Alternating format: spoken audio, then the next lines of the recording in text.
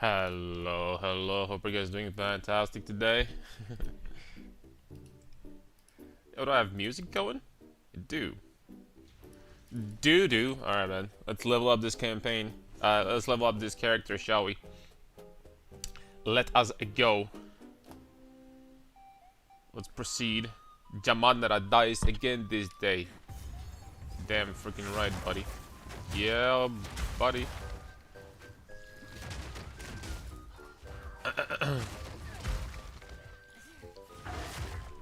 Where you at, boys? Where you at, fellas?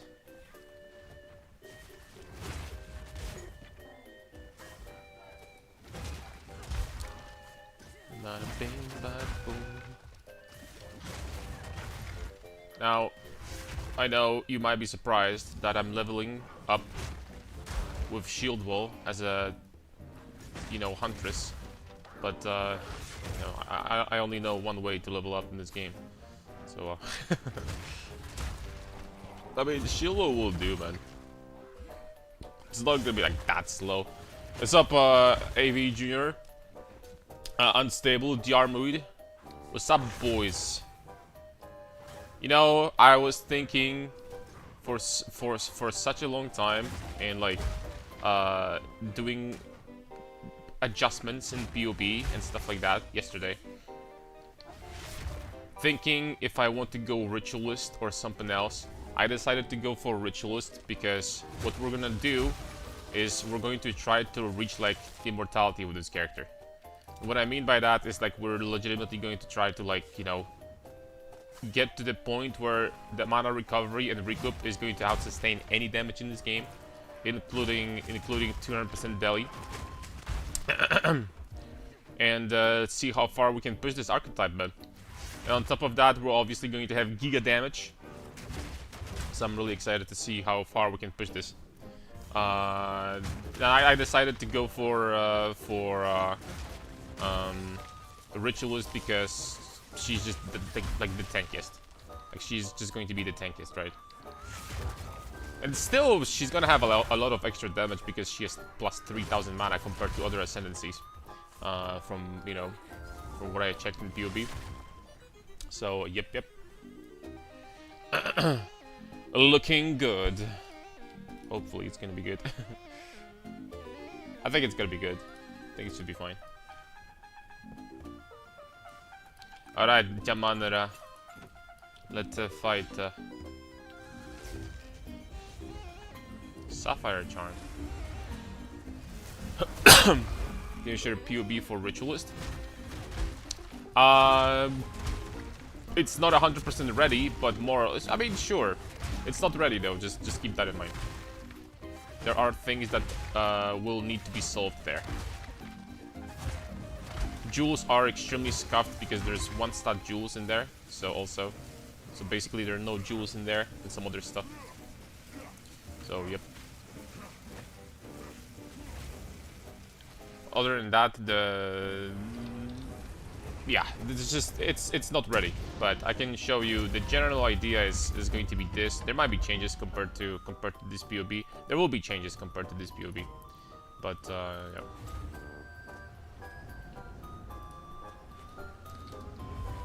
Okay, there we go. 11.3k mana with 3.1k regen. Holy smokes, man, that looks nice. Also, that cost me my life, unfortunately. I thought that this scene here is going to be longer than that, and ended up faster. Oops.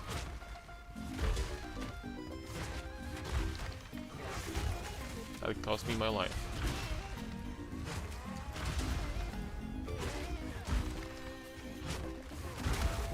That's okay. You dead now, boy? You dead! Man, I already dropped into half, man. Like, stop casting abilities after you're dead, bro. That's not how it counts. That's not how it works, man. It's just like a freaking character is screaming for 10 seconds after they're dead in video games, you know? Like, you're already dead. D-E-A-D. Dead. Take this. And a little bit of this. I might need to get like blood magic on this build or something. While leveling. Oh, take this.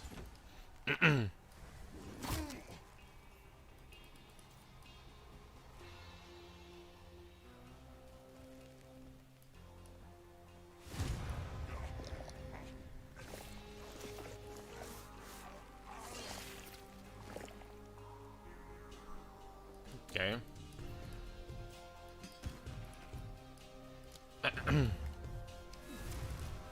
You could say that this guy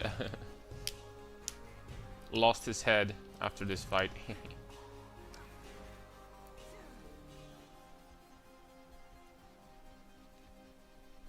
He was so confused he lost his mind.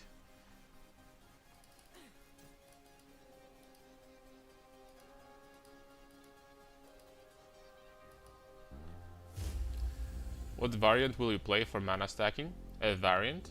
Excuse me? What exactly do we mean by this?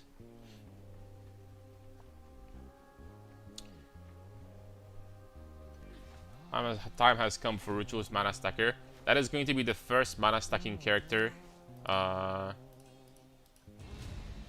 we've ever done in PoE2. And not gonna lie, I'm excited.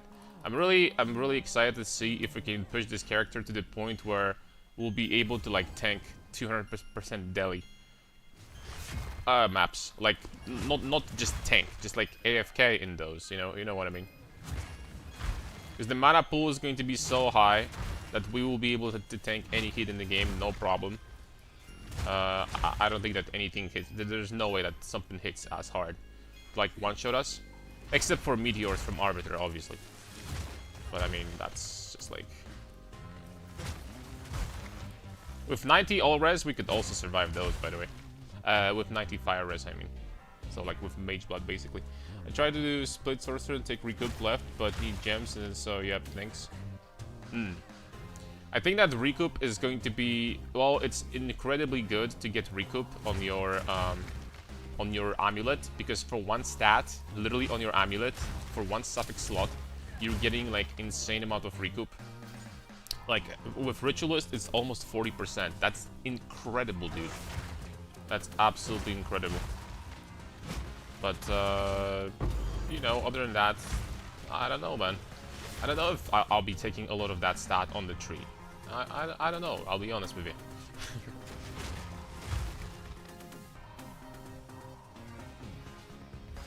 Is there potentially anything better that you could get as a defensive player for mana stack? Not really, right? Hold up a second.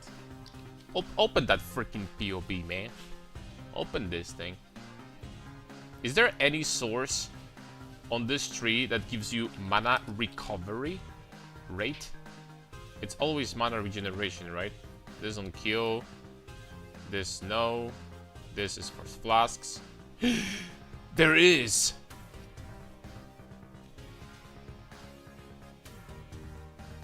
Wait, what? What do you mean?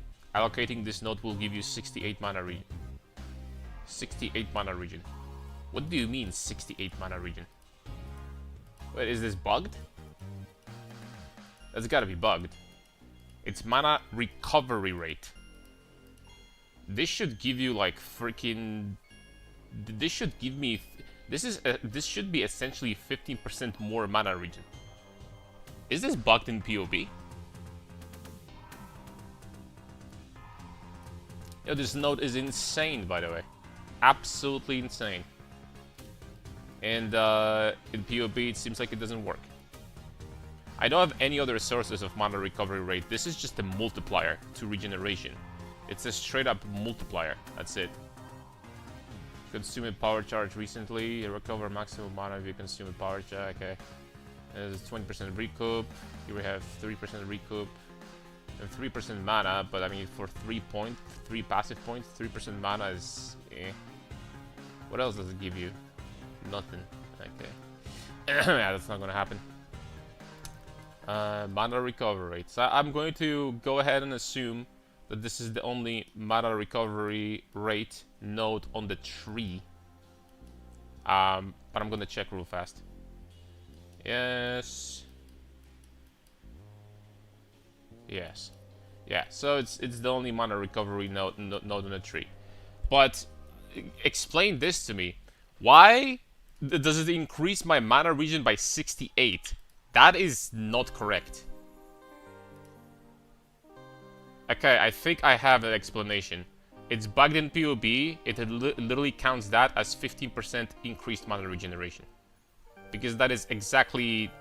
This exactly here is 15% mana regeneration, literally. This is mana recovery rate. This is a multiplier. This is a multiplier.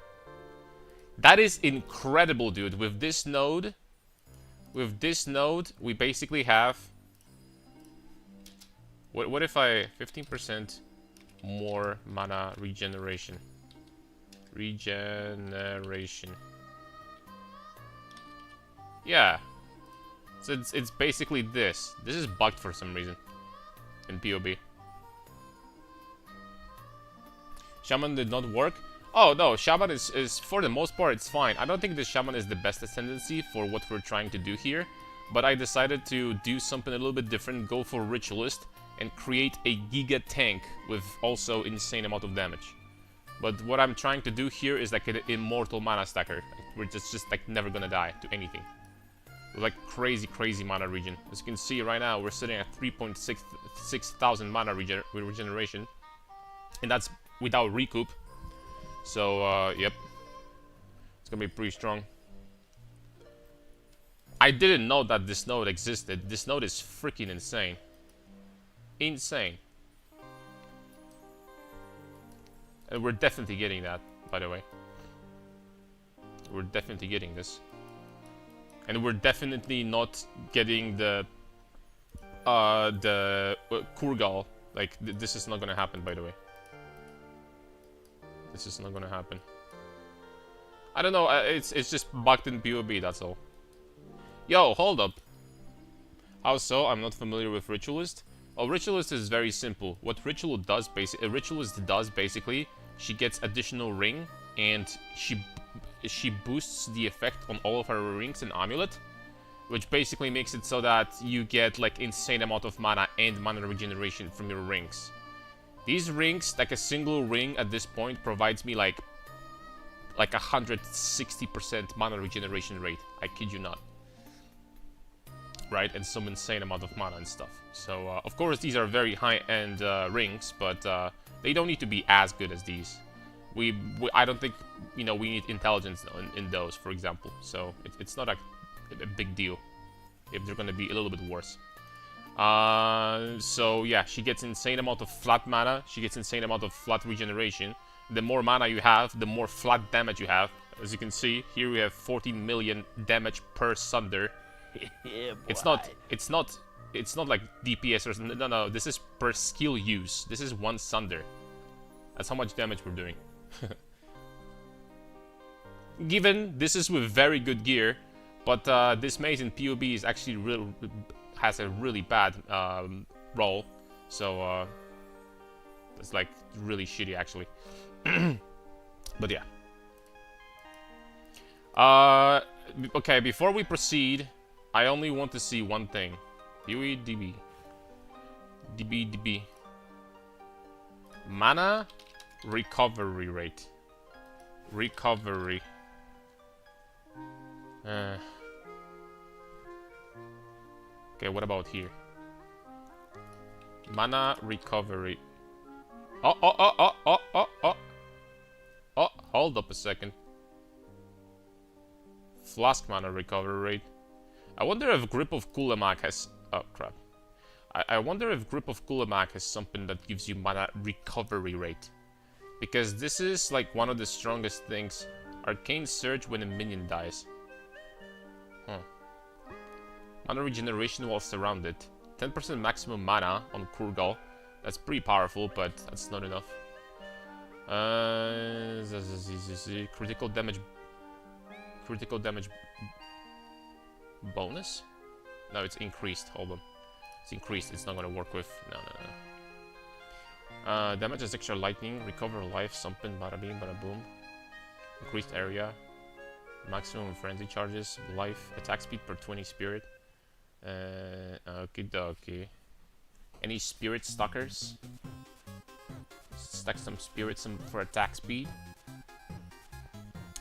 Okay, so that's about it here, I think. We're not gonna have insane Kurgal with this. Now, Heart of the Well. There is definitely no mana recovery rate here. I don't believe this.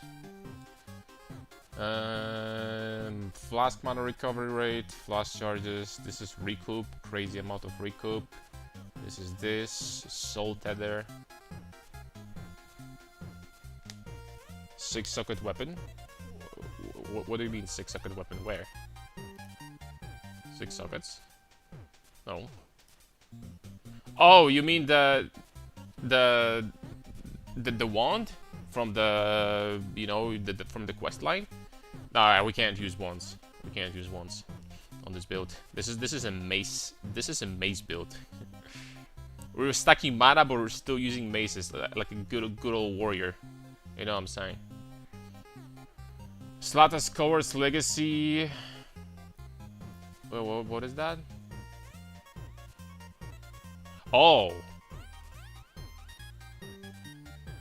No, but we can't use that unless Loreweave has some insane mods, but I don't think it does. 40 spirit with at least intelligence. I mean, Loreweave is kind of cool, but it's not that cool. Hey, Loreweave is really cool, actually. The weapon is stupid. Yeah, but we're not gonna be using that. Lose life per second when you have no runic ward during effect. From flask overflow, maximum mana during the effect. Charges, reduced recovery rate, increased amount recovered. So this lasts for 12 seconds. I mean, this is so ass. Like, it recovers. I mean, good thing about this is that actually this is somewhat useful, this flask, because you use it and it like lasts for a very long time. But at the same time, is it better than Levanga's? I don't think so. Bada beam. Wastegate. Life and mana flask can be put in either slot. So Ingenuity, obviously, we're gonna be getting that. Maybe Mage Blood, I don't know. Oh, let me see one more time. What are the bonuses here on Mage Blood? So this is useless for us, this is useless, this is good, this is useless, this is useless, this is useless. It's decent, nah, it's not gonna happen. Mage Blood is not gonna happen. I mean, the skill speed is incredible, but... Opportunity, Gnashing Sash.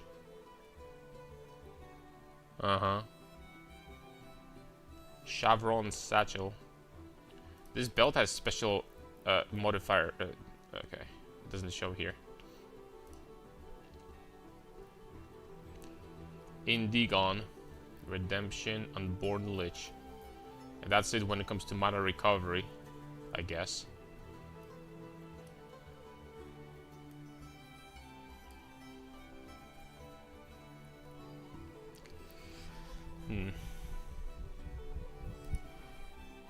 Mana recovery rate.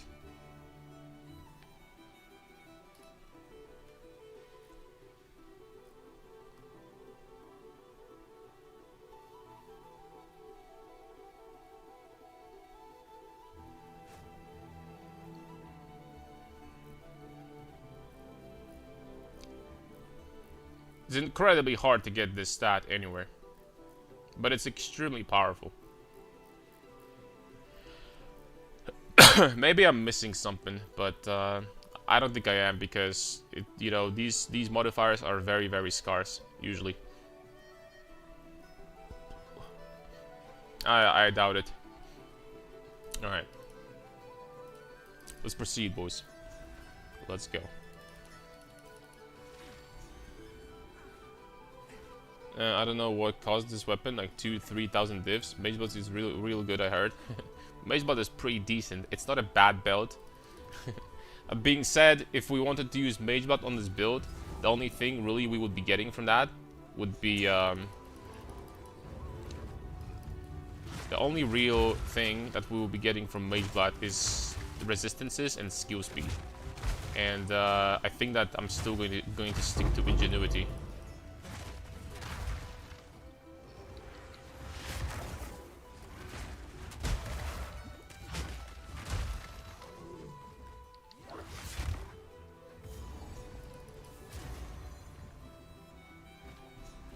think I'm still gonna stick to ingenuity at the end of the day.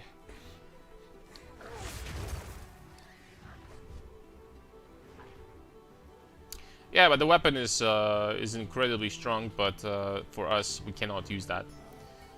Because we have, you know, the main hand we use for the damage, Twisted Empyrian, and the offhand we're using to guaranteed crit on every attack.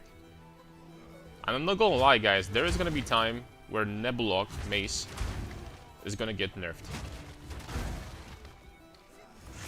If they're gonna keep on increasing and making it easier for you to generate endurance charges, this league it's already pretty damn easy. Not gonna lie. It's already pretty damn easy to generate endurance charges. If they're gonna keep on making it easier and easier every league to generate charges, which don't get me wrong, I think it's a good idea because it's pain in the ass still. I mean, it's a little bit better now, but before that it was still pain in the ass to generate charges.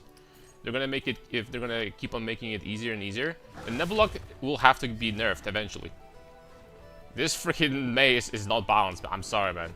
Like, expand endurance charge to guarantee to have 100% crit chance always. And the funniest part about this is that this bypasses absolutely everything in this game.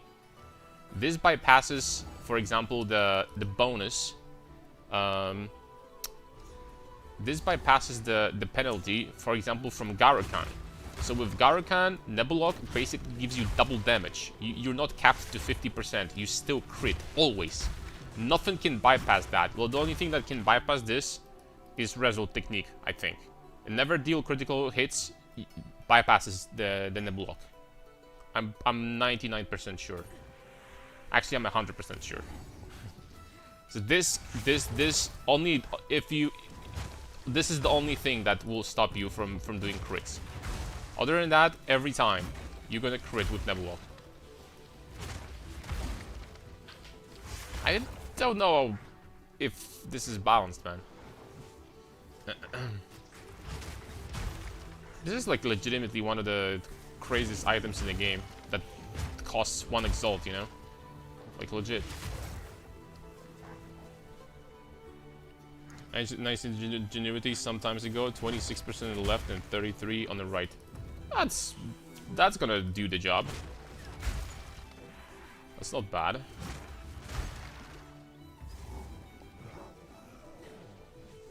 Honestly, on this build, you could also use a rare. A rare wouldn't be a horrible choice. I still think that ingenuity is going to be better. I mean, ingenuity just gives you, you know, more.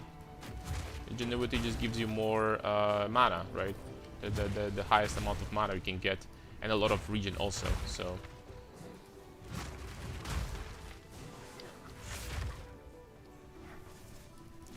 Dude, maybe if you get ingenuity with dream fragments, that gives you immunity to chill and freeze.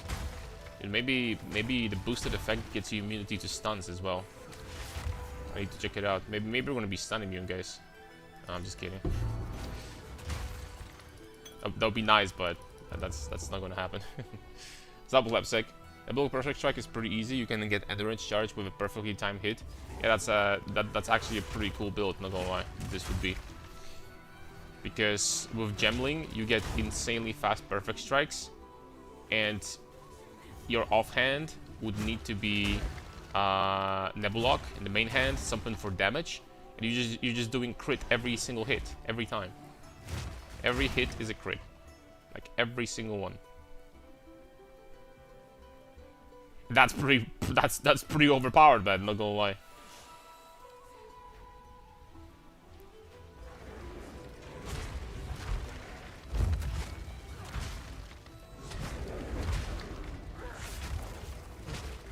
Yo, what is this Monka S?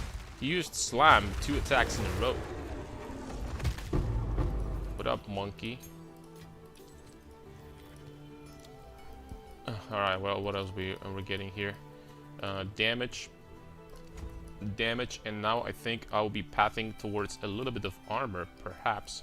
Or area also would be nice. Area. I mean, the closest area I have is over here. That's still a few points away. And then the next area would be over here. That's kind of far. And then the area would be... Ooh, far, far away. Far away for sure. Well... Let's keep on getting let's keep on getting stronger. Should I? Yes, I do. Just the Barons. Sup, Rudy? Which class? Ritualist. We give up on Shaman? Yes, I'm doing... I decided to go to do like a full mana stack project. Something like this. We're gonna get to 11,000 mana, maybe 12,000 with like absurd gear. And about 4,000 mana regen per second, plus recoup. And we're going to try to like tank the like AFK, the hardest, most dangerous things in this game ever. Just sit there and tank. You know what I'm saying?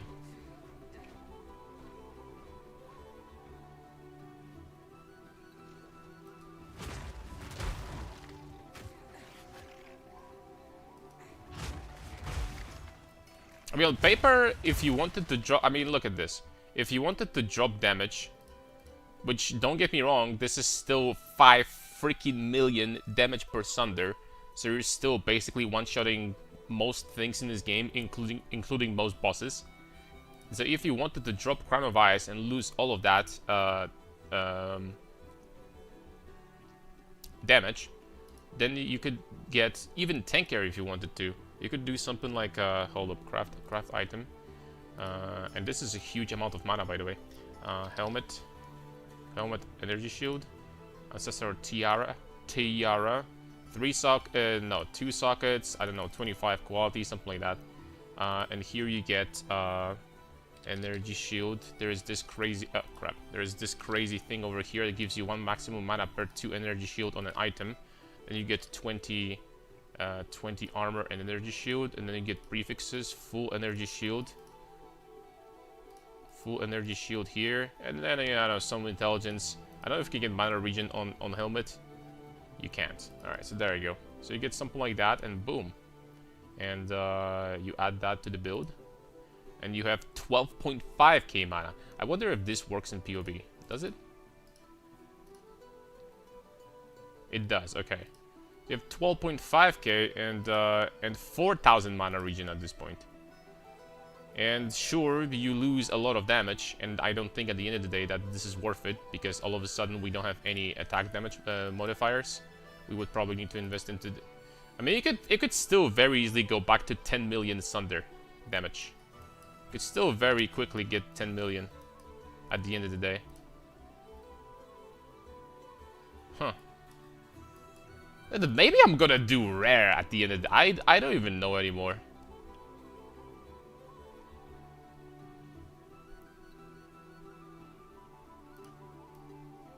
Maybe I will, dude.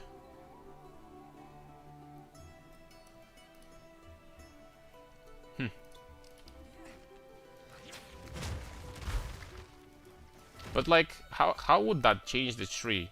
All of a sudden we don't do any spell damage, it's useless. Do I have additional spell damage I could drop somewhere? Not really. We would just need to start getting really powerful damage clusters. And that's all. Like percent damage, attack damage, stuff like that.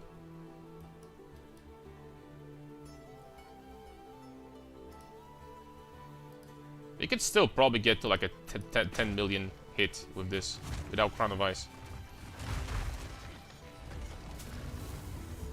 Maybe super late game, I'm going to experiment with that.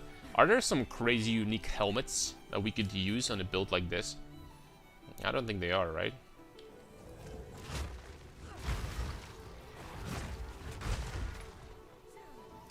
There is Mind of the Council, but I don't think that's good for us. This will not add nowhere near enough damage for me to... It's not... Damage-wise, it's just not going to be better than Crown of Ice. That's all there is to it. It's just not going to be better.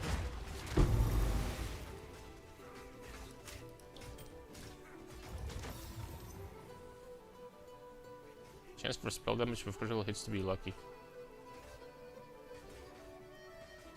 This will be a crazy drop, by the way, if you know, I was playing the game normally right now. Okie dokie. Have you looked at the unique helmet, Mind of the Council? I just literally talked about it. Yeah, for this build, it's going to be not very good.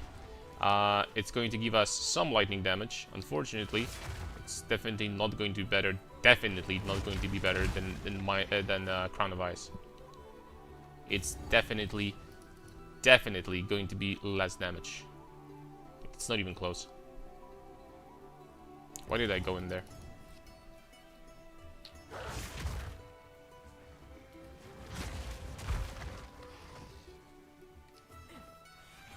Oh, I think I went the wrong way. Completely wrong way. Oops. Improved damage on the Ronnie. It took me too long to do the 100-day Abyss maps the other day. Just keep on improving your gear, right? Just keep on improving your gear, really. Though I don't know, like, what gear you have and what things you don't have yet, so that's the problem. The corruptions on maces obviously super strong. The build is not going to be necessarily like we don't have that much damage to be doing 200% daily maps, right? That being said, 200% Delirious is, you know, the difference between 100% Deli, for example, and 200 is barely, you're gonna see like barely any difference in loot. For example.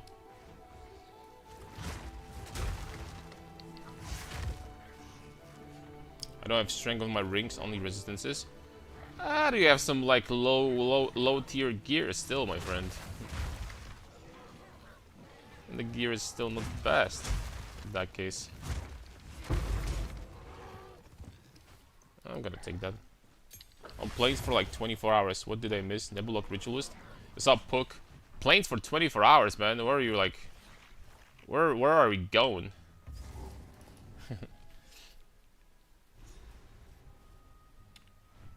Yeah, it's all good. Generate endurance shards in the end, or the most rational and convenient way for you. I was thinking about allocating. Well, there are two options for farming. The build for general farming, the build is still going to be basically immortal, so you can swap the chest. I think with the chest, it's still going to be 9,000 mana and like 3,000 mana per second, so it's completely immortal for like, you know, for like regular content. Could be not, you maybe wouldn't be able to like AFK in like 200% daily maps, but we're gonna have so much mana that it's still going to be fine. We can generate endurance charges this way. The second option is to use anointment and generate endurance charges every 5 seconds. And on top of that, get armor break and like break armor, and this way get also endurance charges on something. I don't know. There are plenty of ways to generate endurance charges. It's getting easier and easier every patch. Also, you could put with anointment that generates endurance charges every 5 seconds. You can put a rune on one of your weapons, Nebuloch, for example, that will give you 50% chance to generate additional charge.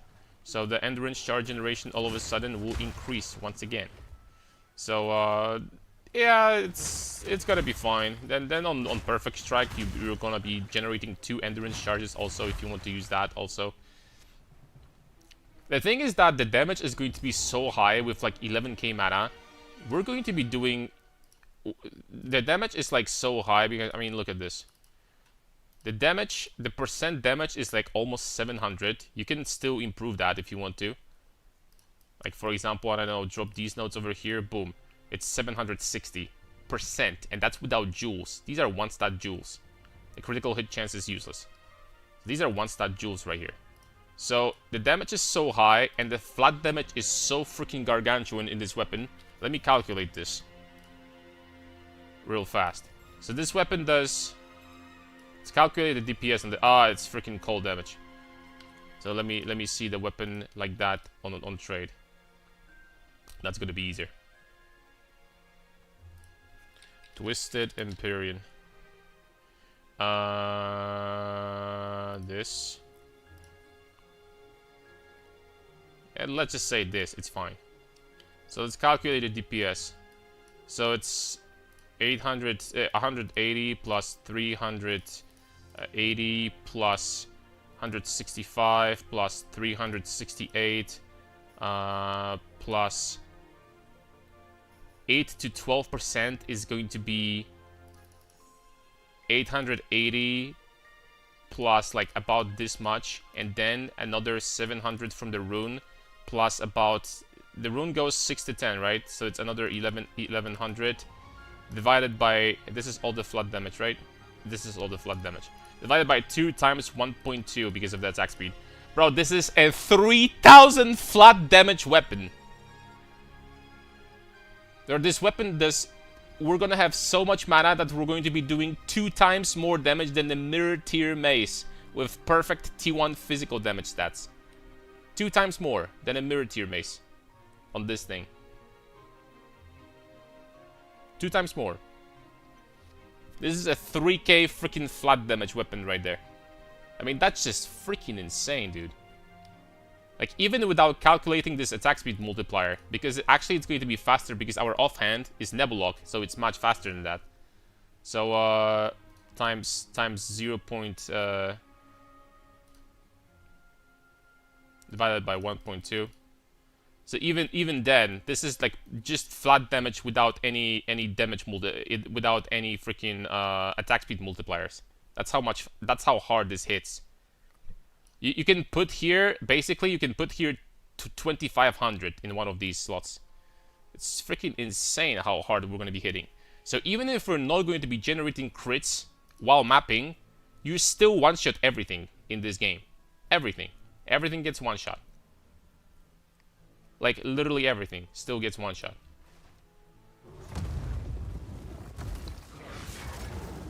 It's nuts, dude, how hard this hits.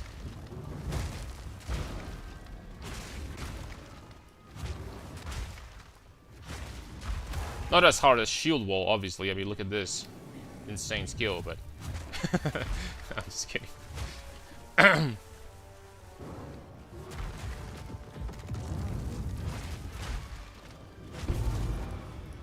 Take this, boy. Take this. Supercharge, slam it? Nah, it's actually going to be unnecessary. You can just one-shot everything in this game with Sunder. And on top of that, if you, for some reason, decide to break their armor and use a support that gives you your armor break effect also applies to cold and lightning damage, which we're doing. Bro, like, if on top of that you decide to use like a mark or something, like anything that will boost your damage further, because there's plenty of ways to do that. Holy smokes, man, it's just incredible. Unreal damage. Bodak build next. What is that?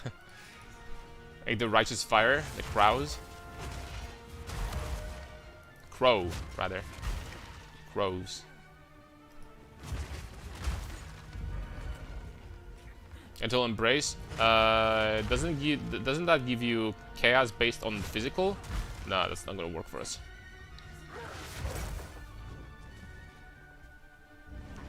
It's not gonna work for us. What do you punish yourself again and again? Sup, Codulus? Punish? I'm having so much freaking fun this league. Punish? Am I? Does it look like I'm playing League of Legends right now?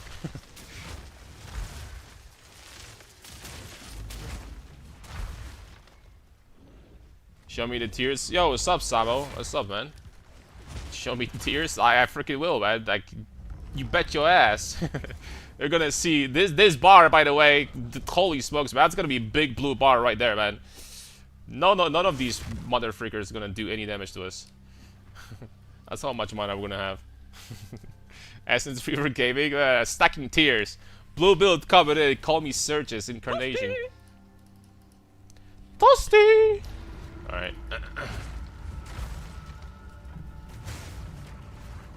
Why are you doing Ritualist for this? Because, like, I'm basically trying to...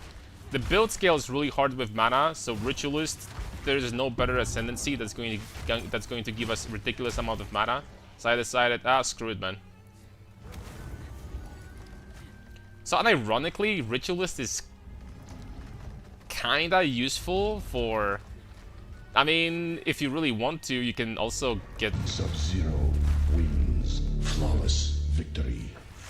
If you really want to, you can actually also get like mini headhunter on ritualist, so you can kind of get like you can kind of get headhunter and mageblood at the same time on this character, which is kind of cool.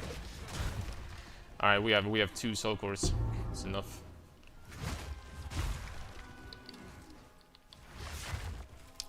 But if Nebuloch 50% more crit damage from Infernalist, true. But since you have 3, I mean, look at this, right? If you're gonna check POB,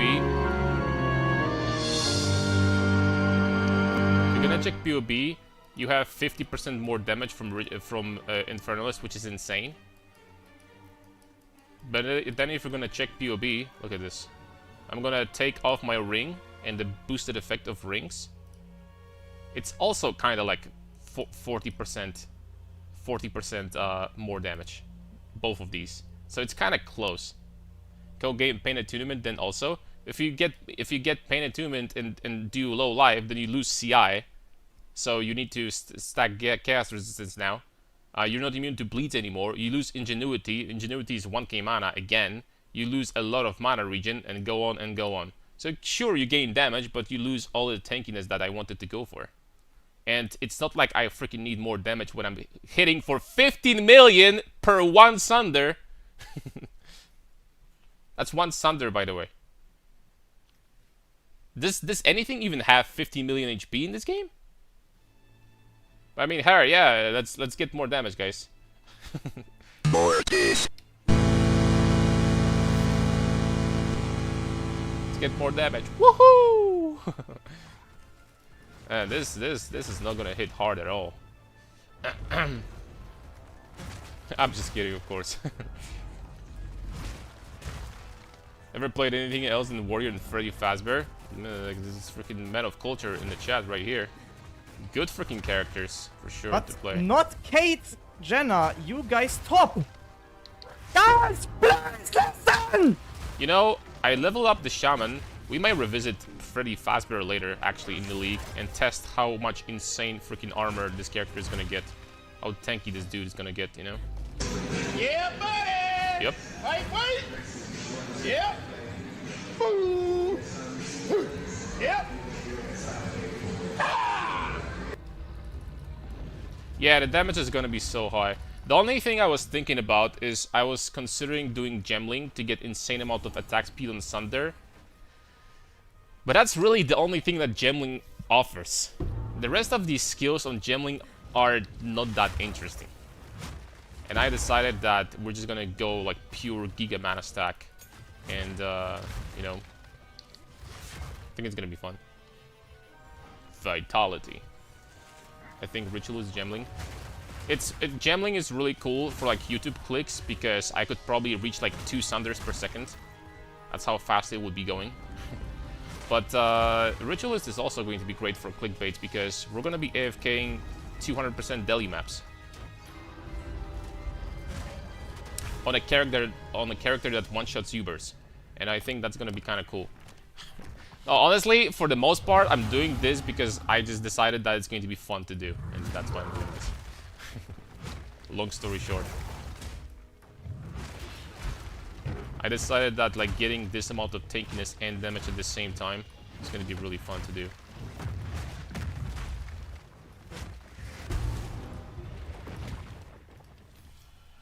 Toasty! Crispy! I don't have something carried to level 90 or something. It's funny that you mentioned that. Yesterday, I wonder if he's in the chat. I mean, in the game right now. Yesterday, before I went to bed, someone offered that they're gonna carry me through the campaign. Oh, he is. Well, I'm not gonna bother him. It's fine. We're gonna do it ourselves. Bada bing, bada boom. Sell these items.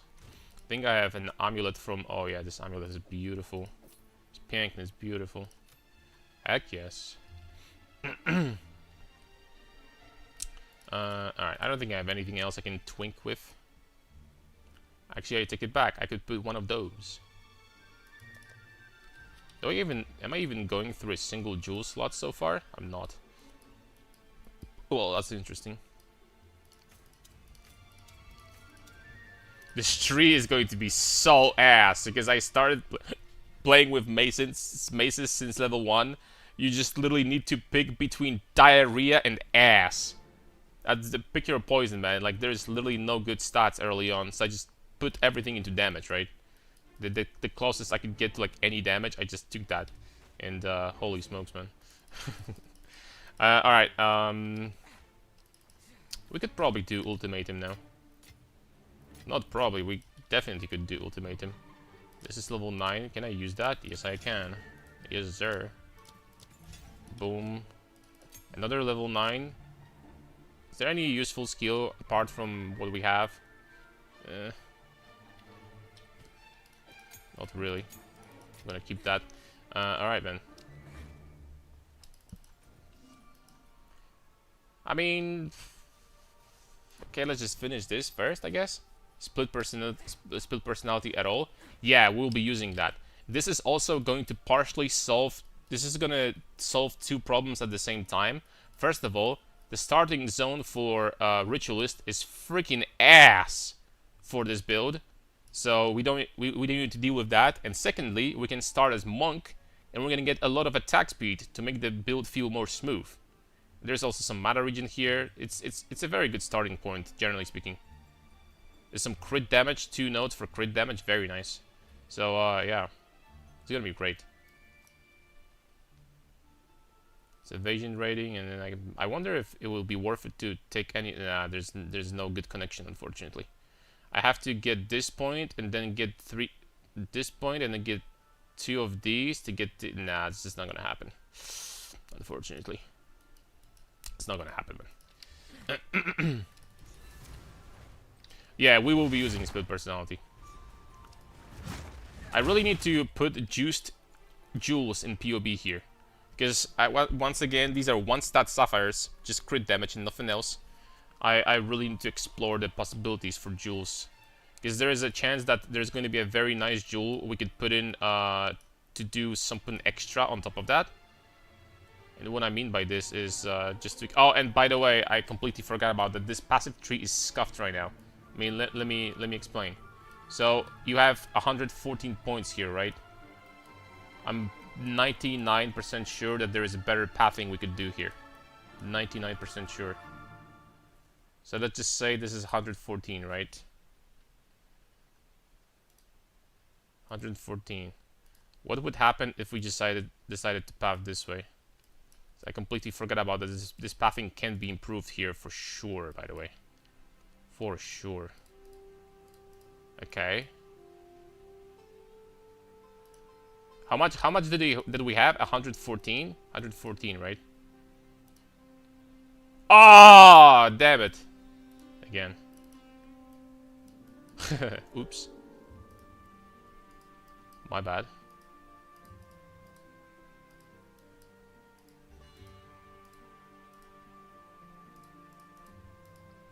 Okay, now carefully.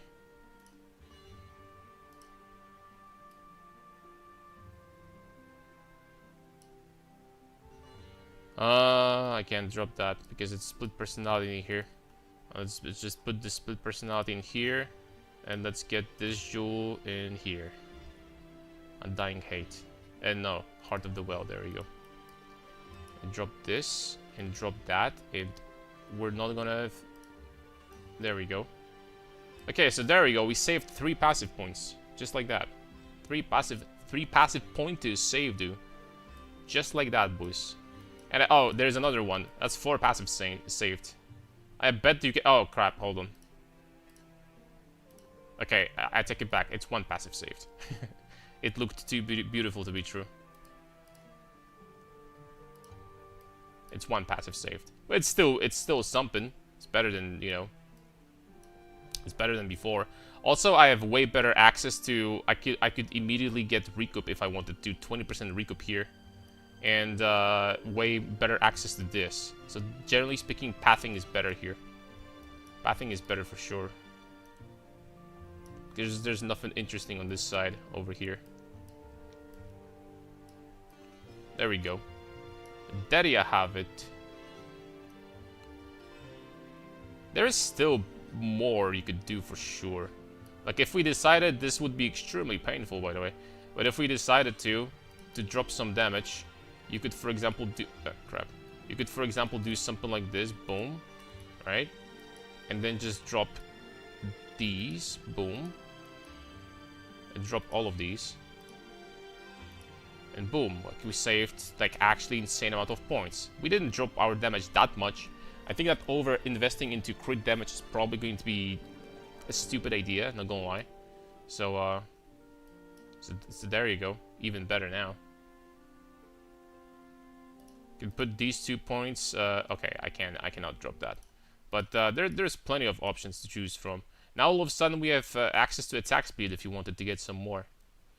The damage is still freaking insane, and look how many passive points we saved. You can do many things with these passive points now. You can get area, you can get speed, even more mana regen if you wanted to. I think that looks better. Because getting here now would take... that's a lot of passive points. I mean, this node is freaking insane. 60% critical damage bonus. That's incredible. But maybe we're gonna get that from Megalomaniac or something. There is another 60% critical damage multi node here. There you go. This one. It's freaking incredible, dude.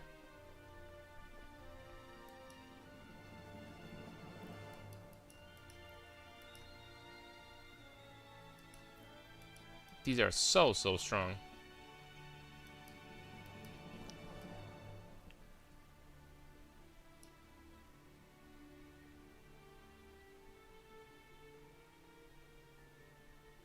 Ooh, it's also nice.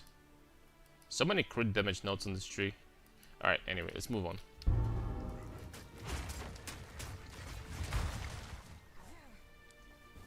What will be your main defense layers? Insane amount of mana and mana regeneration. We are not going to be dying with the amount of mana and mana regen we will have. Ever.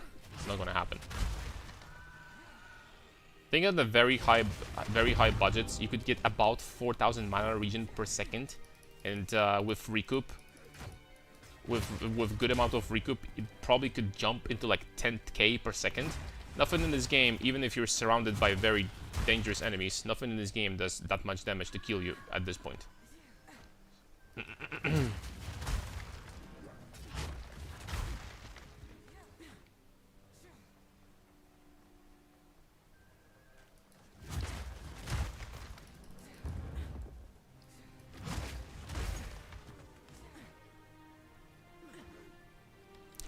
Heard the sound of the item over here somewhere.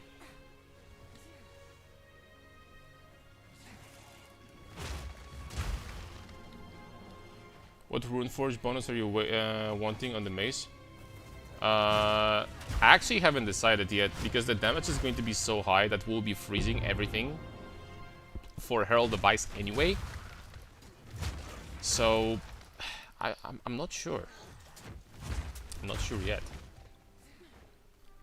I mean, I'm not gonna lie, even the...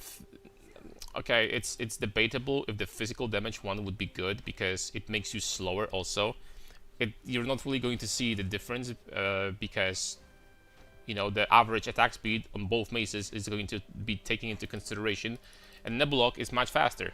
So losing attack speed on the main hand is not a big deal when you're dual wielding. Like a one-handed mace and a two-handed mace. But...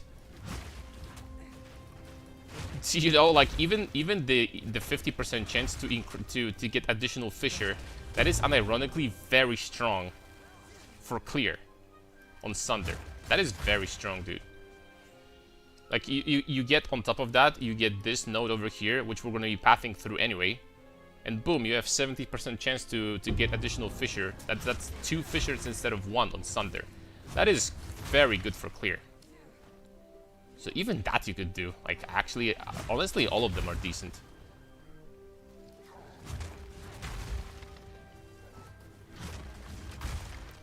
You know what? Screw it. Let's... Twisted Empyrian. This is the one that gives you conversion to cold. So this is no fizz, conversion to cold. Let's do Twisted Empyrean with like a different one. Is there a way to pick up different versions of this? Okay, this one is regular. This one is regular, just fizz. Okay, let's do something like that. This is just like a regular one without anything.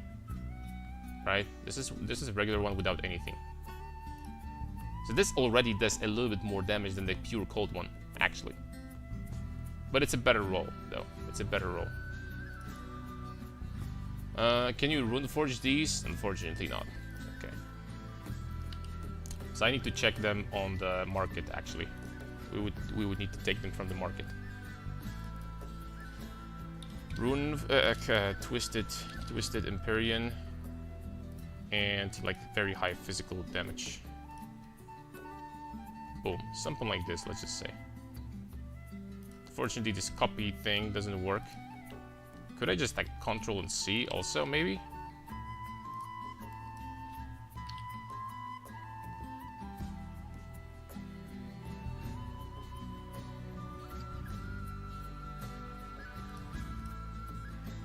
Control and C works, but I can't save it now.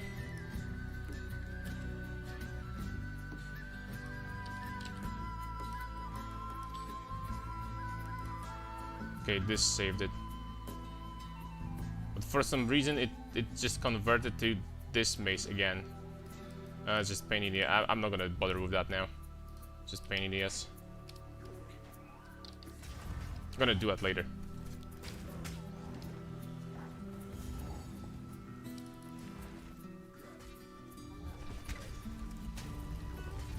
Trying Sunder on Coleman build. That's a totally viable option, in my opinion. You can absolutely do that.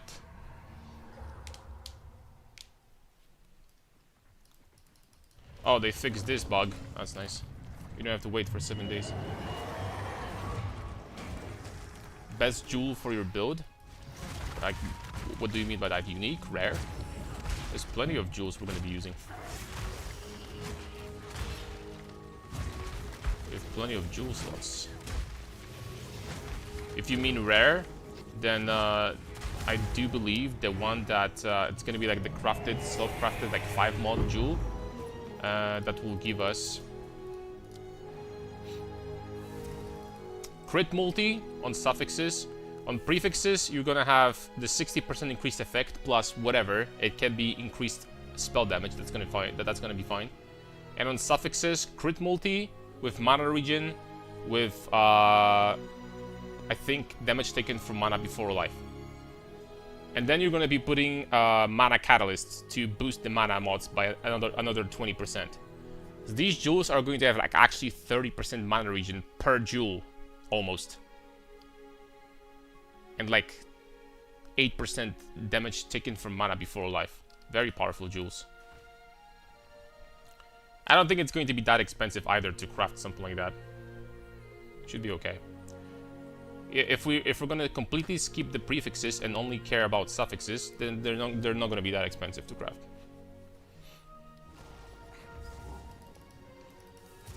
Gonna be pretty chill.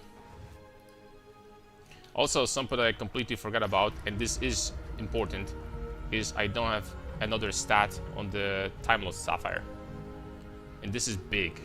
To have something good in here, it's actually pretty big. By the way, I might check it out. Hold up a second. Modifiers, Time Lost, Sapphires. So we have one open prefix here. I mean, we could just do that. That's gonna work just fine. That or spell damage is better. So it's just a little bit more damage here, basically. Okay.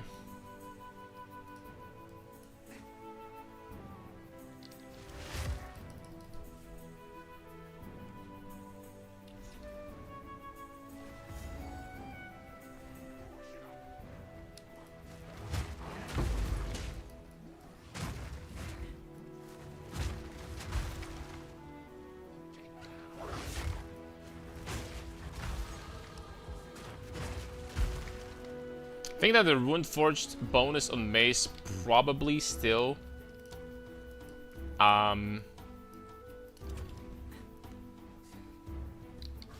probably still freeze build-up.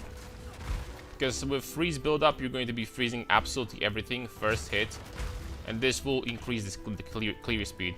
You could argue that... I don't even know anymore, man. Like, additional Fissure would be fine, too. I don't even know. Guys, is there a rune or like a soul core or anything like that that gives your skills a chance to provide additional fissure? A socketable that you can put in mace or in your weapon. What's up, Arxarch? What's up, boys?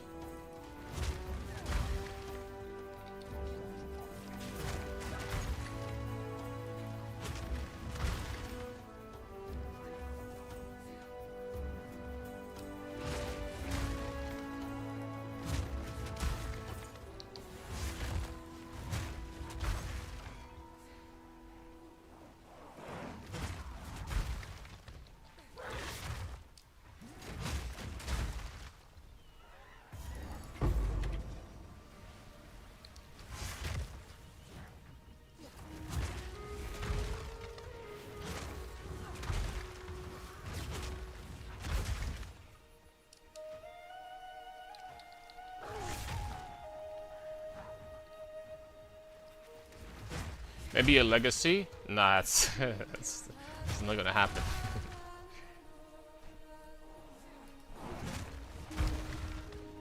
A legacy mod is already taken.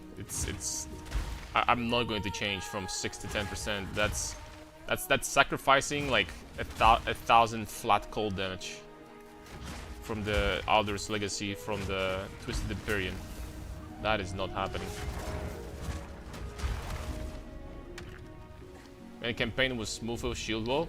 Shield wall is like, some people say that it's slow, but honestly it's like not that slow when you think about it.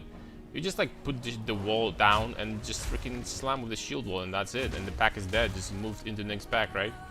And the damage is very good, the tankiness is very good because you're getting shield, so block additional armor and all that stuff.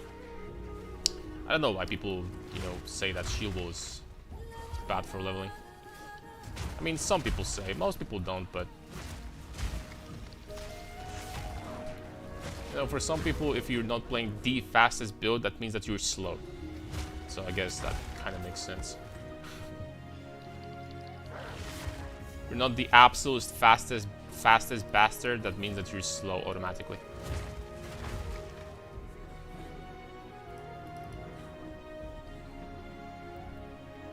Wait, you can put Twisted Legacy in a Twisted? Yes, you can. And the best part about this is that I think I found something even better, which is not included in PoB. What we can do in PoB is get a 3-socket Twisted Empyrian here. Instead, put 3 of those, by the way. 3 of those to change the requirements from Strength to Intelligence. The requirement at this point is only going to be like 200 strength, and put all the additional points into intelligence, and then put the Twisted Empyrian rune inside this weapon. And that's freaking incredible when you do that, because it doesn't matter in which weapon it is, as long as it's socketed in one of those weapons. It really doesn't matter. So you're getting additional 100 intelligence from that. That is freaking incredible. Would be even better if I found a way to like decrease the requirements on this weapon even further, but that's just not gonna happen, man. That's not gonna happen. I don't think so.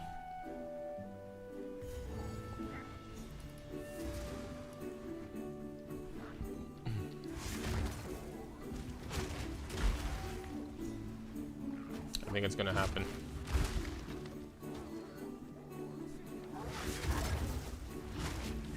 I think it was faster with Rolling Slam plus Bone Shatter. It could be, but I think this is fine too. I think this one has better damage versus bosses, and like single target damage is higher.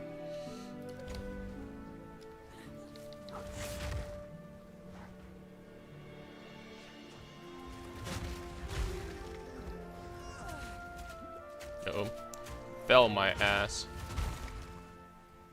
Guys, can you still block when you're heavy stunned? I don't even know.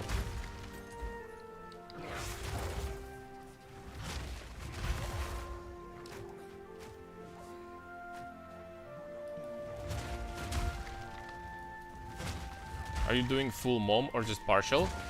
Full mom, but without actually getting mom. We're gonna get 100% without getting the mom to get ridiculous mana regeneration and being basically unkillable. Nebuloch is one-handed, that doesn't matter for the legacy. Oh, you're right. It's only in two-handers. You're correct about this one. Okay, so that's out of the question. You're right about this. That is correct.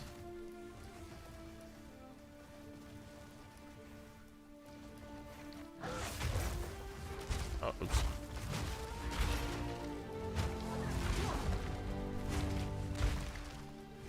So Eldritch Battery and CI as well? Yep. It's kind of nice because it's going to be relatively easy to, especially on Ritualist. Wins flawless victory. Especially on Ritualist, it's going to be relatively easy to deal with the requirements.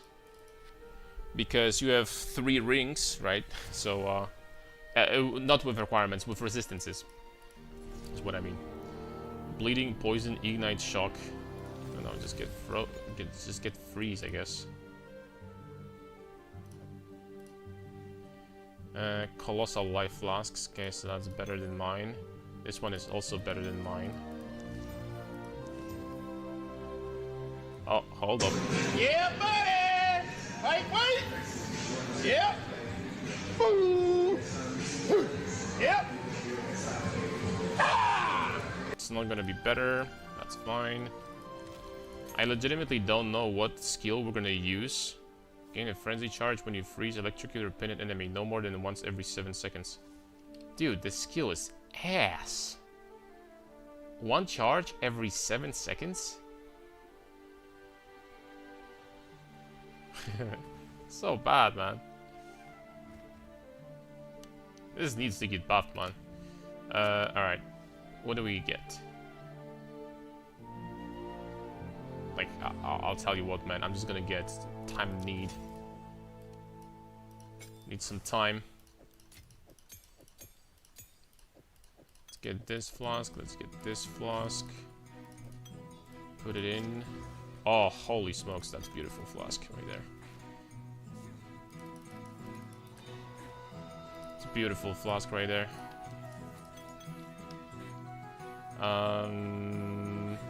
Alright, I think it might be time to do the trial to boost our rings and amulets. So where's this? Trial Chaos.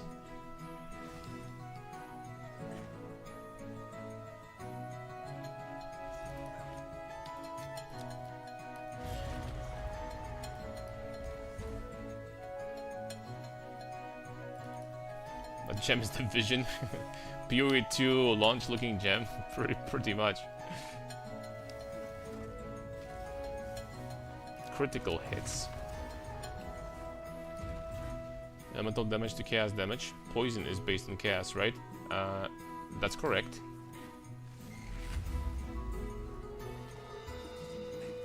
But when it comes to damage, guys, on our build, unless you mean something else, but when it comes to damage on our build, the damage is like beyond solved.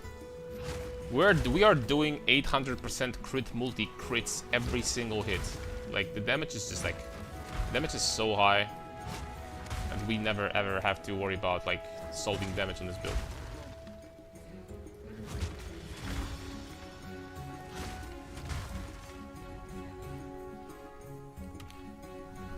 The only thing we can think about is just, like, keep on making it more smooth. And stuff. I hate to say it, but this passive tree over here actually doesn't unless I'm freaking blind and I really am not pushing it to its limit, there isn't that much you can get here to make this stronger. There isn't that much here to keep on making it stronger. Like, okay, there is a jewel slot, so this one we're taking for sure.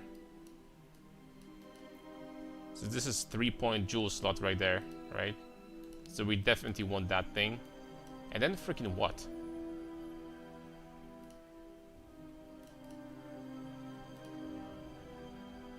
That's just ridiculous. And then what? Okay, you know what? Let's cheat. Let's show node power. Okay, hold up. I forgot that I stopped using the... But that's not even good, man. These nodes are not even good. Critical damage bonus if you haven't dealt a critical hit recently. That is useless. And then the 25 bonus. The reduced critical damage bonus taken. That's useful. But bring it up because of Bursting Plague and Perfect Strike could be some funny dots. Perfect Strike is actually really cool because with a concept like this, you're generating endurance charges with Perfect Strike every single hit. And you know what that means, right? You know that... I don't know if Wooly is doing that. Probably not. But tell Wooly, someone is gonna, like, you know, be talking to him, that if he puts Nebuloch in an offhand, whatever he's doing right now, I don't know. If he's gonna put Nebuloch in an offhand and the gem in Perfect Strike that gives him endurance charge on perfect strike with perfect timing, and he does crit every hit. Every hit is a crit, guaranteed. And that's gonna be busted for his build. It's gonna be very, very, very powerful.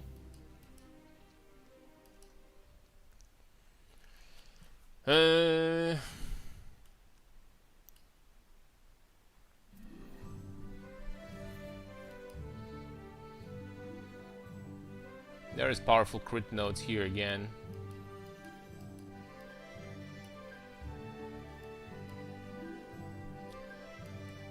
I mean, legitimately, there's like not much else to get. Legitimately, not much else to get. This is incredible, but this is far.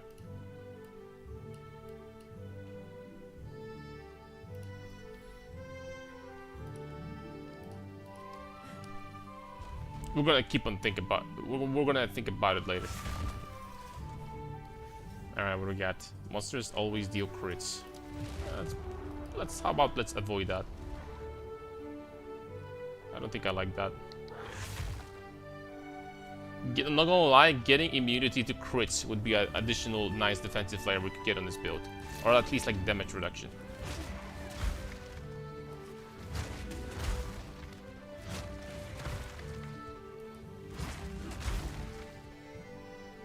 I guess that's pretty easy to do, because there's an essence that gives you on body armors gives you 50% crit reduction. It's a guaranteed. You just remove a suffix.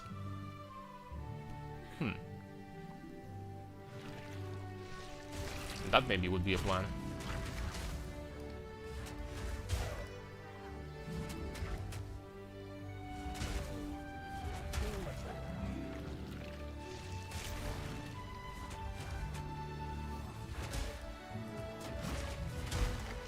Maybe that would be an option. I do like 1,000,000 per hit and I'm level 76. Yeah, that's like... I didn't even know. Did you, Omega, did you realize that the Nebuloch like is also going to work like an offhand? Or did you like see my video?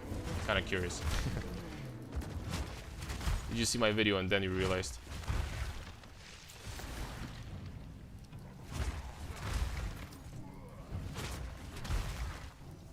You realize yourself, oh look at you, man. I didn't, bro, I played with Nebuloch since 0.2. I didn't even freaking know about that interaction.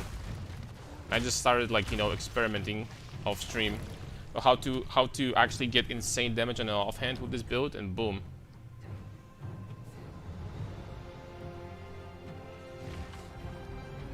Perfect strike thing too. No, the perfect strike thing is like a thing since 0.2, right? Because that's how we've been generating endurance charges on a shield wall builds. Keeping it a secret? No, I mean that's a thing for a year now. But the Nebuloch, I didn't even know that it works in an offhand. That's crazy, by the way. I have no idea why I haven't tested it before.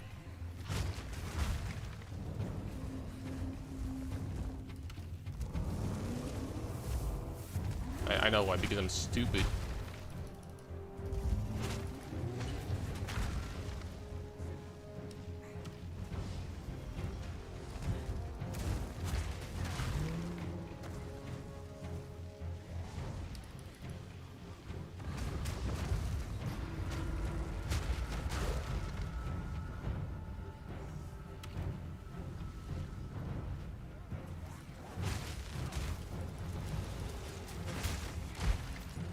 Give me those cores. Give me the gems. There's a tower defense game I remember I used to play a lot. When you were, I don't remember its name, but like you were supposed to like defend. You were actually the bad guys, you were the demons. And there's a horde of humans, like knights, going at you. And you were supposed to defend your gems. It was a tower defense game. It was called something something don't touch my gems.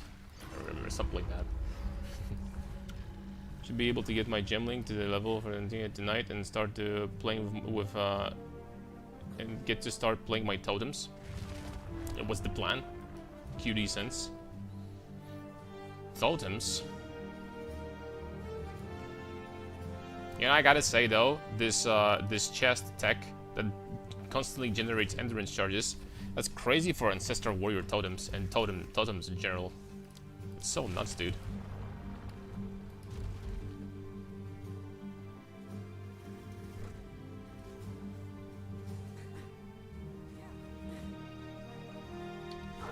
I see. That sounds like a lot of balls.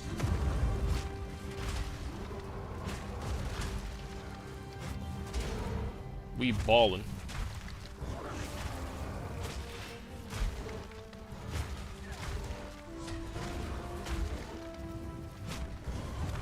Ah, I shouldn't have walked away. Step down. There you go. Balls you built. The ball overload. And the screen is going to be full of balls.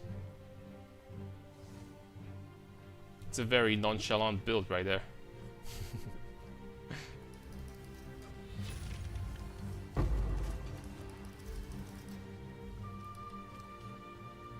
I'm not even picking that up. Alright, well, alright boys, let's get more powerful. Oh, this also gives 3% attributes, I see.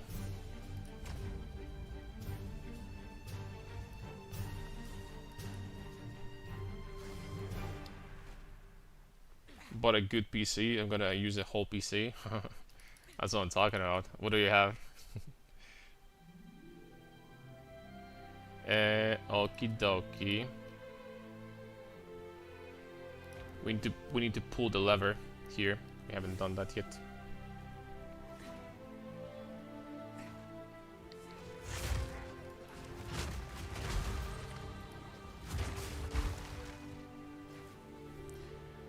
You know, I haven't checked all the modifiers you could possibly get on rings yet, and since this is all the ritualist is about, I might need to check these modifiers very closely later on and see if maybe we are missing something by any chance.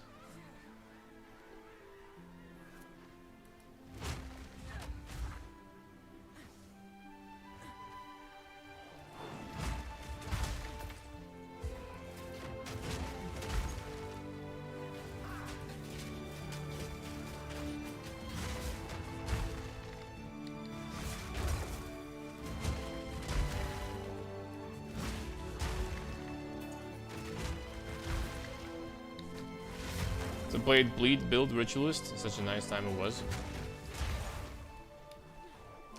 You know, Ritualist is in a way...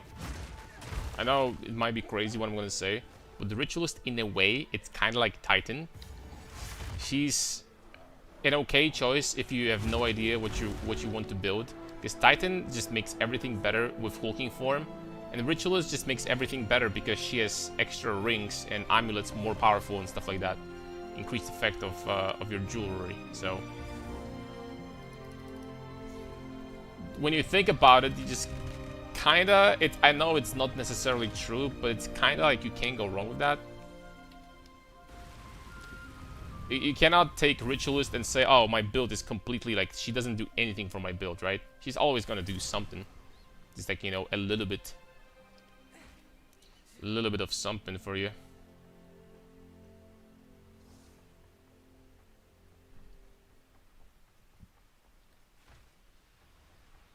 X3D CPU and 9070 XT with 32 gigs. Oh, you have actually like very, we have insanely similar PCs then. They're basically like borderline the same thing. I have 5070, which is, you know, kind of like the same thing, I think, as 9070 XT. I think yours might be slightly better. I'm not sure. There's a viewer I have in the chat sometimes that has 5090, so holy smokes, man. what do you do with this? The 70 wanted to grab, the pricing was just too much. Oh, you have a very good graphic card for something like PoE, bruh. This is a strong thing to have. 5090 is insane. No, Nvidia said that they didn't want to release 50 series like Super or TI, and it seems like they will, apparently, from what I've heard. I don't know if this is gonna be the case, if it's true. I heard from my brother, and he is basically like a fan, like he's, you know, interested in that type of stuff. So.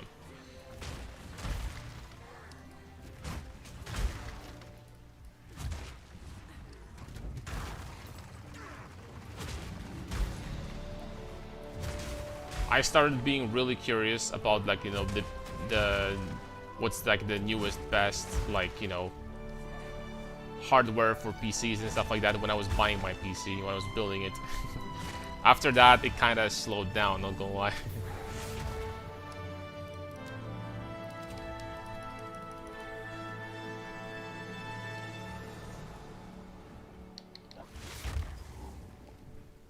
But here's the thing, I'm like really old school. I play on like full HD monitor.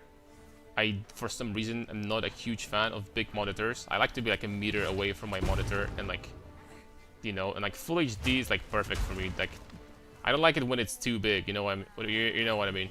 So if you're playing full HD, like 5070 is literally going to run like every game, with maybe some small exceptions. Like, you're pretty much going to run everything with this full HD, bruh. The requirements skyrocket the moment you start playing on higher resolutions. I only really check in tech updates when I get to upgrade stage, pretty much. same for me. I don't know, this music gives me so much nostalgia even though I haven't played Lineage 2. You're not the first person that says this. Like, I legitimately think that Lineage 2 has such an amazing soundtrack, and it does give me nostalgia because this is like, you know, I freaking loved this game so much when I was younger. When I was playing it. It's kind of a shame that it's gone. I mean, it's not really gone, but you know, these times will never come back. It's not really gone, I guess. Technically, you could still play Lineage, but for the most part, the game is dead compared to what it was. I feel like PoE is more CPU bound than anything. The X3 handles like a champ. Yeah, I have 7800 X3D AMD, and it's freaking working like a champ. It's working like a dream.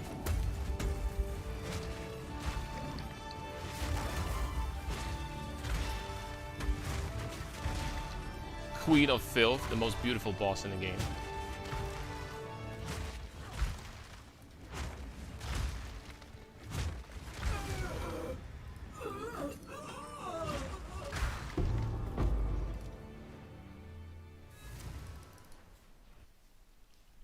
Wife material.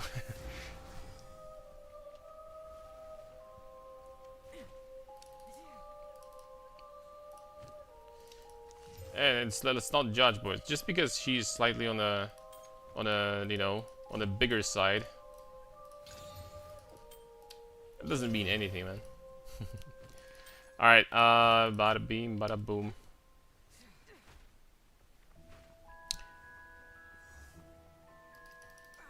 Did I pick the... Dude. I didn't pick the item, I think. Yep, I'm a genius. Absolute genius. Strength stacks I can carry.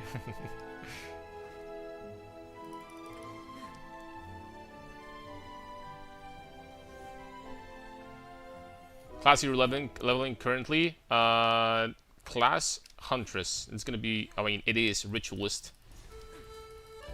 And the plan is, this is going to be the ultimate mana stacking character. The plan is to get insane amount of mana regen, get insane damage from the mana stacking mace, Twisted Empyrian.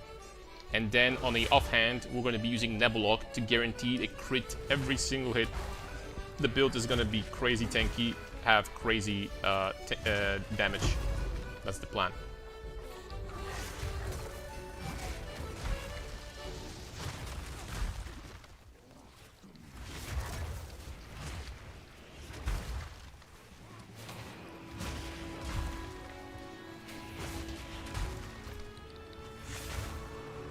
For real, when the Ritualist? Yeah, what's up, Aribo? How are you doing, man? I actually did, man. I really want to push this mana stacking archetype to the limit.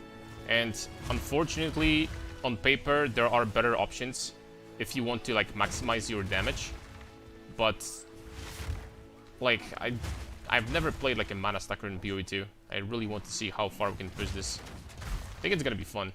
I think it's gonna be really, really fun. With good mana recoup, I think we can make this immortal. Like, legitimately immortal.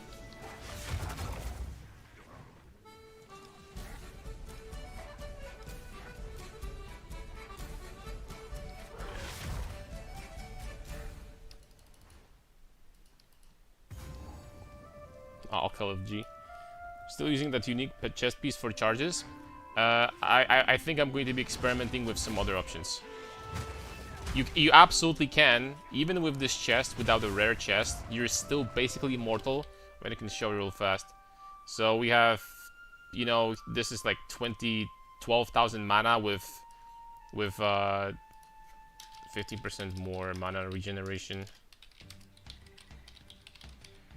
With 3.7 thousand mana regen, and that's on 1 stat jewels. There's gonna be more. This number is gonna go up. So with a rare chest, energy shield, with a unique chest instead of rare chest, we would have dropped down to about that much. Bro, it's still almost 10k. Usually, with 3,000, you're still not dying ever. Probably you wouldn't be able to AFK in like monsters anymore, but if you're actually playing the game, you're not dying with this.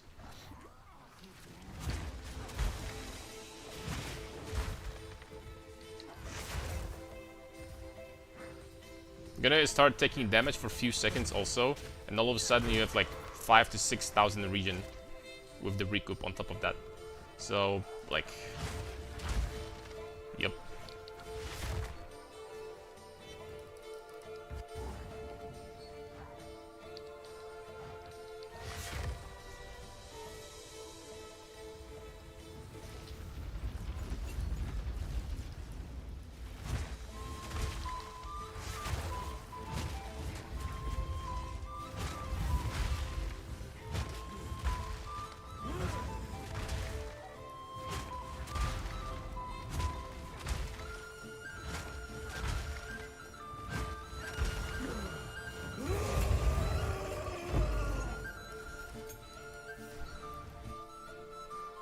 The mage bot is useless.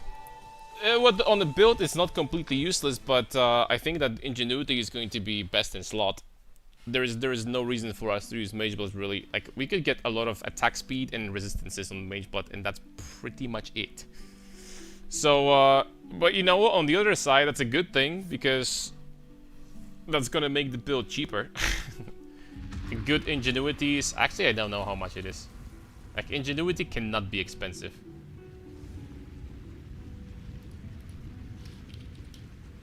Let's see the regular. There's 10,000 ingenuities. Bonuses from right. Bonuses right. Wait, bonuses gained from equipped rings? Oh, this is the legacy ingenuity. Okay. Bonus left. Okay, let's go 32. How expensive is that? What? Oh wait, hold on. 32.20? What happened? Left ring, right ring. Oh, I did left both twice. Bonus right. Let's see. I mean, it's still easy. It's still freaking easy, bro. Still not bad. Yeah, it's still easy peasy. It's kind of a shame that it says this and not all rings, but I mean, they did that on purpose, not to break the ritualist, right? It's kind of a shame. Gateway. Alright, where are we going next? I mean, probably down here, and do I have rage on shield? I do, okay. Probably down here.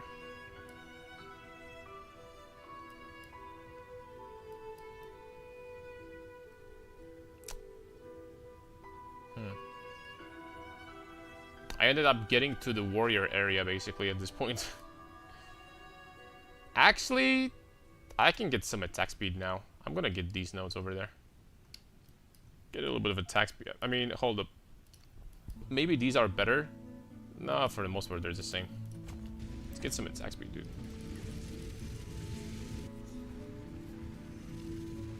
You can even get 35. Yeah, I know, but, you know, the difference between 33 or 35... I bet that 35s are way more expensive. Let's go 34.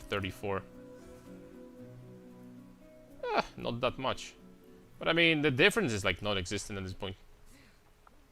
First of all, the difference from 30 plus onwards, you still get the same amount of percent mana on rings. Because Ritualist gets exactly 10% mana per ring.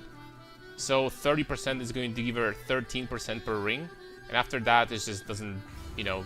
You need to get 40%, I do believe, in order to get additional bonus. And I mean, of course, the other stats are important too, but it's just like 1% this way, or that's completely irrelevant. Let's be honest. As long as you don't lose percent mana, it just doesn't matter.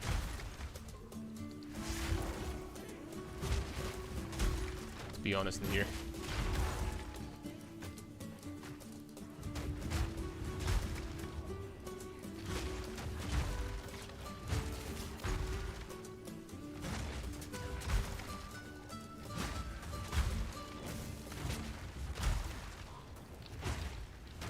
Am I leveling up a little bit here?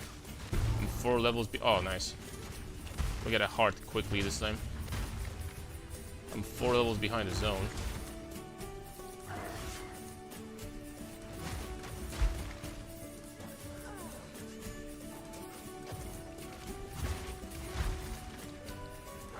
Also, I was thinking about the ways to get a lot of spirit into this build, but I really don't think that's gonna happen. Obviously, you can get a lot on the prefix on an amulet, and the prefix I currently have on my amulet is garbage. It's just... what? It's just like... oh, it's actually not that garbage. It's 89 flat mana, I guess. So it's not that bad. But still, I mean, I don't know, man. I have to think about that.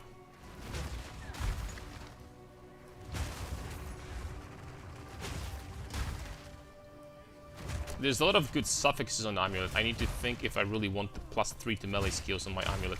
It's good, but... it's nice to have, but you know what I mean. Do we need more damage, really? Fracturing Orb is more expensive than Omen of Light. Yo, what happened to them? Why did they jump so much? I guess it kind of makes sense. People started crafting now. So it does make sense.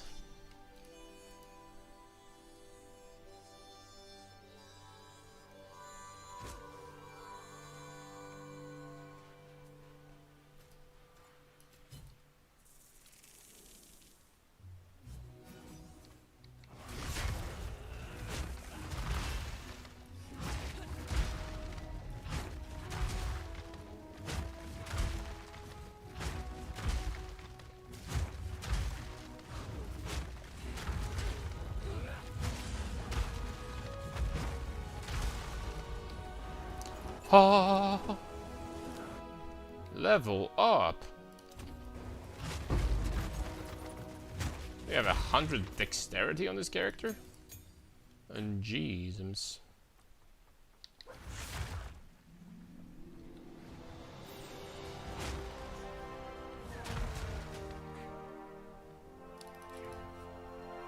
Get Astramentis, then you have weapon sockets free. You know what's gonna happen if I put Astramentis into this build? You know what's gonna happen to... You know what's gonna happen to this number over here? I'll show you. Astramentis. Boom, boom. Catalyst. Let's just say that we get a very expensive one that is going to be corrupted also. And let's anoint Mystical Rage for now, that's fine. Let's anoint this. Let's get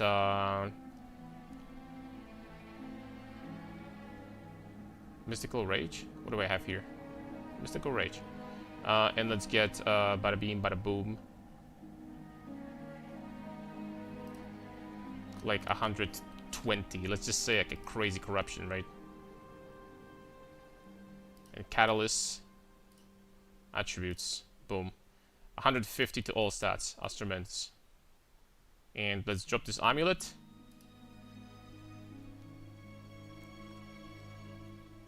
I mean, I tell you what, the mana didn't drop that much. But we did lose some crazy stats. Like, for example, like 40% recoup we lost. We lost +3 to skills. And some other goodies. That being said, everything on this passive tree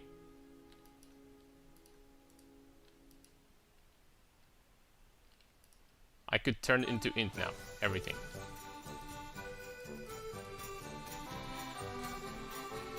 There is no way that's worth it.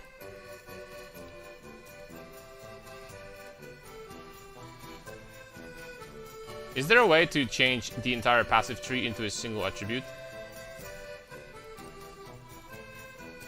That we would need.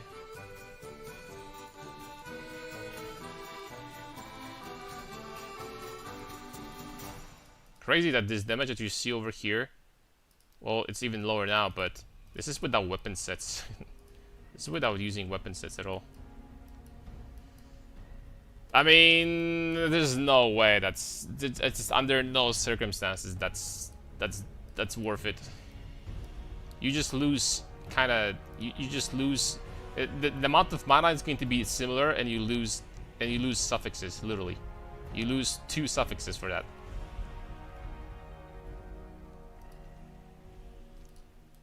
No way. Now, don't get me wrong, the amulet that I have in PoB is crazy. But if I gotta be completely honest, this amulet can be without these melee skills. I don't give a crap. Still gonna be one-shotting everything. And yeah. It doesn't freaking matter.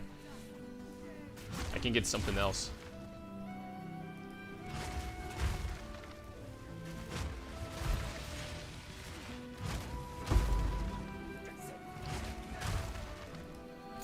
Can I upgrade Mesus? Nope. Level 41, 1 level.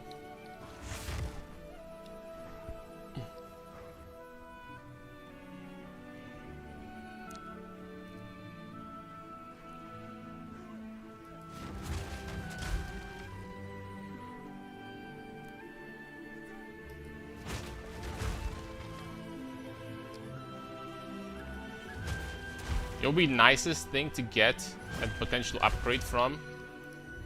I mean, these gloves are also not that bad because it also give you +2 to melee skills, but like gloves and boots, these are 2 slots where you could like try to find upgrades. The amulet is not gonna happen, rings are not gonna happen. I really don't think so. But these 2 slots, sure, you could try. You could still try to get something better.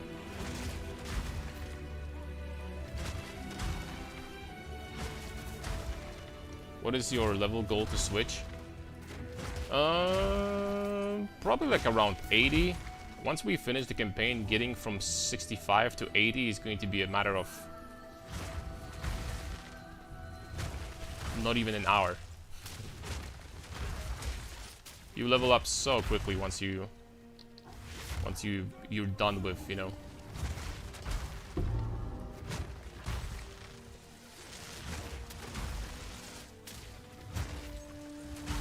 the campaign.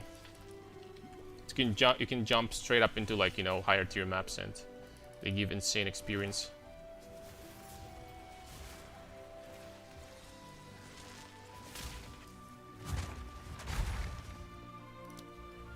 Alright, let's get this attack speed. Let's go down here. Is there also attack damage nodes?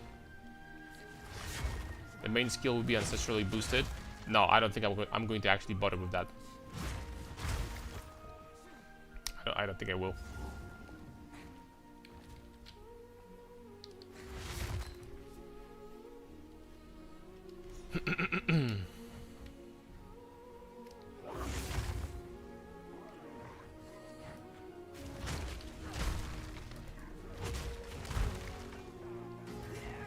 Oh no.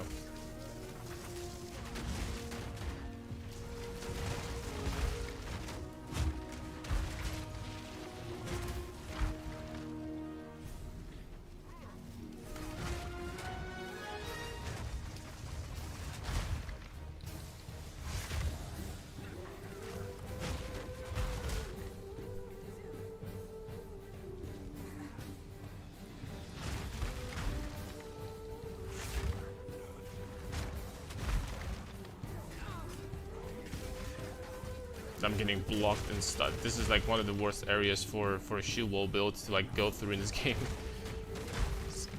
The narrow paths, corridors. Big time pain in the butt.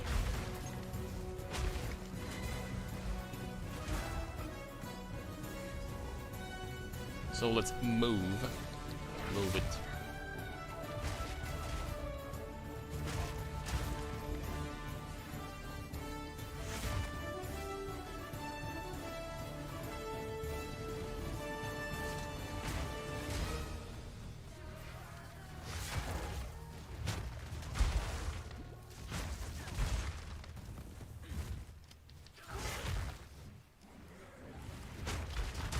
One thing we'll definitely have to do is we'll have to farm more currency.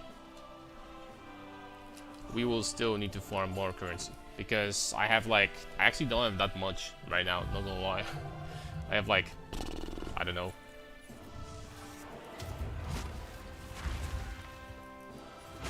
$200 divs to spare maybe? That's not going to be enough.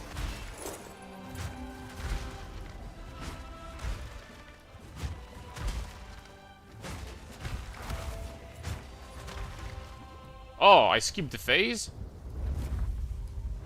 Oh, so beautiful. Doesn't happen every day. Doriani is kind of like freaking levitating though. Okay, he's back.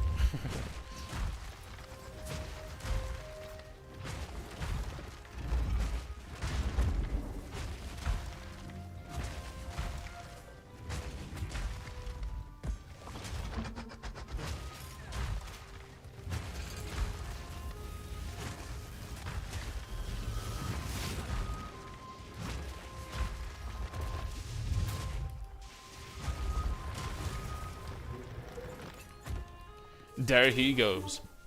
Will you get some items for this build today? Or you guys are waiting for me to like check the items that we need and nah, I think I'll be probably crafting the rings myself. We will see about the amulets, but I think that rings I'm going to craft myself. The good news is that we only need 2, not 3, because one of them is going to be copied by Calandrus. So that's gonna make things much simpler. Okay, big question. Because that actually could be a nice additional boost. Can this ring be corrupted? And will implicit work?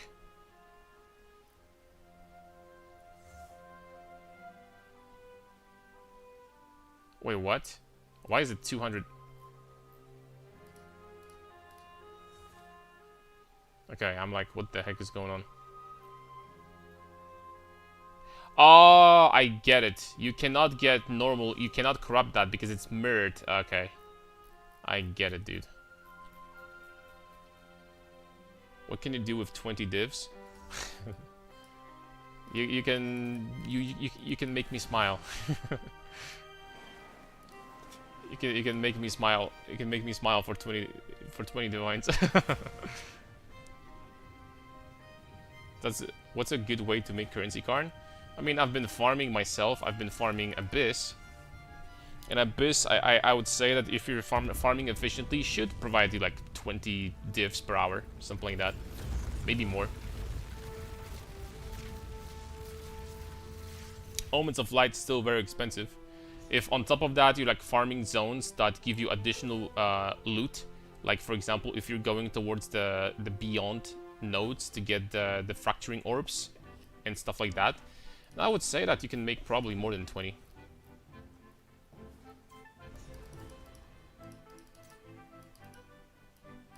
Probably more than 20. Holy smokes. Well, imagine identifying that while just playing the game. I mean, this thing doesn't have any resistances, but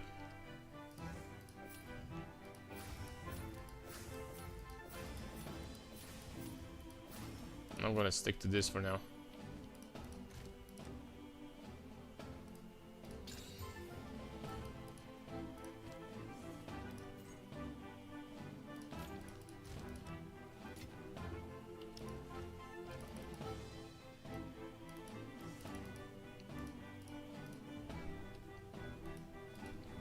"20 divines in a dream." You know, 20 divines. You gotta start from something, right? From somewhere. What tablets were you using for Abyss? Still 2 additional rares? Yes. But if you... Obviously there are some other really good nodes you can take. Really good affixes that they're here.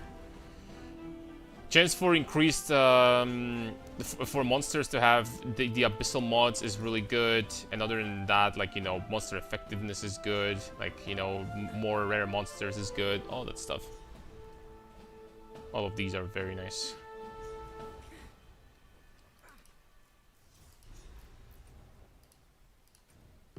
Alright, set sail.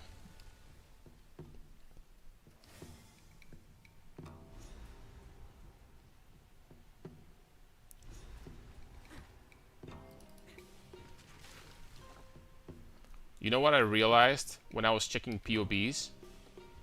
That the druid that, you know, I've been experimenting with before, it's already level 94, I think, or almost 94. This druid, I didn't have the 5% mana quest finished on him. Oops. Oops is all I'm gonna say. Man, there's so many freaking travel nodes. Alright, let's get this. Mace, shield wall. Let's get this. Mace, shield charge.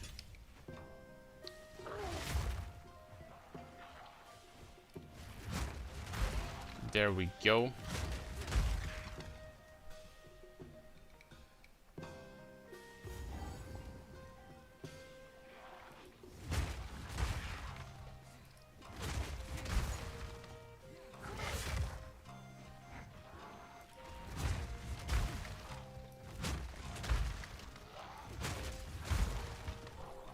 Yeah, you're not gonna do this build on 20 divines.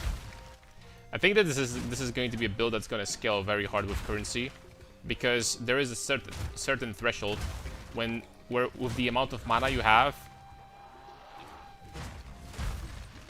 Like, let me just put it this way: the build has like a quadratical scaling, where the amount of mana that you have is your max hit and regeneration recovery at the same time. So these both and on top of that, obviously you're getting flat damage and percent damage from mana. So maximum mana literally gives you everything at the same time. So pushing this number to a certain threshold is gonna make it so that, you know, for example, at, I don't know, at 6,000 or 7,000 mana, you're gonna feel pretty like whatever. But once you're gonna start reaching 10,000 mana, you're gonna start feeling immortal, and like you're gonna have insane damage, right? So pushing this number to like a decent amount is going to be important for the build to feel good. And you need currency for that. You need currency, you need very good rings. Rings are going to be the most insanely important thing, because ritualists, so they get boosted. So all of these rings need to be freaking fantastic. So yeah. So it is important for it to be like that. Subtusion.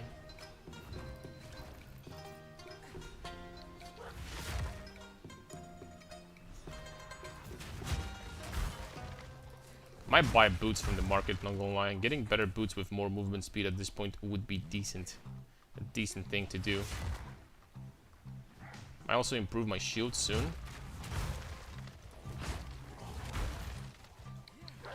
Just to make things faster.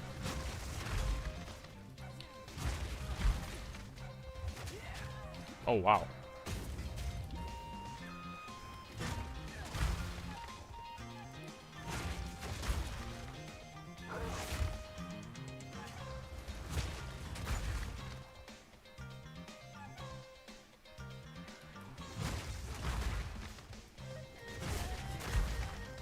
More mana, more damage, pretty much. That's why one of the reasons why I chose Ritualist, because the build scales in every department. It scales way harder with mana than, for example, Brutus build scales with strength. That's why I kept on saying that a certain amount of strength, scaling more strength is probably not going to give you that much, unless you're using the chest that gives you Iron Will. Then yeah, that's a different story. But with mana, you literally gain every single stat. You get percent damage, you get flat damage, you get max hit, you get recovery, literally every stat. The only thing you don't get is like attack speed, you know? So you don't get attack speed, I guess. That is true.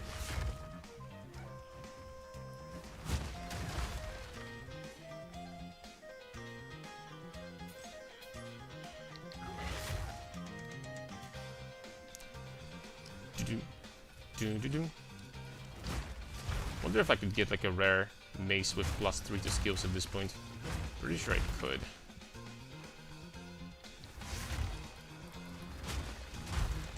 Since the starting location for Huntress is absolutely horrible for something like Shield Wall, and I don't know how to play with spears, so I decided to go for Shield Wall for the campaign.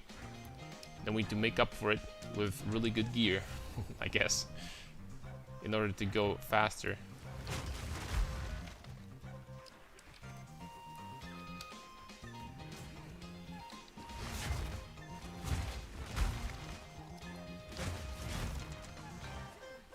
I think that these packs of monsters throughout the campaign are not big enough. They could be bigger. It's like if you avoid some monsters, all of a sudden you're like 5, 6, 7 levels behind the zone. And these packs of monsters literally have 2, 3 monsters in them. I mean, look at this, for example. Okay, this one is slightly bigger. These are 2 packs.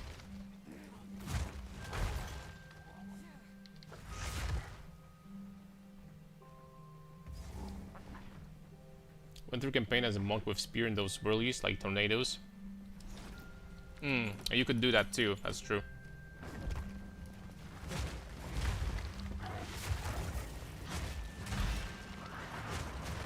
It's not bad.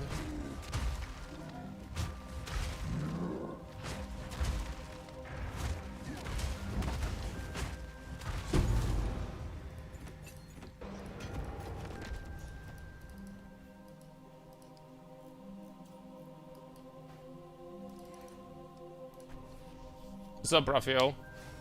Will you use Astromantis or was it just a test? Nah, Astromantis absolutely not.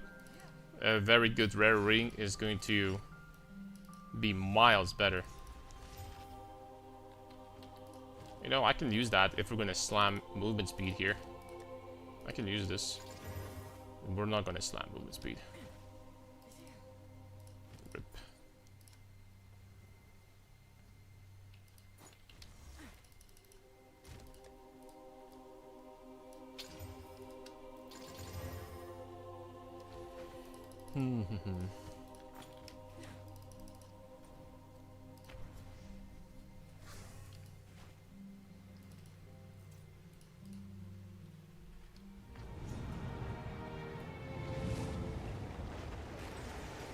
This guy actually is the delirium guy, or does he like... Because this is the lore behind the delirium. Everyone was wondering PoE1 for such a long time. Where does this guy come from? Who is this? Who is this dude?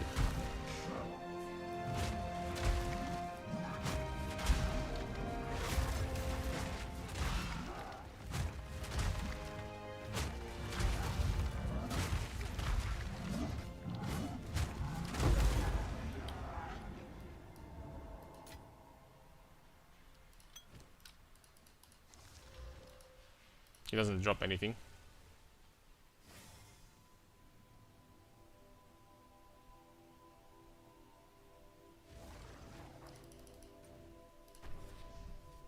I think he gives +2. Give me my freaking skill points, dude. Or my skill pointies.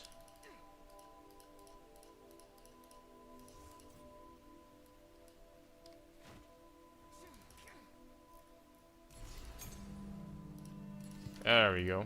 Good boy. Alright, +2. we still get... Man, like, I wish I could just start from this side, man, as a warrior. Okay, it's fine. Guess we're gonna get over here and, well, yeah, just get this, then just keep on going this way and just get the damage here finally after that. And then keep on going this way to get the damage here. I mean, we're through the campaign, we're gonna manage. I mean, we're gonna manage, man. We can do this. Alright, let's get some upgrades. So what level am I? 42. What supports you run in your shield wall? I'm doing literally the same thing as I was doing on Ronnie Coleman before I swapped. So, magnified area, brutality, close combat, rapid attacks. I think this works fine. Alright. Boots. We need boots with movement speed. Some armor. Can you roll 25% movement speed at this level? You can. But I'm not gonna be spending this much. Like, come on, please. Alright.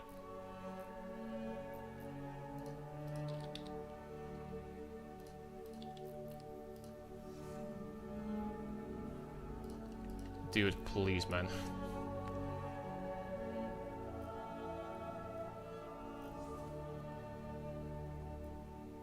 Alright, I'll do this. I'll do this, fine.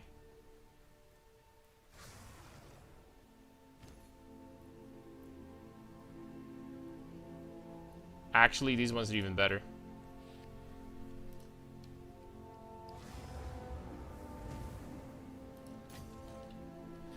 They have runic ward, but keep in mind that when you're using brutality, there is no need for you to use Infernal Cry anymore. You can use Infernal Cry to generate rage quicker, I guess, but that's about it. Okay, we get some life, we get some additional resistance, that's fine.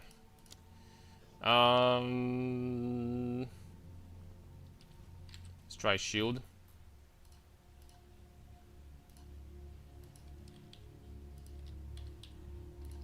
I don't know how much armor at this level shields could have.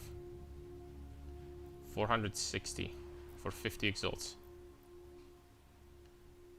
PDR strength.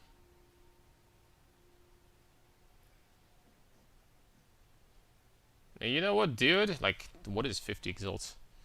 For more damage, I'll take it. 50 exalts is nothing. Alright, damage is gonna go up to 2,000, 20, almost 30% more damage. I'll take it. I think this is sellable, by the way. It's like, it's a lot of defense. It's like a good low-level shield.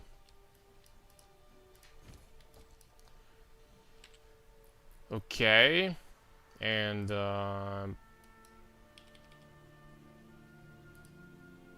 body.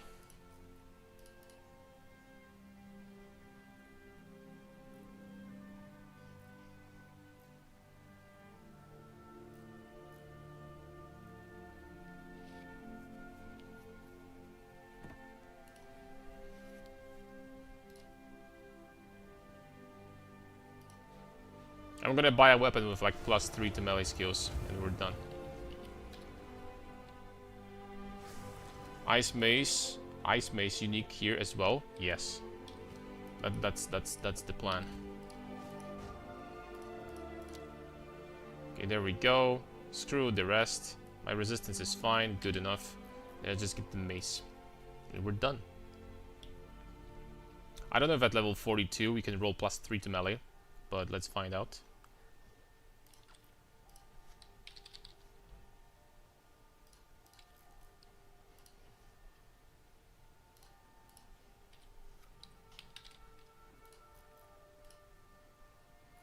You can't.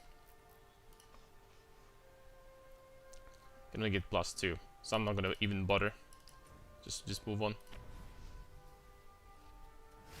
What do you plan to do with Rage in your build? Will use it? Oh, of course. A Rage is incredibly easy to generate. Since they buffed Rage in 0.4, now it only starts going down after 4 seconds. You can literally just fit, I don't know, a little bit of Rage generation. Even in the skill, in the main skill you're using, you can just use...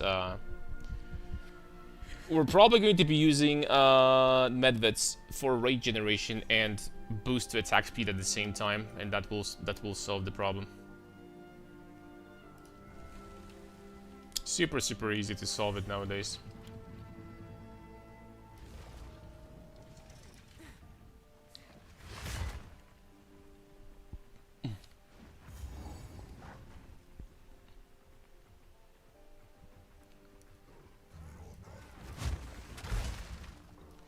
Rage generation also you can get on jewels. You can sacrifice one of your jewels, like, you know, a suffix or something. You can get a rare jewel instead of a sapphire. You can get a ruby that will give you rage on hit. Plus, still you can get critical damage there. So you're golden.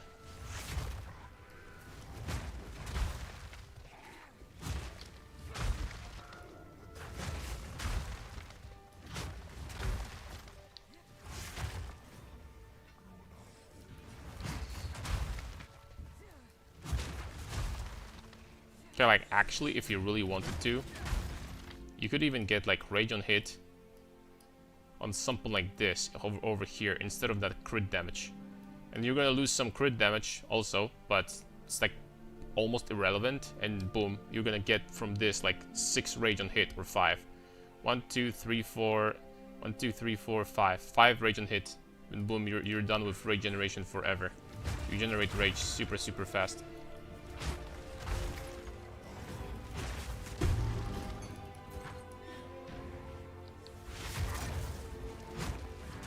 Wait, isn't that chapel here? No.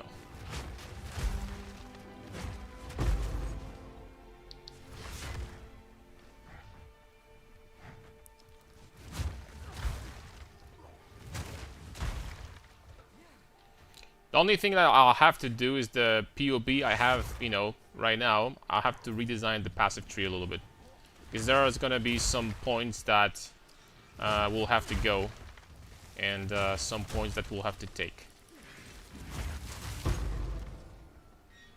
Of course, we need to get to 100% damage taken from mana before life. So, I think this is completely doable on, like, very high-end jewels with, like, increased effect of suffixes. But, like, crafting every single one of those is going to take some money. So... I'm gonna get mana recovery from flasks, so, you know, just to be done.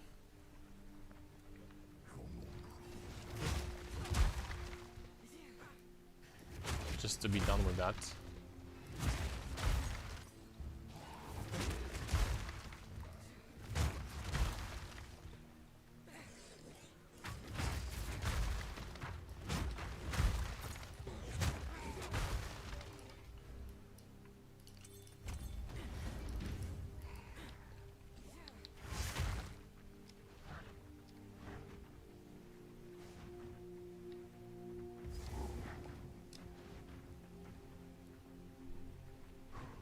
Okay, I'm running so much faster now. Gotta go fast. Oh, Perhaps not Sonic the Hedgehog yet, but...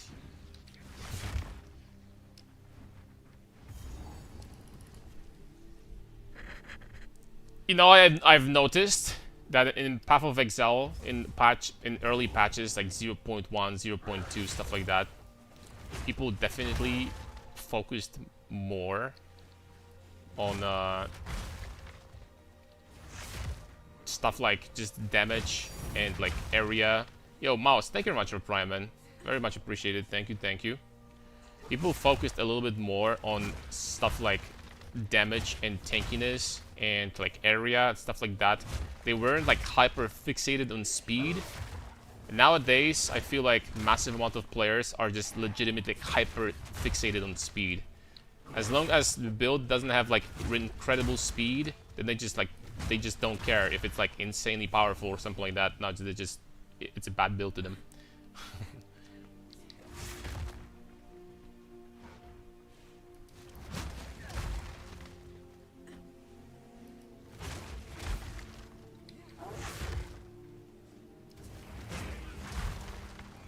This is why so many people say that Warrior is bad, because most Warrior builds are going to be slower. Just because it doesn't have crazy speed. That's such a... you know, it's you don't question opinions of other people, but that's such a... you know, interesting way of perceiving builds.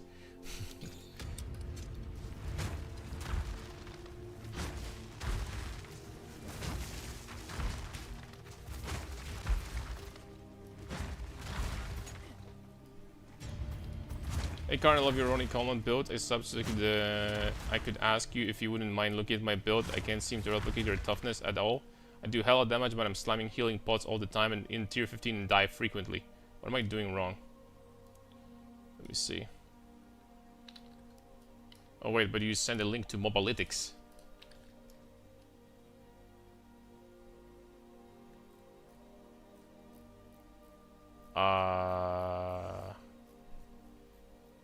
I'm assuming it's a wrong link that you sent me. If you can give me POB or PU and Ninja or something like that, and I'm just gonna take a look at it. Do you use POB at all? Do you know what it is? POB is like by far the easiest. I mean the easiest, the best way.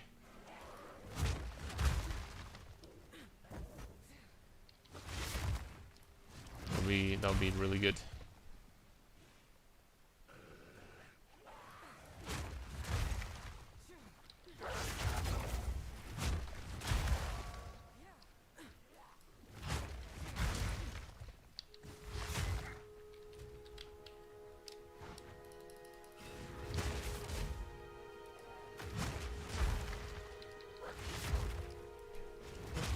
Looking at BOB now, never heard of it. New to PoE2 community. I see.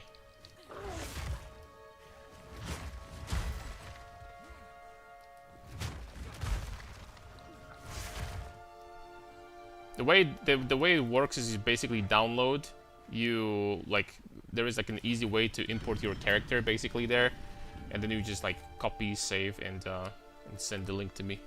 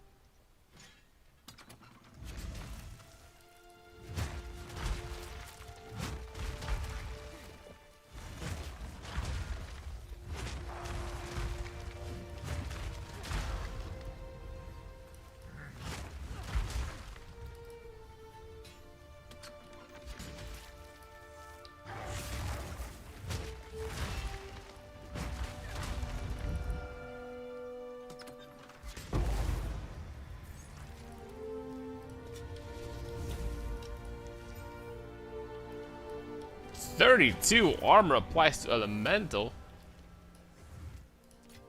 Holy smokes.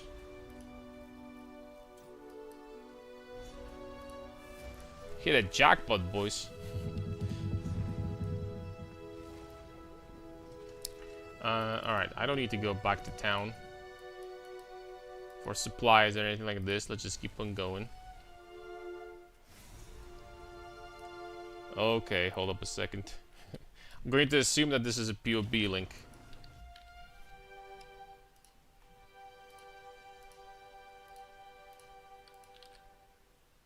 Invalid input.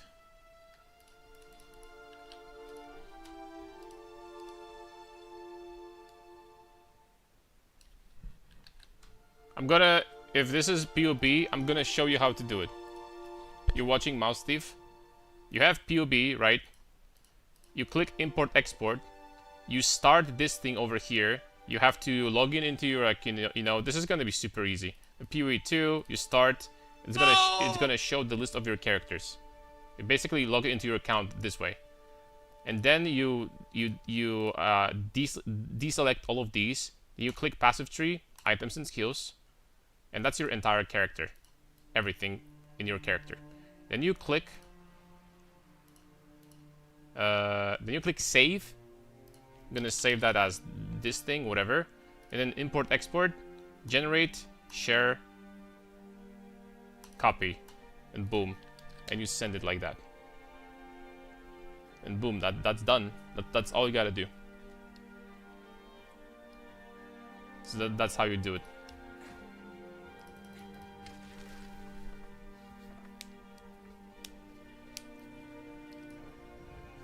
How long does it take you to finish campaign? I'm a super slow campaign runner. Usually about 5 hours. I mean, super slow. You know what I mean, right? For a person that plays this game a lot, it's like a lot. It's kind of slow.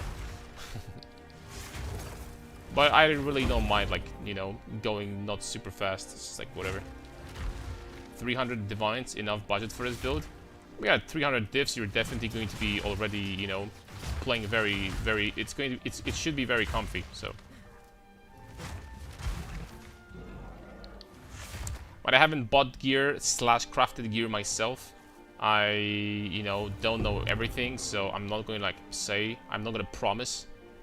But it definitely should be enough. Oh, sorry, I was scratching my eyes. Should be enough for sure.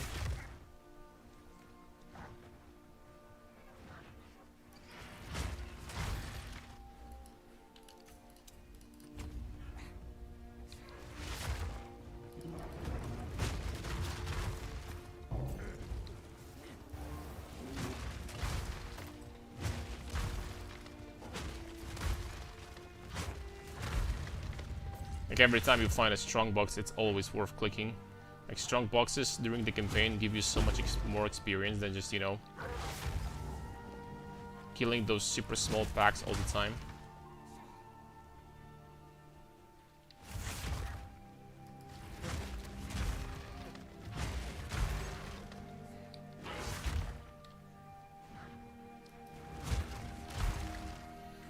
Okay, I'm Mr. Crab, and we will have to do this guy, Mr. Crab, but, oh, he is here. Never mind.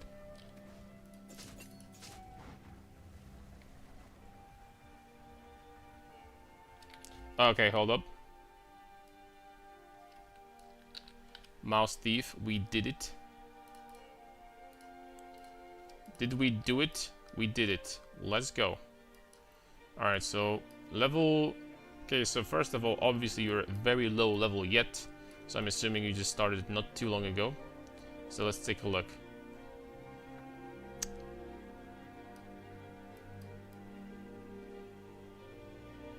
Weapon sets, one for area. This doesn't really do anything. This node over here, you can get rid of this. Looking good for the most part. Unfortunately, I do believe you forgot about one thing. You did the import thing, but you forgot to uncheck these. You deleted skills, equipment, and jewels. So you need to do this the same thing again, but deselect these 3 things.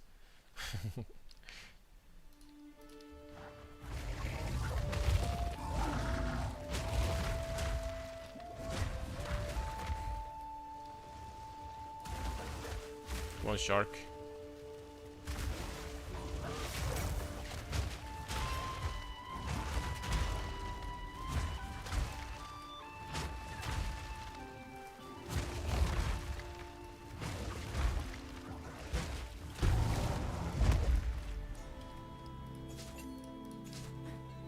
Okay, this guy goes down.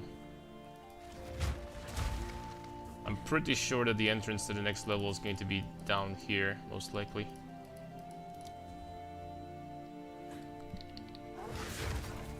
Map piece behind? Well, we're not doing that. I already have like all the things necessary for the rune forging. I already did on my first character, so we don't need to do this.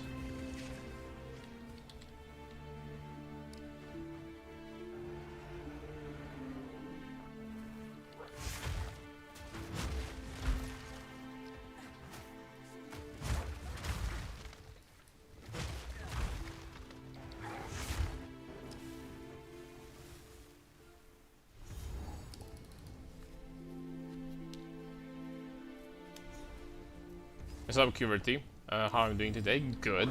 Great. How are you guys? Finally I have clarity of what I want to do. Decided to go for ritualist at the end of the day. And we're gonna stack insane amount of mana and get like a giga mana tank, while doing ridiculous amounts of damage at the same time. I think it's gonna be pretty good. Should be pretty good. Jade Island, I'll get the Rakatas right now. Of course, man. Of course. Literally Rakata's gonna drop right now. By the way, what boss drops Garakan? It's this cracked warrior, right? If I remember correctly.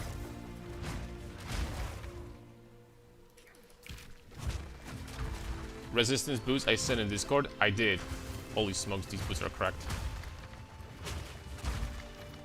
I have to say though, guys, not gonna lie, the mana kind of grows on me. Because mana builds are immune to so many annoying map mods. Like less recovery, like there's another one that they're immune to.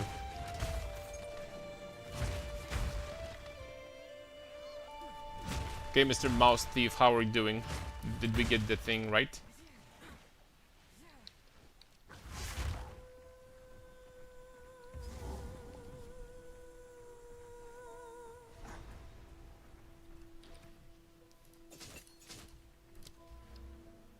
Hold on, I'm gonna try to check the Pure Ninja. Maybe the equipment is going to be in Pure Ninja.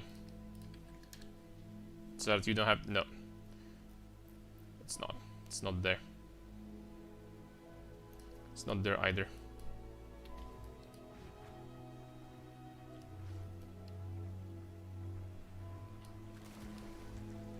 $50 div plus, 163 total res, and you have perfect res rune. There isn't more than the next higher pair of boots. I have no idea. I legitimately have no clue. They are definitely expensive. How expensive are they? Hard to say, man. I wish I could kill her before.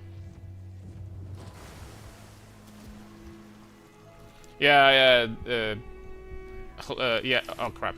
Yeah, this bastard. Raphael.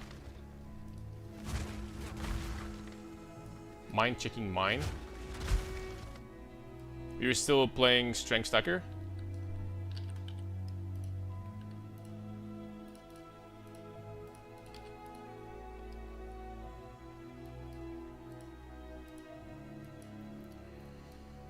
Okay, bada beam, bada boom, level 89 or something. Why do we have no points in weapon set 2? You gotta get these 3 points, man, and get the cooldown reduction quickly. I feel paper thin since I switched to Brutus. You have paper thin amount of armor right now. It may be not that low, but it's not very high either. Alright, I'm just gonna go over equipment. This helmet is a joke. I'm assuming that you didn't upgrade your helmet since the campaign. Because that is the helmet you could get in the campaign. I mean, it's not that bad, but it's freaking bad. Then armor is a little bit better. No strength though. It's important to get that strength. Your strength score is very low. Obviously, you can get. I'm assuming that this armor probably costs like 3 exalted orbs. Probably maybe 1 exalted orb. You should probably try to get something better here. Massive mitts. Also, probably like 5 exalts, 10 for this piece of equipment. Physical attack damage leeches life is completely useless, doesn't do anything for you. So try to get higher armor. Life on gear is not that important. What is important is armor. Life you're getting from strength already. So getting strength on your gear pieces and getting armor on your gear pieces, and armor applies to elemental. Then trying to fix in resistances, getting as much resistance as possible, and that's your goal when it comes to items. Boots, I don't want to even look at these. Holy smokes, this is 1 exalt boots. Not even. I wouldn't pay 1 exalt for that. Then the same thing. Movement speed, armor. On boots you can get life too. Armor is more important on gloves, but armor applies to elemental resistances. Then, oh my lord. Okay, this is acceptable. This is incredibly low numbers, but it's. Are you playing SSF? Ambitionless?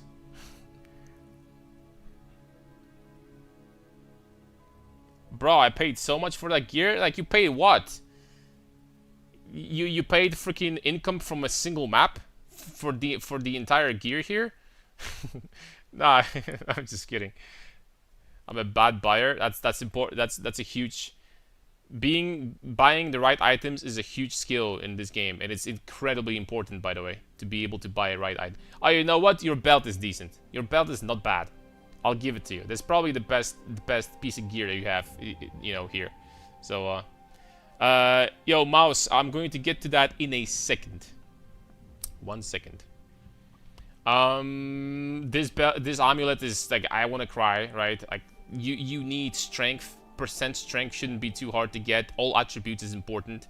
I wouldn't even bother with melee skills, although you can get that, but yeah, this is just like. The thing is that I told you what is bad. This also is freaking atrocious. You need damage as fire. It's pretty important. With cooldown recovery, these should be very simple, very cheap to acquire. And the rest of your jewels is like, but what do you have that for even, man? This is a jewel that gives you 12% armor. That's it. There's nothing else here that gives you anything. It's a jewel that gives you 12% armor. And this one literally the same. It's 11% armor. 2 jewels. Like, come on, man. That's not what I have in my POB. Yeah, I mean, the passive tree looks alright. Let me check the supports real fast. Retreat, fire attunement, elemental focus. Okay, you need to switch from conk effect. Switch from conk effect to for example, multi-shot. I think it's gonna feel better for you. Switch from this to multi-shot. It's gonna increase your area by quite a bit. Okay, other than that, seems alright. Do you have anointment? You don't. This is important to get anointment that generates endurance charges. No name, just fame. And yeah, just armor applies to elemental. Strength, resistances. That's what you need on every single piece here. Including rings. The only difference is that the only useful prefix on a ring really is life. So on a ring, you're looking for high life and then strength and as high resistance as possible. You don't give a shit about others. Really, you don't give a crap about these prefixes. First priority, I mean, all of that. I mean, You said that you spent 5 divines on that. Watch. Watch. 1800 armor. With armor applies to elemental, 33. And some resistance.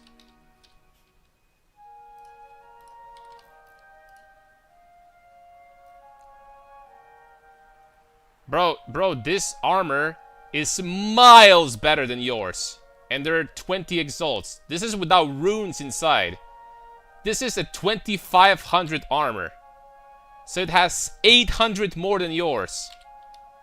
And it costs 20 exalts.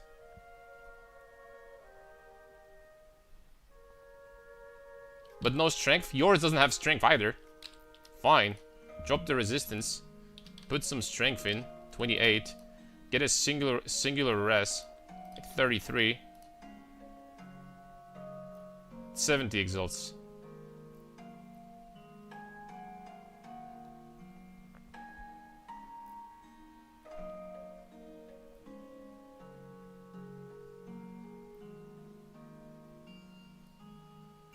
And if you would be checking very closely, you can do something like that. Get the suffixes. 2, 2.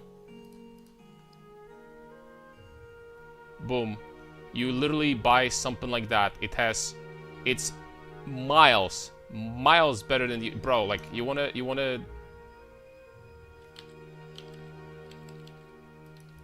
I'm gonna kill this boss. I'm gonna give you this armor.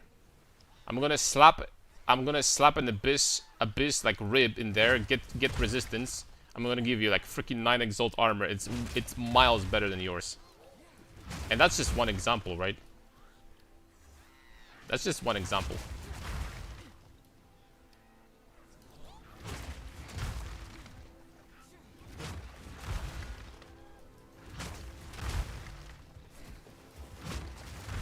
You can do a lot of nice things with like abyss crafting too. Like get items with like, for example, 2 suffixes and like 1 free suffix. Boom, slap that thing on, and boom, you're golden. Alright, now excuse me, I'm gonna check the POB from Mr. Mouse. By the way, Mouse, don't be worried, man. Like when I'm shit talking items and stuff like that, it's just banter, man. Hold up. Oh no.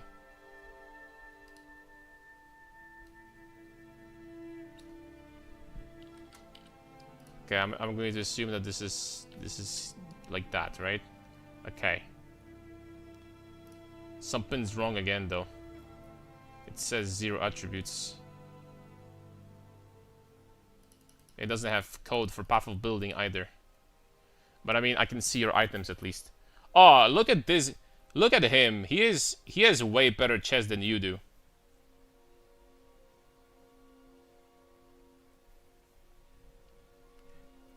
Yo, Qverty, you also wanted me to check your PV? Okay, so your armor, you said Mouse that your tankiness is really shit, right?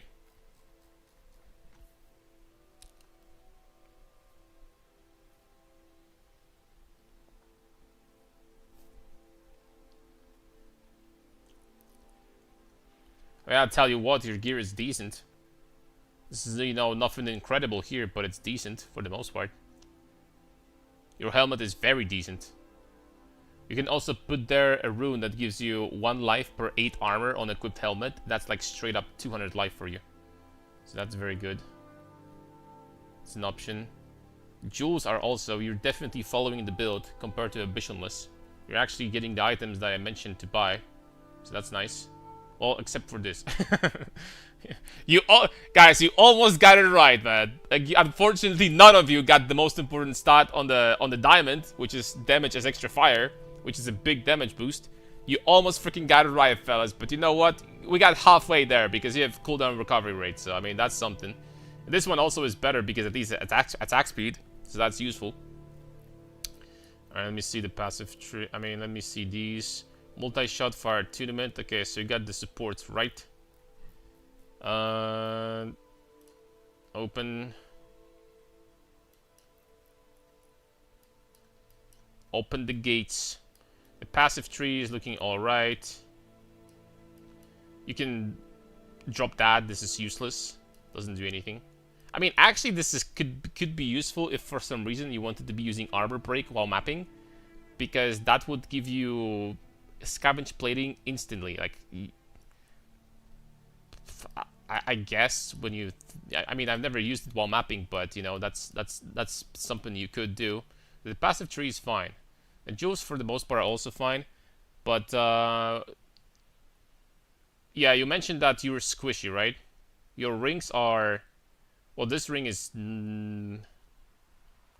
bad. You probably get life. Dexterity is completely useless. This ring is, it gives you a lot of damage, but this ring is way better, but also no life. This amulet is, okay, this amulet is not it. This amulet is not good. This amulet is freaking horrible. So definitely you can, you're missing a lot of life. Like here you're missing double life. Here you're missing life completely. Here you're missing life. No life here, although that's fine. Also, I would recommend you to switch to the version that uses forgot this helmet's name. Give me a second. I would recommend you to switch to this version. Constricted command. With this, you're gaining like crazy bonuses.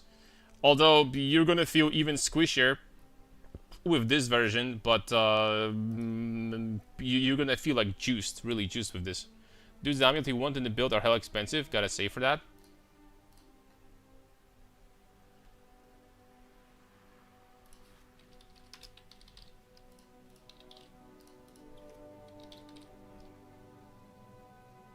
The thing is that you can craft something like that so freaking cheap by yourself.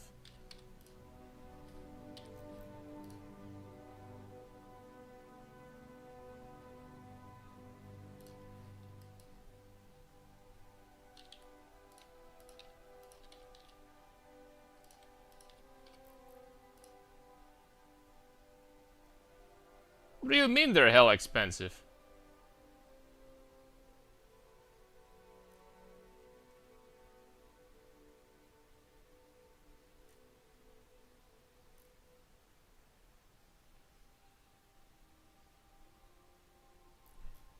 Look at this guy over here. Here you could just slap like Greater Exalted, plus do the Abyss with Omen. You're most likely gonna get life here, and boom, you're done. 50 exalts, man. And then there's another amazing way to craft stuff like this. You just drop this. You just keep on buying amulets like these, literally. Like, just increase these numbers a little bit. And then you do suffix. Maximum modifiers 2. And then you keep on buying bases like that. And remove one of the prefixes to craft attributes. And you can literally get an amulet like that for pennies. Pennies. Oh, I made a video about this. I'm gonna show you guys. If you don't know how to get an amulet like this, just watch carefully. Am I supposed to talk to someone here? Or am I done? Speak to Matiki. I think I'm done, right? Oh, no, please, no. I want to go back. Dude, why was this NPC so freaking hidden, man? Okay, I should be able to use the checkpoint. Are you freaking kidding me? There is no checkpoint here? Yo, Ambitionless, thank you very much for 5 gifted subs, man. Holy smokes, man. Thank you very much. Oh! It's fine. I'm not even tilted, by the way, guys. It's just actor play. I'm just horsing around. All I gotta do is walk back in here, man. It's fine. It's not even that far, dude. I'm getting experience points on my way also. It's actually good. It's actually good for me. Roast fee. I'm not roasting, it's just I'm gonna show you guys in a second how to craft amulets very easily. And you're gonna have good time, and it's not gonna be expensive, and you're gonna have a very nice freaking amulets. Okay?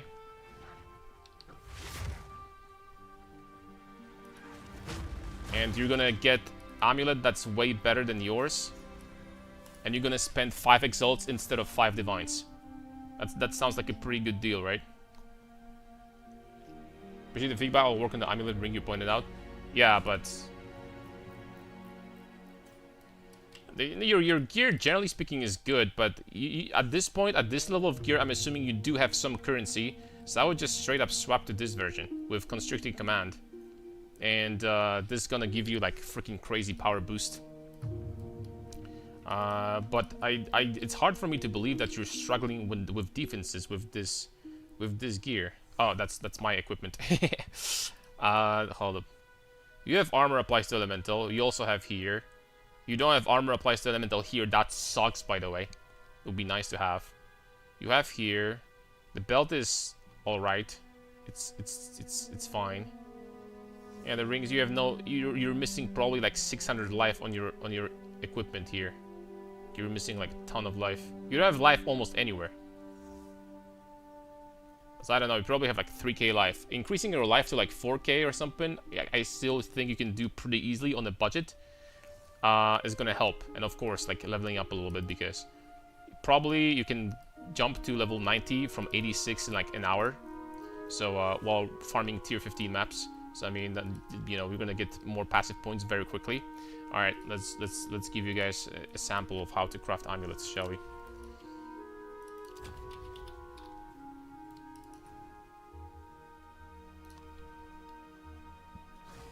Give you a sample. Okay, you found yourself a nice base, right? Why is the amulet I wanted to buy gone? Well, it doesn't matter. You want to get yourself a nice base, like this, for example. It's whatever. I'm just gonna give you guys an example of what you want to do. At the baseline, you're gonna have a very nice amulet. 1 exalted orb, boom. And with this 1 exalted orb that you just spent, what you want to do is you want to do something extremely cheap. So you want to do the essence here. These are basically free. They don't cost anything. And then you want to do dextral. Well, rather, you want to do prefix. You want to click. You know what? I take it back. On amulets that are this cheap, for 1 exalt, you can literally just keep on buying them. What about resistances, though? You don't get resistance on amulet. I capped my resistance easily without having any on an amulet. You can even put resistances in the rune slots if you want. And sacrifice a little bit of strength. That's fine also. It's 1 rune slot is 22 resistance. That is a shitload. And you can even like get like only 55 or 60 chaos resistance. That's enough. And what you want to do is, depending on how expensive that is, prefix modifiers, that is dirt cheap also. And you buy this, and you guarantee that with this combo, you're gonna remove one of those prefixes. And you're basically fishing for strength. You get dexterity this time. But once you get strength, you have a nice amulet with life, and on top of that, after that, you have 1 prefix open, you drop this thing. If you get % life, then holy smokes, you just made yourself freaking an amulet that's worth 5 divines and you spend 20 exalts. You know what I'm saying? Probably more than 5. People will buy something like that for 5 to 10 divines if you get lucky. And if you don't get lucky and you don't get % life, you can use that yourself. You're done. You're literally done. This is 1,000,000 times better with strength here. You put the catalyst after that for attributes. You put this thing in for 20% boosted attributes. These are also dirt cheap. And boom, you have a very nice amulet for yourself. I used amulet like that for a very, very freaking long time. And I was doing fine. So you know what I'm saying, right?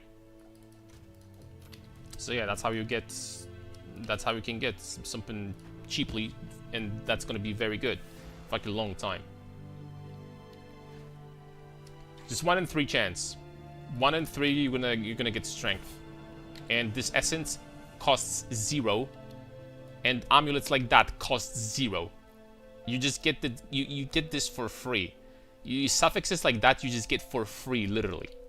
They don't cost anything. To get attributes, strength, and % strength, it costs nothing. Like nothing at all. Can you send your search, please? Sure. I'm too dumb right now. It's fine, man. I'm producing too much information in too short amount of time sometimes, so it's on me probably. This helmet, lose resistance, gain cold res, lose fire res though. I would love to get that fire res back. Oh, we can get that fire resistance. Cold, lightning, fire. Put this thing in over here, boom. We are almost res capped now. Okay, there we go.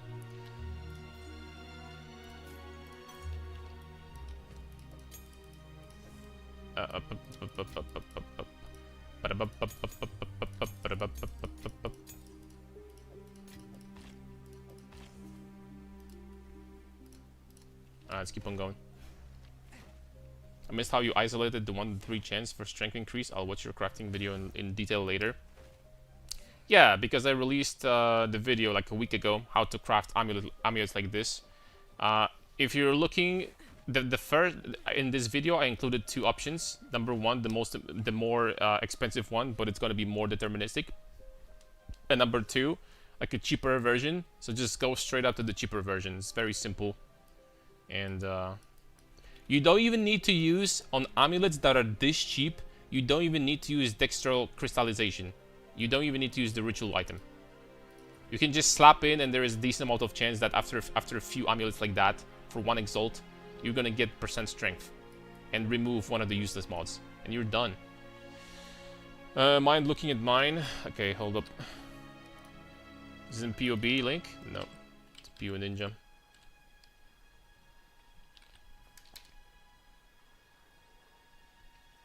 700 strength, looking good. 3.5k life. The POB Ninja shows everything, so that's already, you know, that's pretty good. Level 95. Ooh. How? Alright, your armor is... you're just freaking flexing at this point, buddy. I'm not checking this POB, man. Okay, homeboy, like, linked his freaking character. His armor is better than mine, and, like, a lot better. And he's, okay, man, I see. I see you. Okay, I'm just kidding. Let's take a look. Okay, so we have Corrupted with extra damage Brutus with level 20 Molten Shower.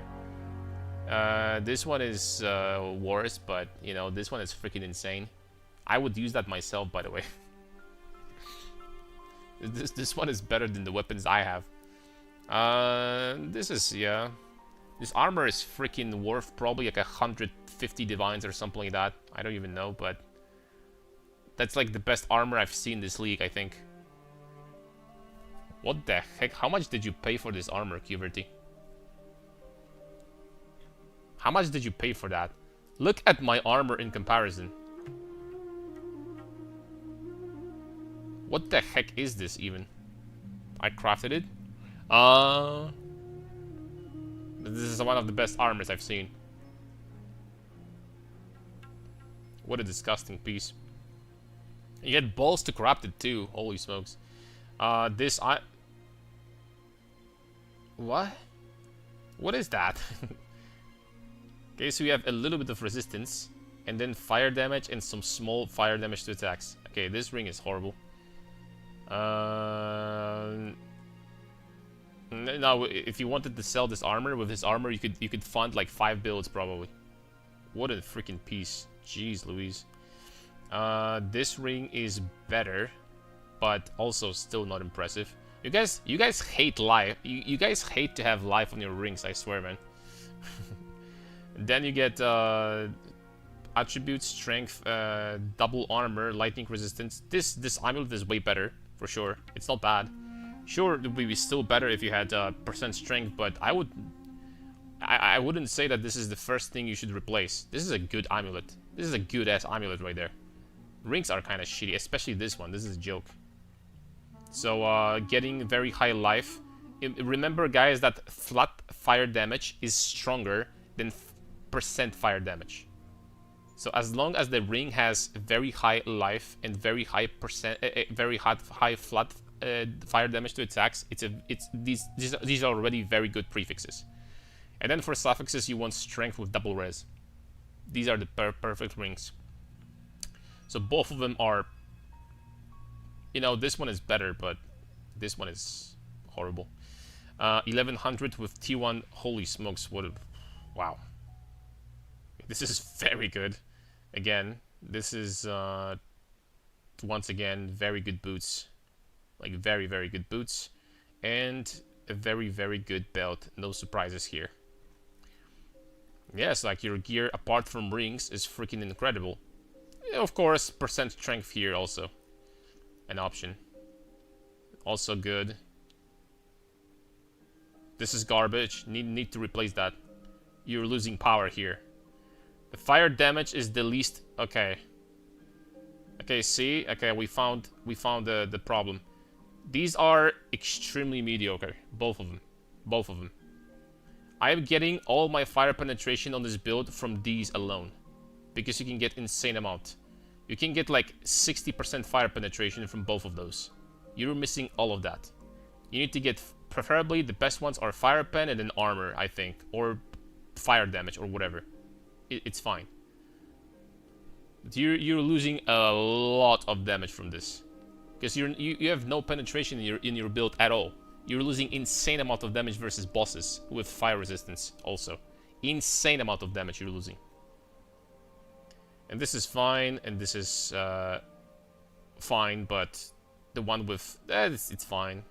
It's fine.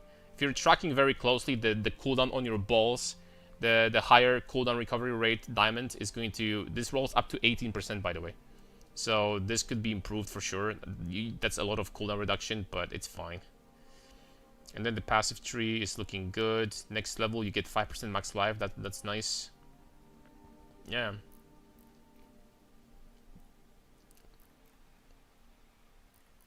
I'm not checking supports. I'm assuming you guys did supports properly. Because just copy-paste, right? Armor is very decent. This is without like scavenge plating and without charge regulation, so armor is decent. See, that's what I mean. You have 3,500 life. I had like almost 5,000 on my build. Just because more optimized gear pieces. And this is the biggest damage loss here for you. You don't have penetration on your build at all. You need pen on both of those. It's important. Alright, next up, Isle of Kin. Okay, thank you. God bless, my friend.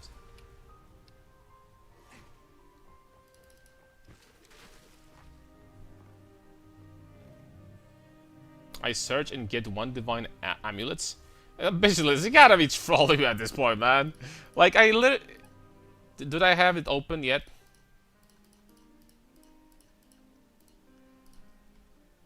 What do you mean, one divine amulets, man?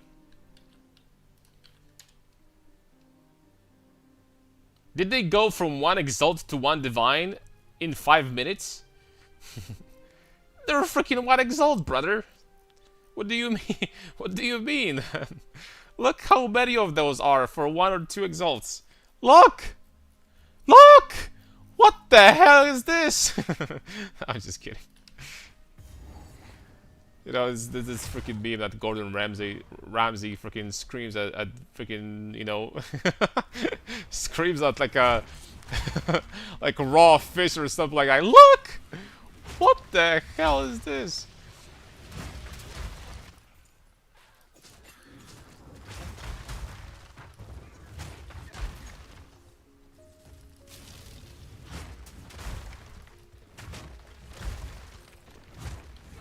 Pretty good impression. Thank you, thank you. I tried to replicate and got 1 div. Your search works. I tried to replicate and got 1 div. I don't understand, man. If you do it with the method I said you should do it with, it's going to cost you pennies to get like a really good amulet. I mean, really good. It's gonna be a budget amulet, but it's gonna give you that 150 strength in total. Alright, ambitionless. I am literally going to craft an amulet and give it just for you. Hold up a second. I'm just gonna finish this zone. Got one which gave me good strength. Okay. No, I got one. Okay. Show me the link. Link in the game. My name is Sub-Zero Wins with like 2 underlines between sub and you know, between the words. I want to see your argument now. All you craft, please explain slower. I mean, do it slower. I have a whole video, guys. I have a whole video, man, on this.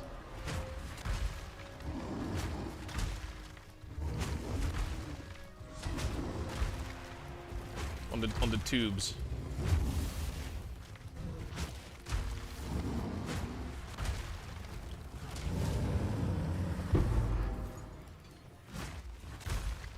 When I need to get some more damage soon.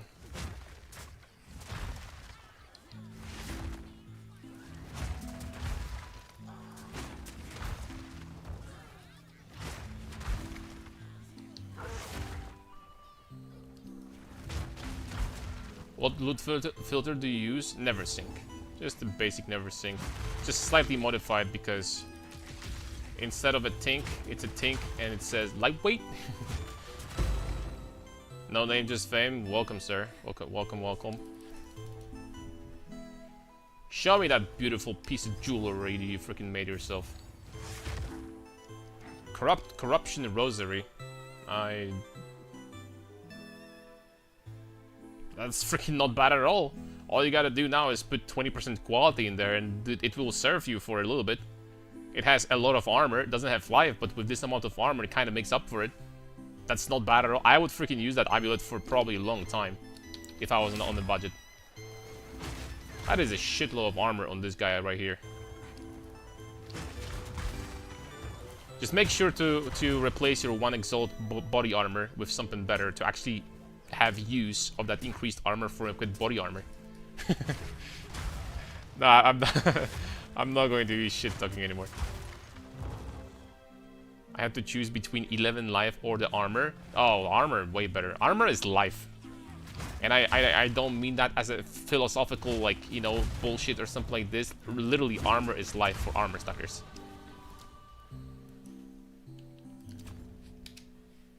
Jabomancer Bob. 830. Oh my lord.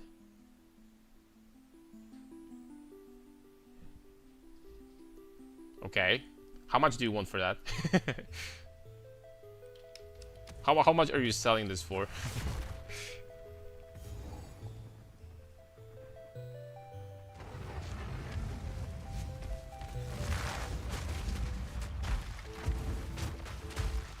Wait, I don't need to kill those guys. This is useless.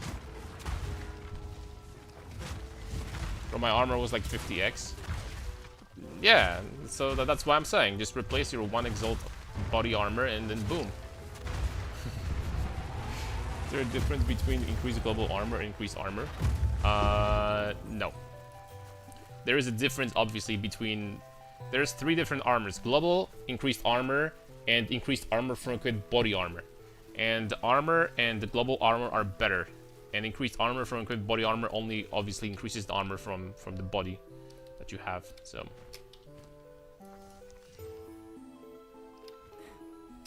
Yo, this ring is not bad, I think. It's a lot of fire resistance. Please stop, I'm done. Try... What is the second stat you would prioritize on the Timeless Rubies?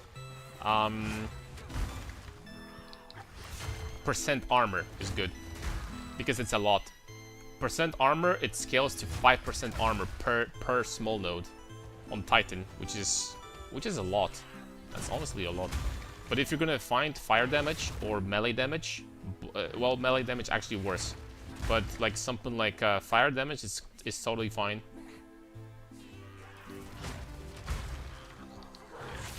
It's probably something else that it's fine too that I forgot about.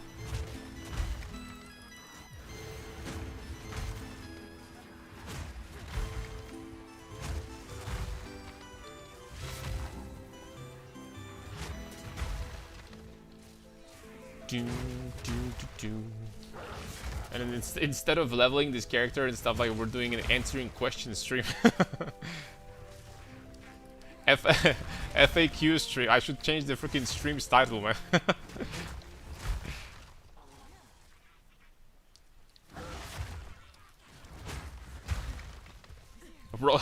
Roasting viewers' builds.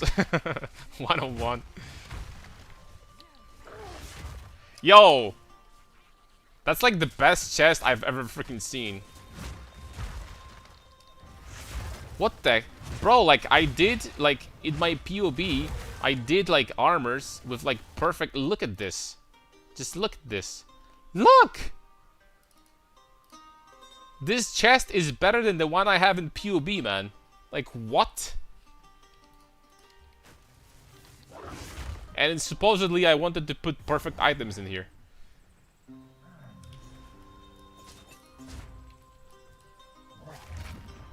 Who is this guy? Are you in a chat right now? Jabomancer Bob. How the hell did you get this? Dude, why is my shield wall not hitting this dude? Saw a video in Crafted today. Dude, the hitbox, for how big this dude is, the hitbox on this boss is like so ass, by the way. Oh, I forgot to break his armor. I'm freaking bad at the game. That's gotta be the worst hitbox I've ever seen in my life. Okay, man, we got him. Got him, boys.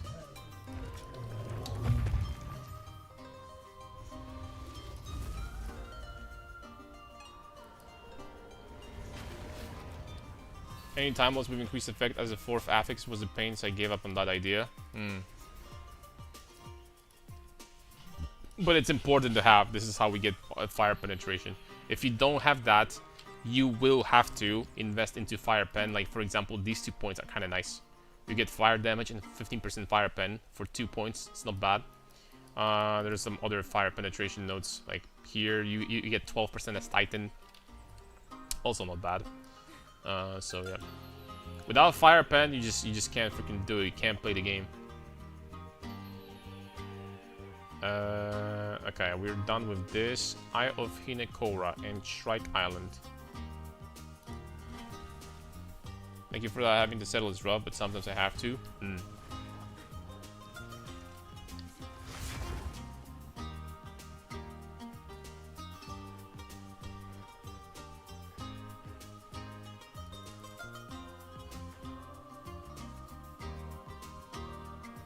How much did you spend on crafting that armor? If I might ask.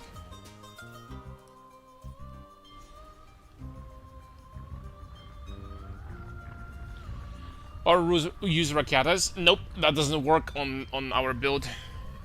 Number one, it's very expensive, but that's, you know, besides the point. Number two, you can't put it on both Molten Showers. So I think it's in this build, it's way better to penetrate resistances to just 0 instead of doing Rakatas. And the annoying part about Rakatas is that you can't use it with penetration, right? Because if you use penetration in your build, you lose value from it, and it becomes pointless.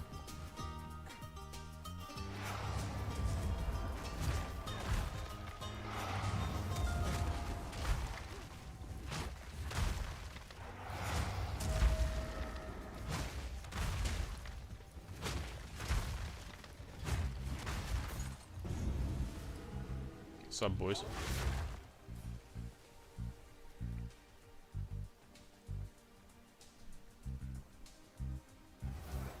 Take this. And a little bit of this. Boom. Man, when are we gonna play Faith on stream? I bought this. This guy doesn't watch me anymore, I don't think. Well, he watches my League streams sometimes. But, I bought this game 2 freaking years ago. I think. Almost 2 years ago. It was like fall 2 years ago, so like, you know, I don't know, 20 months. And I still haven't touched it. Zero penetration number we're trying to hit with constricted command build, 75 total. No, just the more the better, but I would say that if you're sitting at like 50, maybe 60, that's already good enough. Most builds will have that much. 50, 60 is going to reduce most bosses to 0. Most bosses to 0. And that's what you're looking for.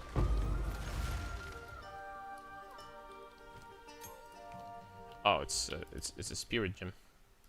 What about this one? Level 52 required. Oh, okay, man. That's gonna take a second. Still.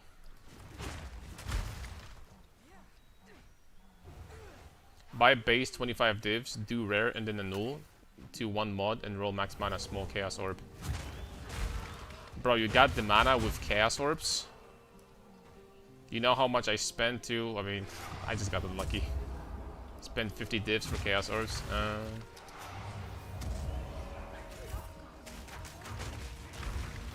How did you get the prefixes after that? To get this much energy shield? You get double T1, right? Double T1? Yep, it's double T1.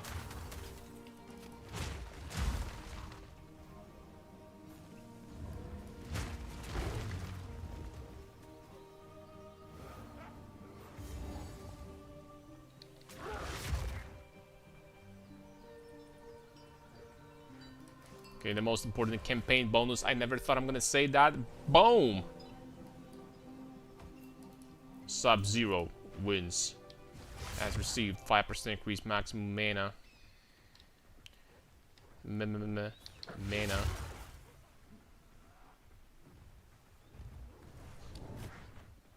Flawless victory.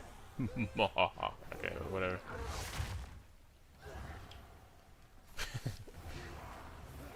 I'm fine, guys. I'm fine. I promise. Yeah,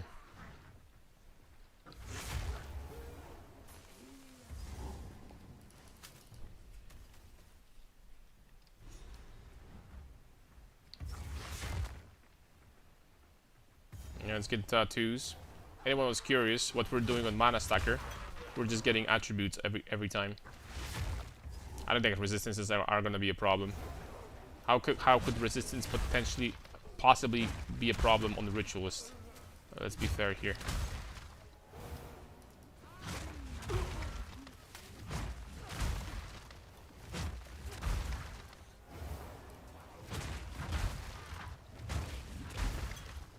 My mistake. -2 mods in the real chaos take 3% max mana and torn damage. Real or torn damage and whistling. After 3 idols take T1 ES.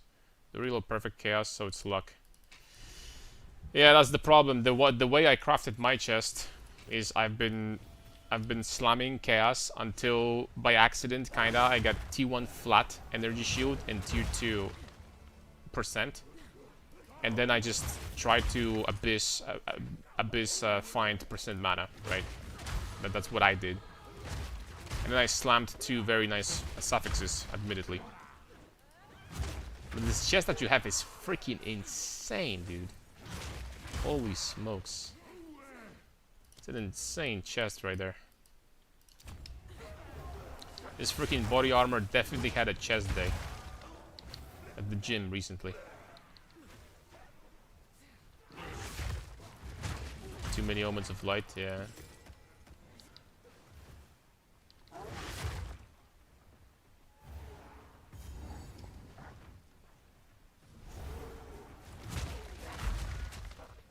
Like, I might legitimately need to sell Headhunter in order to like fund the build, because I'm freaking scared to start crafting chests like that again. I'm scared, man. It's gonna be very, very costly.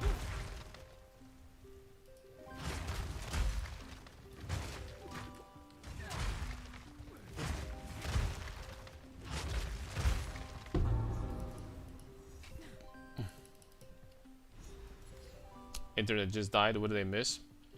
We've been talking how to craft mirror tier body armors for the mana stacking build.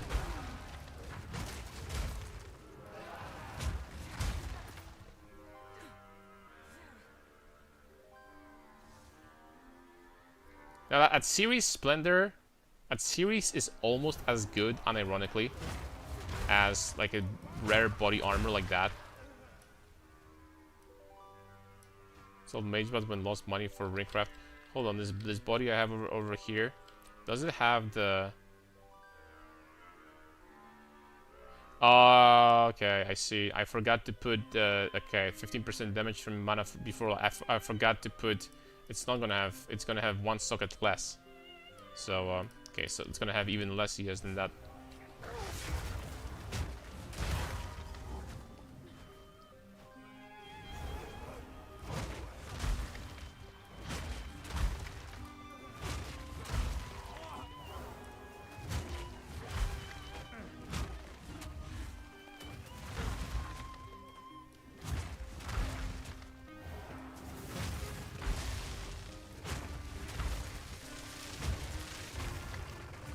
Sold Mageblood when I lost money for the Ringcraft. The good news is I could sell my Mageblood for a very, very substantial amount of money. So that's nice.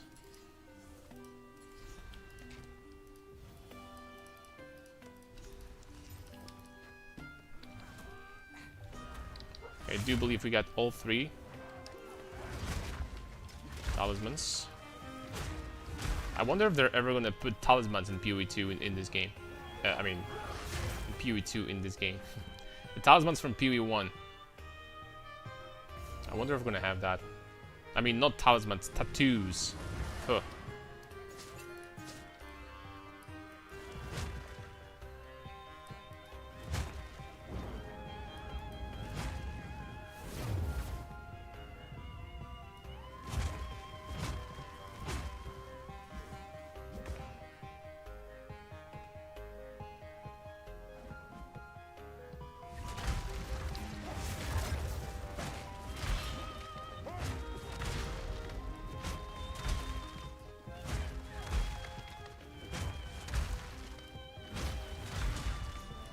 Monka S. I mean, we still have damage. Still have some damage, not gonna lie. Is there MTX tattoos, or am I mistaken? MTX, I have no idea. But I'm talking about the PoE 1, there is this mechanic. It basically kind of works like Pathfinder, that you can, on your small nodes, you can change your small nodes into different stats like increased damage or armor. The same thing is in PoE 1, but every class can do that. Everyone. You can, for example, change the travel nodes into, I don't know, instead of travel node, you have like 3% increased energy shield, or like, you know, increased armor or fire resistance or something like this.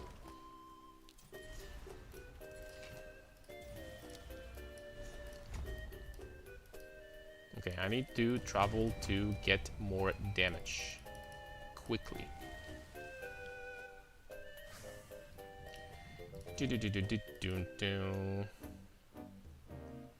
So the next stop, Shrike Island.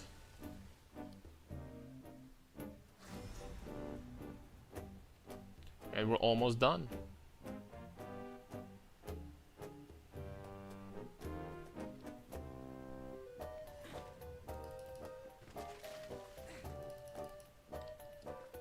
You can animation cancel out of, you know, doing this? Really? That's crazy.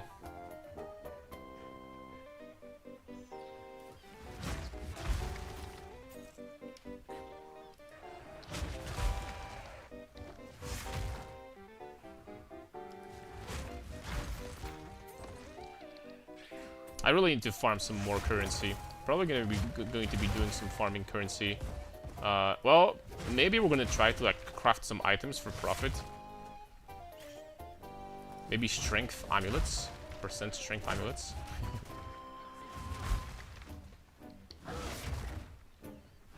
Apparently they're pretty hard to get, so you know, you can get some currency doing that. Like, profit crafting, though, is like one of the best ways of making currency in this game. Holy smokes, you can make so much money doing that.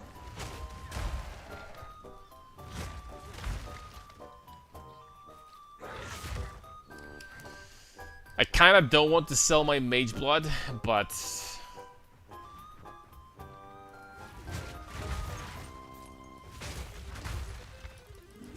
if I'll have to, I'm gonna do it.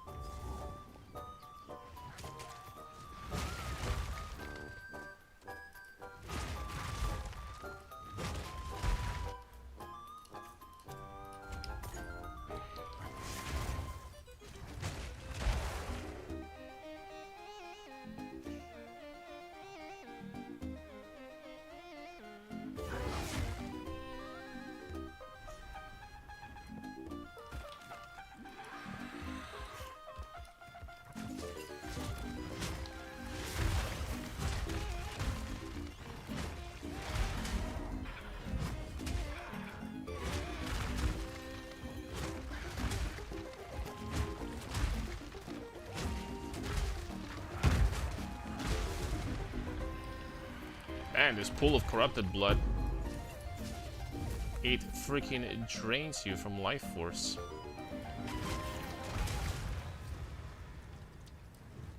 Really, really fast.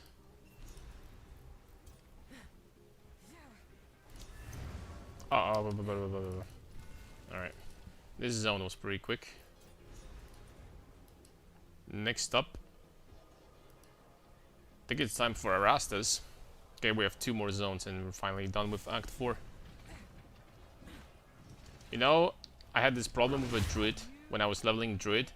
And for some reason, in Interlude, I was level like 44. I legitimately was... I was level 44, I was doing level 62 zones.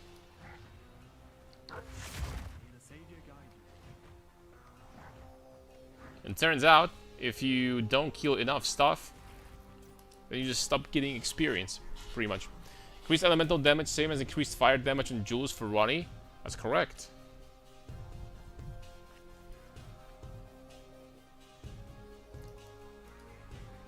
Toasty! Crisp. Okay, my voice is... I'm sorry, I'm not doing that.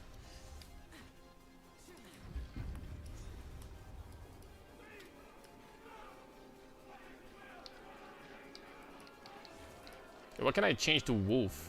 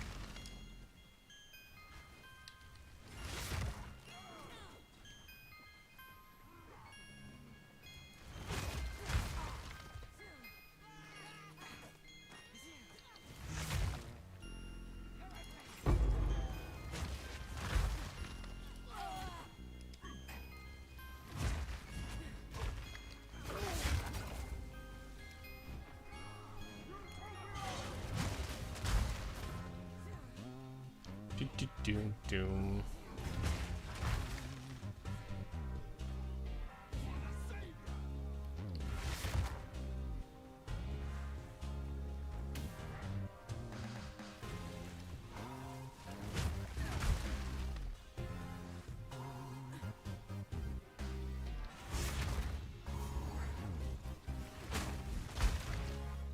think up there are 3 exalted orbs, but I'm just gonna move on. Crazy loot, by the way. And GG is so freaking generous, giving you 3 exalted orbs guaranteed in this location. I wonder how many new players actually missed that spot and didn't get the 3 exalty.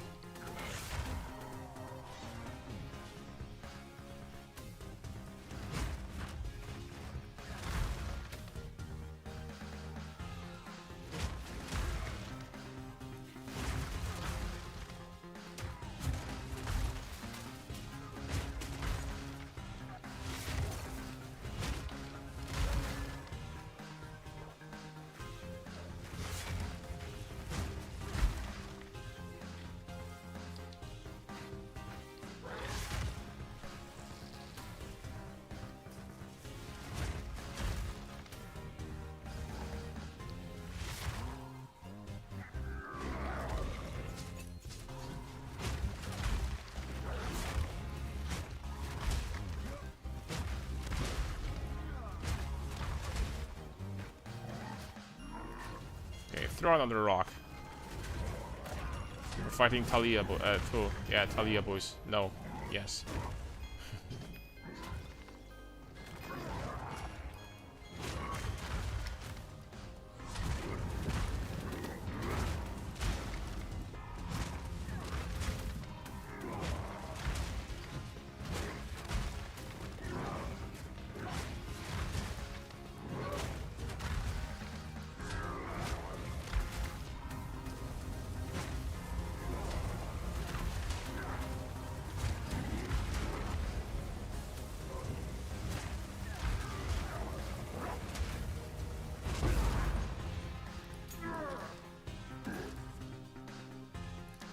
Okay, let's boost shield wall a little bit.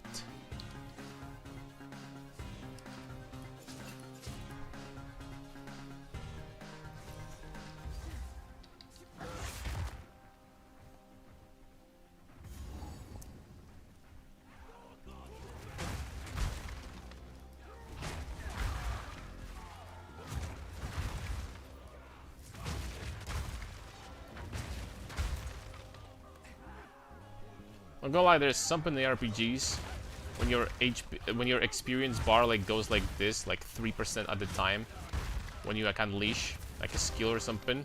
There's something about this that's freaking satisfying, dude.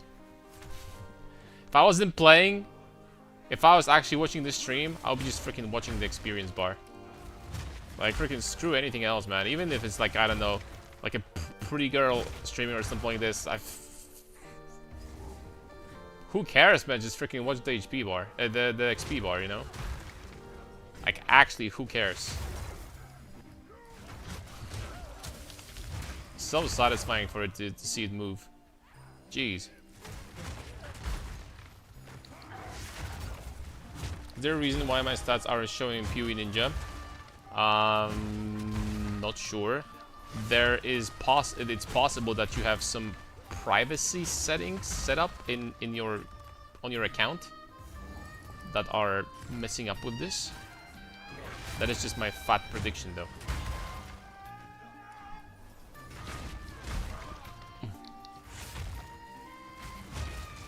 That is only my prediction, and it's possibly a very flawed prediction right there. Wait, do we have damage here? We don't.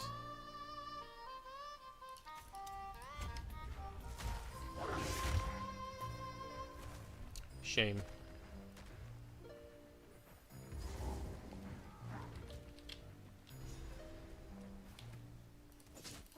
Sup, traders?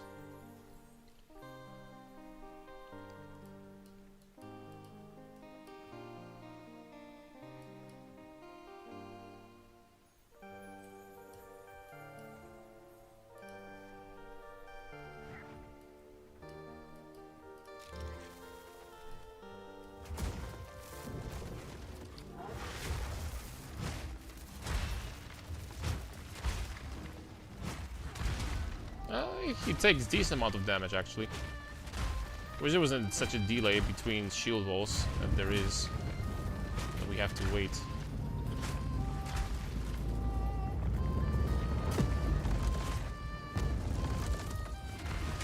up, boy? Tavakai is about to freaking join the party.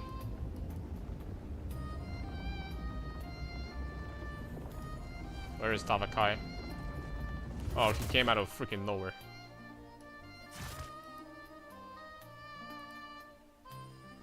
No! No! Please! No! Spare me! Boom. Man, that's freaking... That's rough.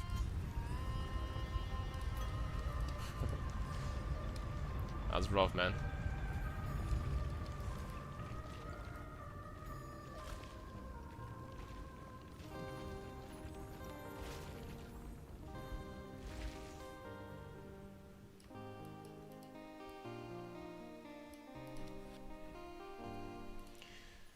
Hello, Nyo. What's up, Metal Maiden?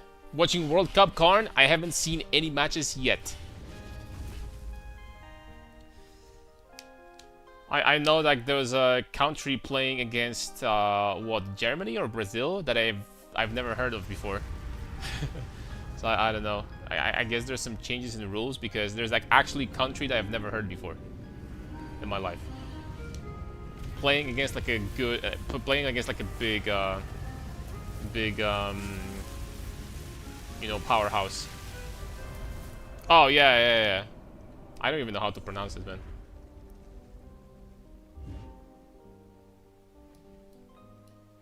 Dutch colony? Dude, I didn't know it was a country. I thought it was a city. I saw it in like Port Royal or something. This like, you know, this place. Sounds Portuguese. True. Also. Yo, this guy, this hooded one, Sin, kinda is freaking... This guy is trash, man. He fell over. He's still on his knees, man. After that. So weak, brothers.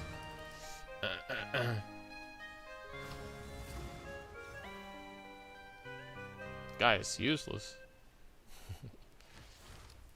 He lost to the Count, too. He got waxed by Geonor.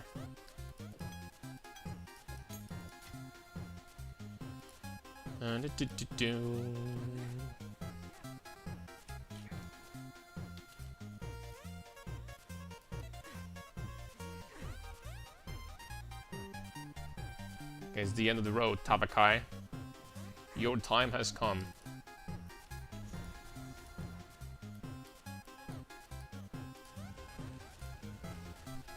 Right, I managed to deal with Goro. You think I'm not gonna deal with you, buddy? Sub-Zero wins. These you have blissful ignorance about Anna too, and you having some fun. Well, what? What happened? Did they add a new character to the game or something?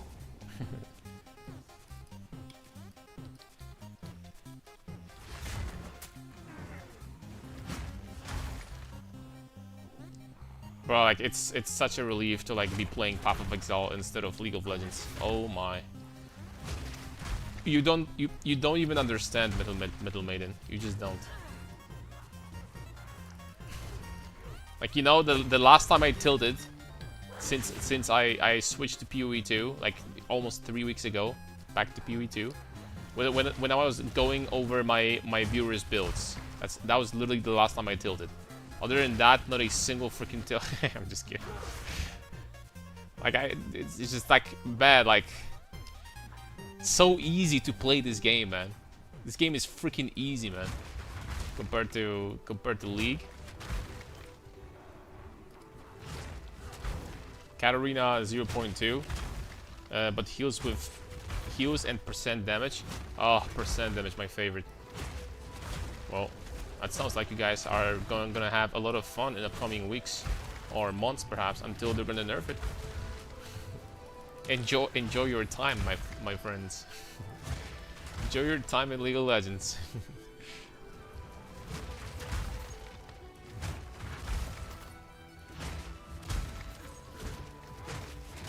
It feels bad. I feel bad for you, man. Oh, I got heavy stunned.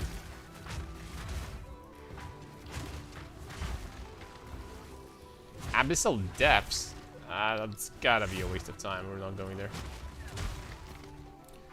It's not like I'm gonna get Omens of Light from that, right? Wait, not only percent damage, but percent that scales like ASOL. Oh no. Does he have like infinite stacking mechanic or something? Or is it just like... Is up, mother? Sup.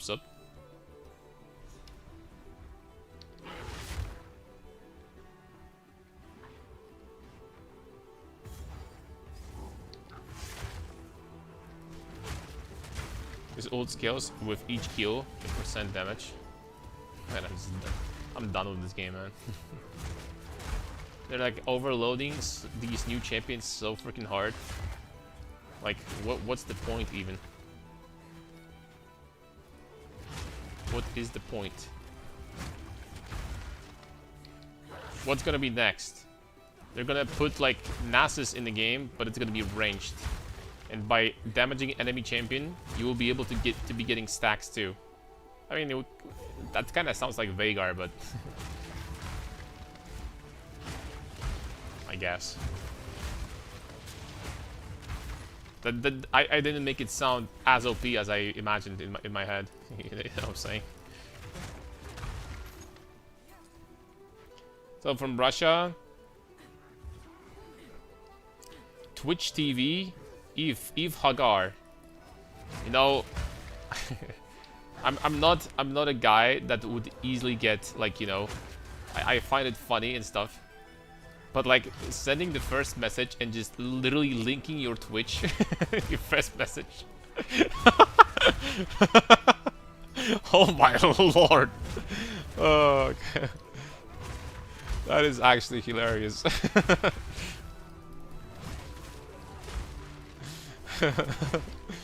Oh man.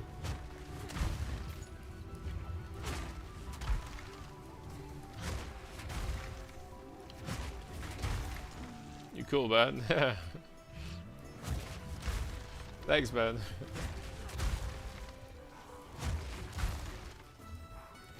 Guess, you know, have a good time today on stream.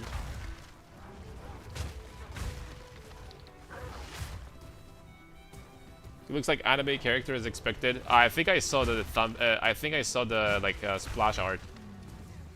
So he kind of looked like Ezreal, but like probably like 5 years older, because Ezreal looks like he's 16.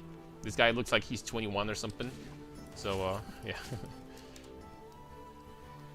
Life percent life. Oh damn, buddy. Yo, hit yellow perfect chaos to hit strength.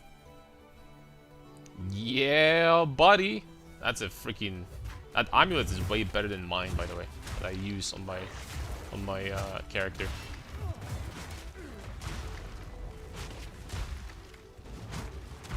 Lightweight.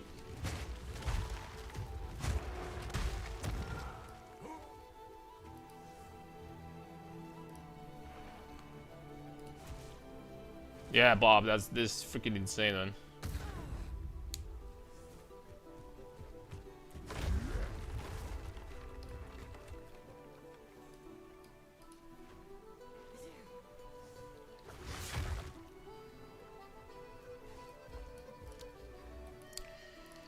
Alright, when we're gonna get some damage. A few more levels still.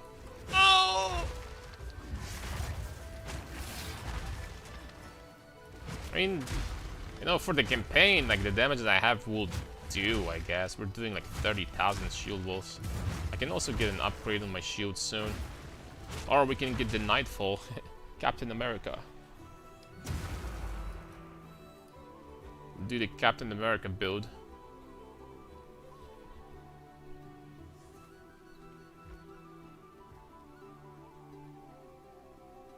So Mercenary was the latest decision, what we're talking about.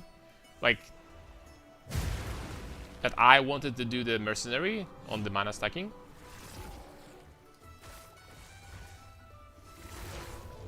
So I haven't seen a really good Nightfall build yet. I mean Ascendancy. You chose to do mana stacking on Mercenary, on Gemling. That's gonna work just fine. Not bad. Not a bad idea.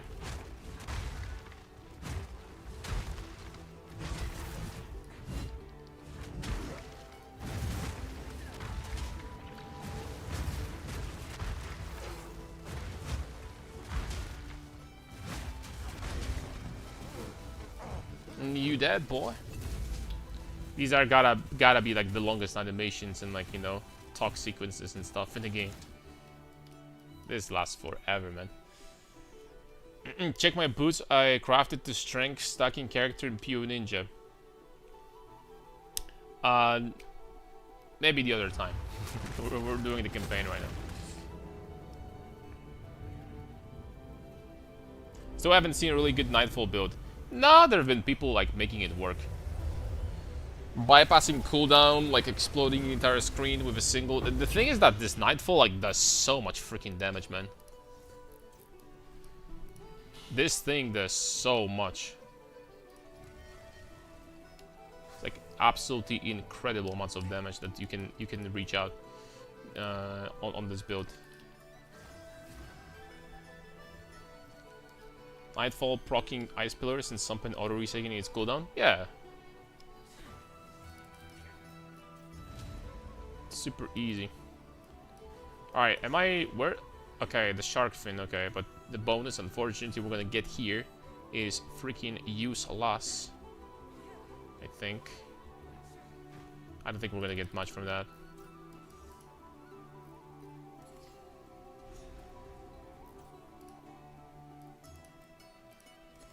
Alright, so this is... The other option is grants armor applies to elemental, deflection, and faster start energy recharge. You know what, I'm just gonna get Cam's lesson. In case that like ever, you know, in the future, I will want to put some evasion or armor in this build for some reason. Evasion probably much better.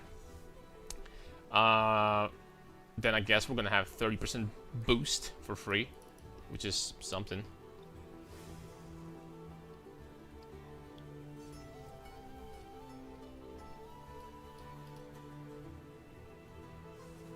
The Grim Pillars from Runic Skills.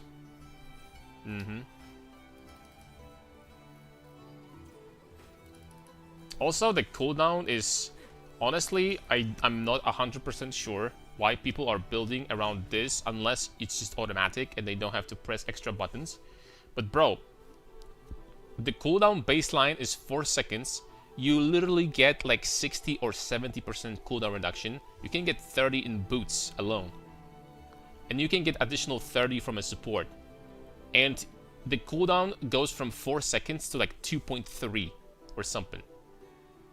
And then if you invest into 100% aftershock with this shield, which you can, explodes again after a second, you don't need more than that. Like, with the area that the skill has, bro, the skill has baseline almost 4 meters area. This is freaking huge. It's insanely massive. So you just explode the screen, and then 1 second later, you explode the screen again from aftershock. Why the hell would you want to use that ability more often than every 2 seconds? You just get some cooldown reduction, you're done. And then of course, if it's super easy to proc these crystals and it doesn't require any, you know, shenanigans, then you can do that too and bypass the cooldown completely. And it's not a problem.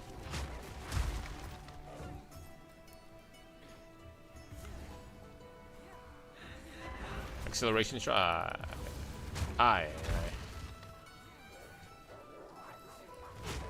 Where's my acceleration, man? Where's gotta go fast? I took Titan, but not like in Mage Blood. It's crazy. I thought that Mage Blood is going to be like the best item for every build, basically, and I was kind of wrong.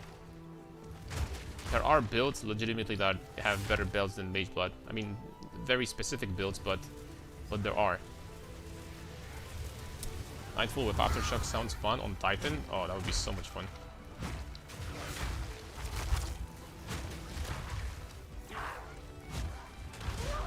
And you're like insanely tanky with this too, because you're getting all of your damage from shield, so you're basically stacking armor at this point. You're done.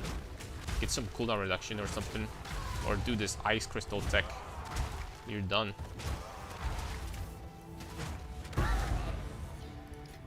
That easy.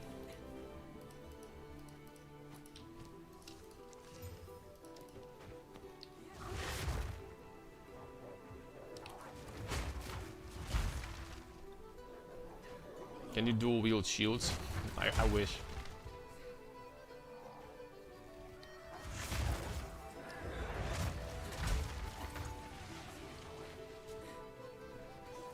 Imagine if there was like a keystone here next to this one. Giant's blood and then Giant's armor or something like that. That gives you ability to dual wield shields, but the requirements, I don't know. The requirements would be too easy. It would have to be like insane penalty or something like that. You have to get like crazy penalty, I don't know. You're doing, I don't know, 70% less damage or something like that. Still would be overpowered probably. Even with 70% less damage, it's still probably overpowered. Giant Iron supplement. Lightweight.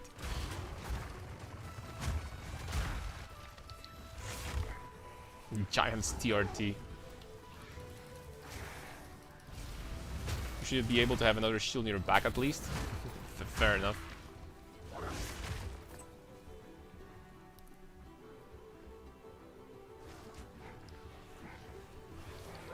Wear a shield instead of a cloak from MTX.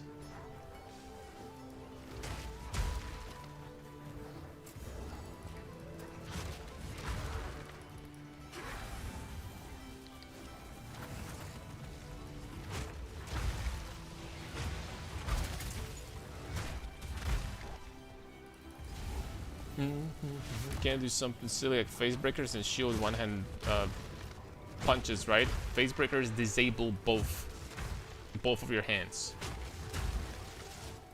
so you cannot do that.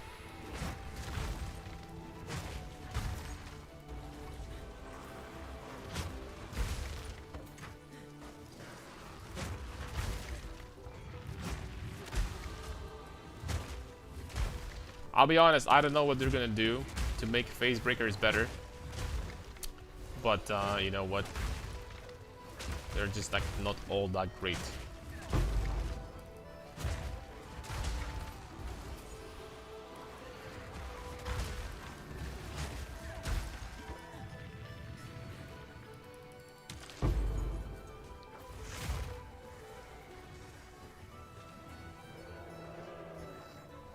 Is there one more stone? Yeah, there is.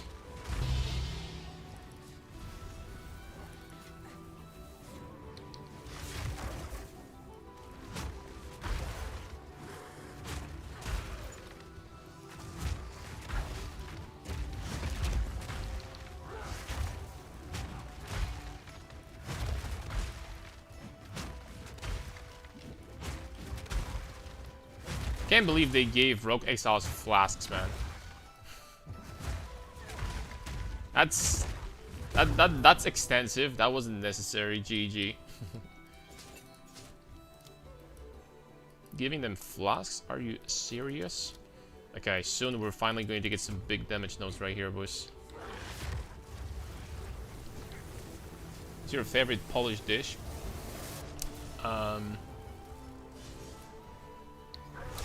I guess dumplings, also known as pierogi. Pierogi is probably up there. Like, there's so many ways you can do them also, with like meat inside, or like with cabbage and mushrooms, or even sweet ones with like seasonal fruit, like strawberries, or like blueberries, or like, you know, cottage cheese or something like that. Holy smokes, you can do pierogi in so many different ways, and all of them are going to be delicious.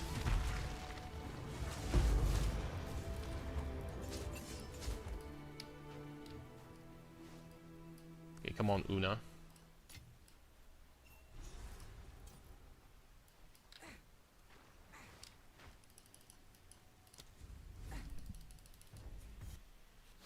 Jurek, Flaky. Not the biggest fan of Flaky, not gonna lie. I don't even know if this is a traditional Polish dish. That's debatable.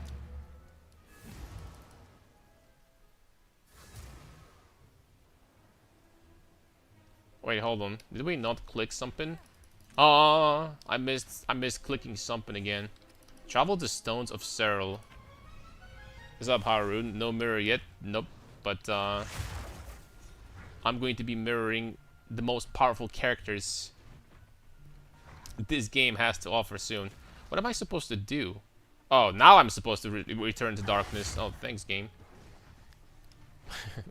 I'm leveling up ritualist, and it's gonna get very powerful.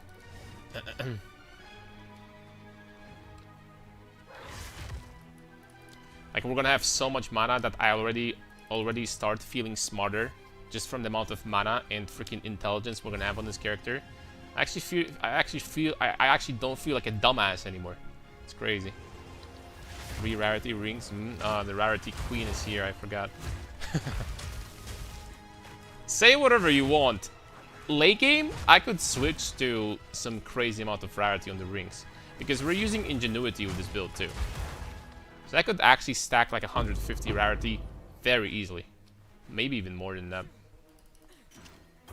You know, the stat is completely useless, but I could. Just for fans in the chat. Getting some rarity, let's go. Craving for herring beetroot salad heavily. Oh, beetroots. Not my favorite vegetable, but you know, if needed, I'm gonna eat it. I'm not very picky, to be honest. I'm gonna eat basically everything, except for, you know, there is something I cannot eat for the life of me. It's cucumber soup. I can't.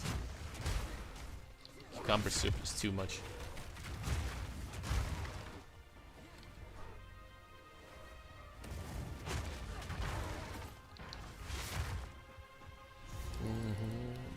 Time for some Holton. Time to abuse Holton, boys. Can't believe the amount of mana you can get compared to life. Oh no, please don't start this discussion again. You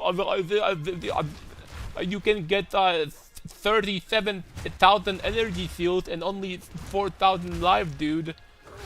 Please, guys, like, you literally take no damage, man, if you're investing into armor. Let's not start this conversation again. Come on, guys. Guys. Sure, you can get a lot of mana, but like, you don't get any armor, right? You don't get any armor at this point. Why would you care about having 4 life when no hits provide any danger whatsoever while armor stacking? You know what I'm saying, right? Why should I fear hits that freaking graze my balls? Oh, that didn't sound good, but you know what I mean.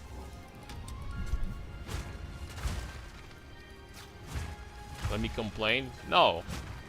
Armor good, D4 bad. Sure, we're gonna have like 11,000 mana on this build, but like 4,000 mana regeneration. That being said, I would still rather go armor. I mean, okay, it's gonna turn out that I'm a sucker for armor or something. There's nothing else I can build. Here, guys, this is the reason why we're building this character, because that's gonna be a proof. I can build something else than an armor stacker and use a different skill than leap slam. It's common, boys. Get ready.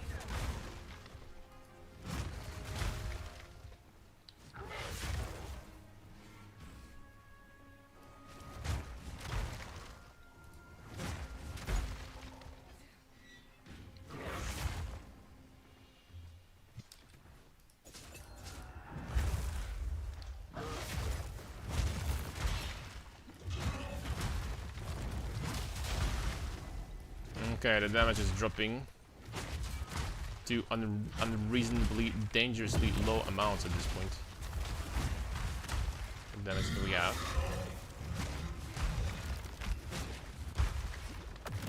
I mean, still doable. Should I go for an upgrade? My level already 51. I guess we could probably get something much better than this, right? 2 points available. Okay, we're gonna get damage soon, and a lot of it. That matter. With 11,000 mana, you still get stunned often, right? That scares me the most. And we're gonna have like 5-second stun immunity duration on the charm. And since we're a ritualist, we actually have infinite charms. So this shouldn't be that big of a problem. Most people will not even get to you. They're gonna die from Sunder before they're gonna get to you, so it's gonna be okay.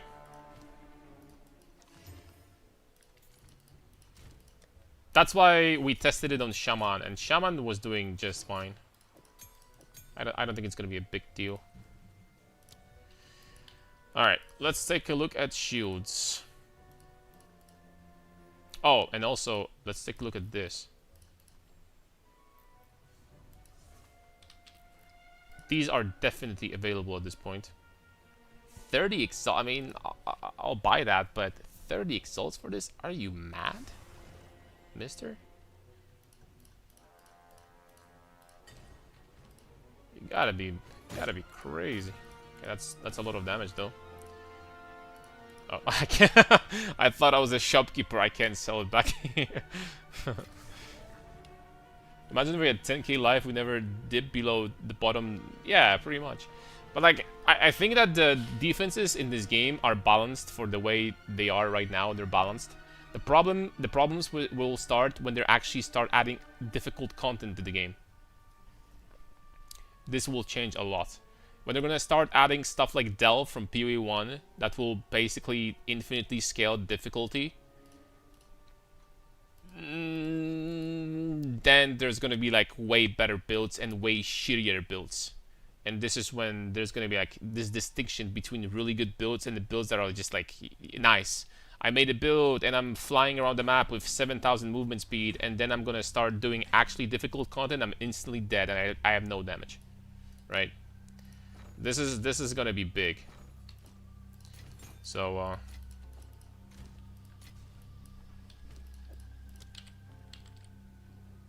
this is when we're actually gonna need to start stacking defense and damage to do such content. So right now everyone is just stacking speed and rarity in this game. I'm sorry. I have nothing against rarity except that it's useless, but I'm sorry, man. It's just we're not real. We're not serious. Alright, shield. Maximum level 50. Let's just say 2. How much armor can you get on a shield at that point? Okay. All of them are level 52, actually. And you have 60. Oh my lord. 800 already? I'm gonna tell you what, I'm buying this. Okay, next level we're getting big upgrade to our damage, which is going to be in 2 seconds.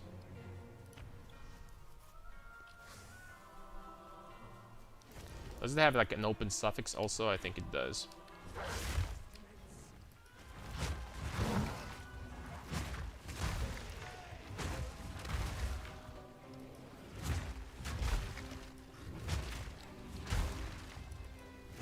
Rapture Eye, Timeless Sapphire, reach 6.7k mana with 10k remnants. Ooh, that's nice. Very nice. 9% crit. Anyway, what is this? What is this dog shit roll of 9% critical damage bonus instead of 10? Keep divining it, man. I'm just kidding. Don't freaking do that. Don't do this. Don't do it, buddy.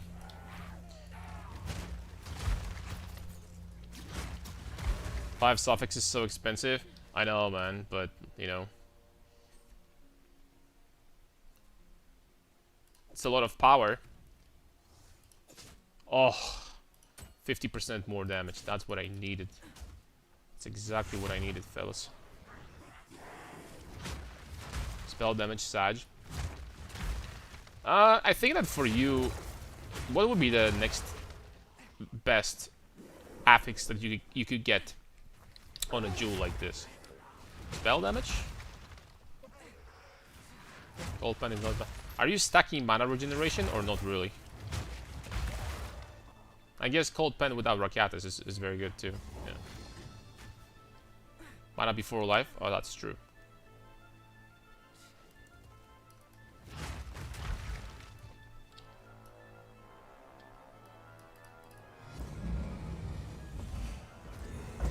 Wait. I don't remember fighting this boss. Why am I fighting statues from the Trial of Sechemis?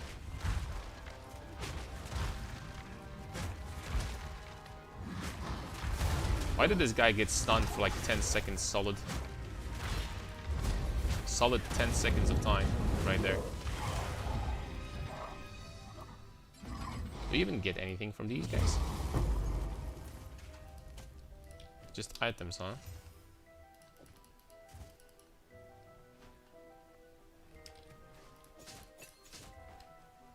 That's the first time I saw this mini boss here. What the heck? I should be playing Path of Exile 2 more, I think. I'm not playing this game enough. Jumping way more divines with your filter, thanks man. No problem, man. Lightweight. Yeah, buddy. You're gonna see how many divines and things we're gonna be dropping with the Sub-Zero loot filter.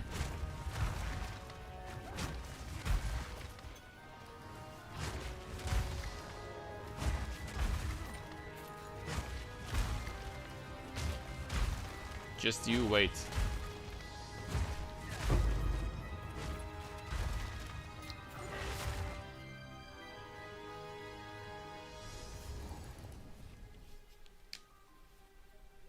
Why rarity useless? Aren't these tests show that how increase the farm income?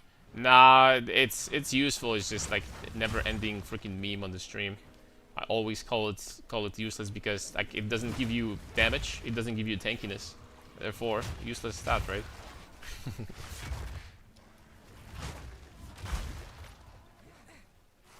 Like seriously, what does rarity do to make you to help you freaking kill your enemies?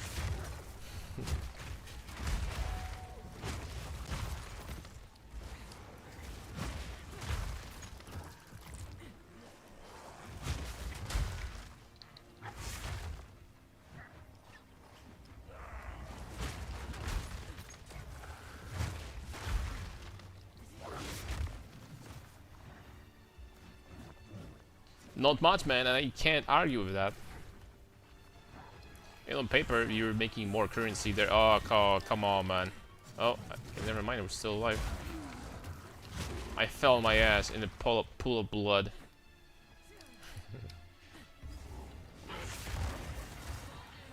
That was almost a tragedy.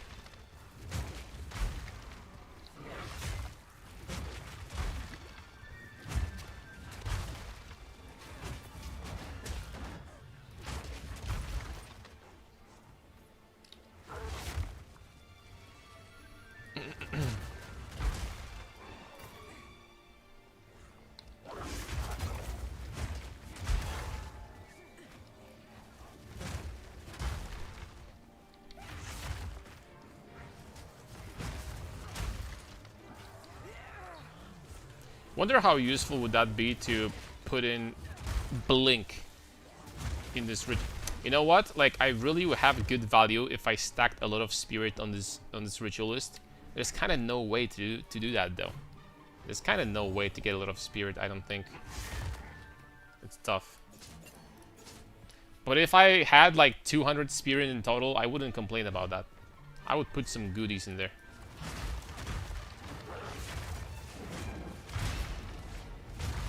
I would actually not complain. At all. Okay, we do have good damage.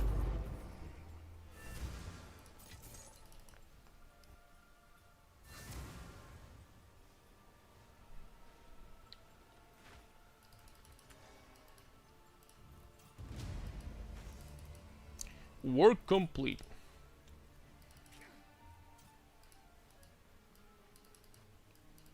Wait, do I not get like a book for +2 skills here? And so cheap. Alright guys, give me a second, I'll be back in like 2 minutes.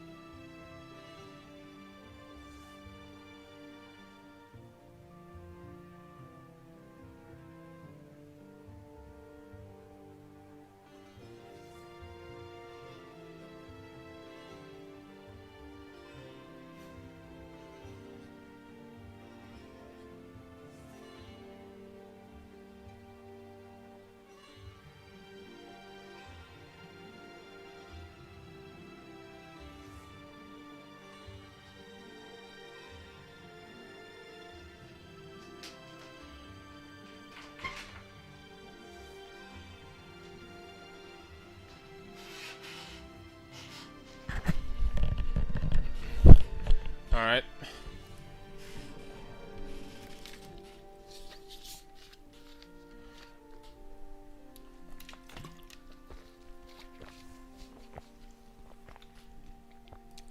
Uncle's back. Back again.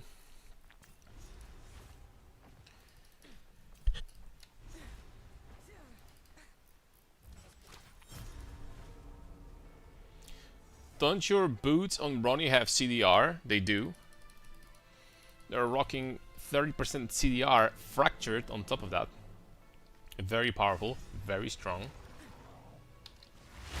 Not gonna lie, if we want to fund, well, there is one simple way of fixing all of my problems. My problems with currency is that I'm going to sacrifice a Mage Bud and sell it for plenty of divines, and get myself gear for the mana stacker. The other option is to level it up and like just not get like insane gear, but like, you know, slightly worse. That's also an option, I guess. And then just start farming on it.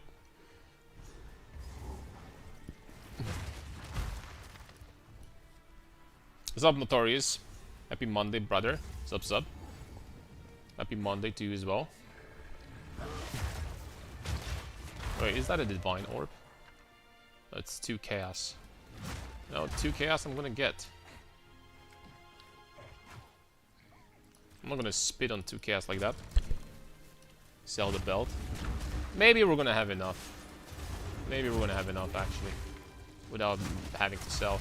I still do have, like, you know, 200 divs left. I have a pretty good chest.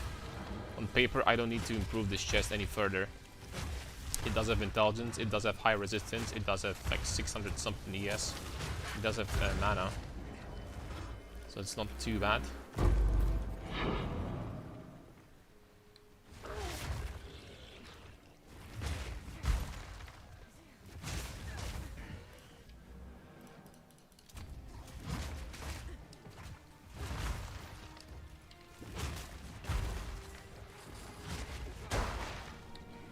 Chill, we're gonna be immune. And let me think let me think about the things that we need to solve on this guy. So chill, we're gonna be immune from the charm. We can get immunity to slows from the charm, and you know, as a ritualist, we're never gonna run out of charm slots, so we're basically immune to temp chains, to chill, to all that stuff, which is nice. The freeze we can get on a charm, and stun we can get on a charm. We don't need to use the special charm for like a damage reduction, because you know, we're probably gonna be immortal anyway. So we don't need that.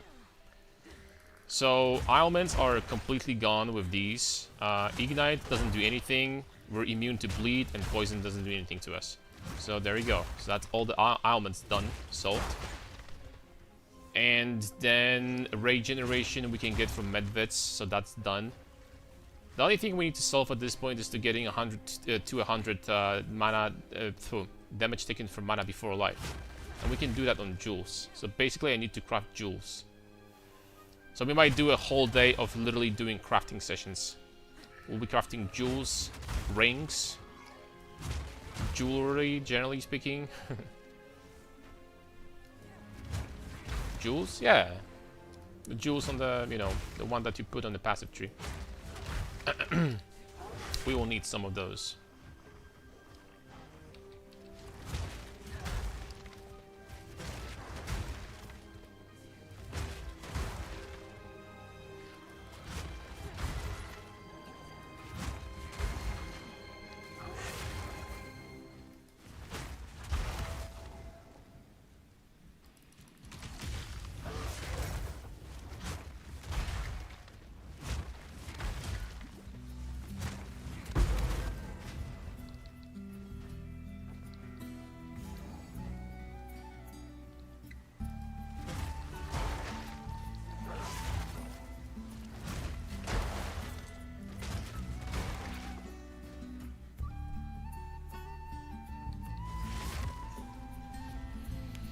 Helmet is basically done. We don't need to do anything about the helmet.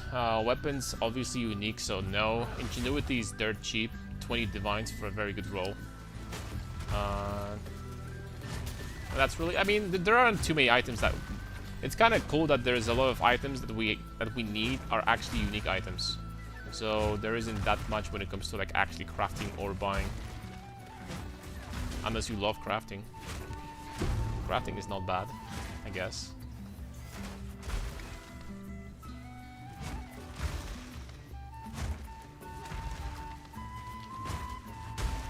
You know, people say that when it comes to PoE 1 versus PoE 2, crafting in PoE 2 is much easier. I freaking don't agree with that. Like, we're very close, very quickly reaching the point where crafting is going to be pretty much the same level of game knowledge and difficulty as it is in PoE 1. Very quickly. They're gonna add like 1 or more 2 crafting mechanics to the game, which they will soon probably. And there you go. Both games are pretty much the same at this point with that aspect. And it turns out that it's not that freaking hard at the end of the day. It's not that difficult.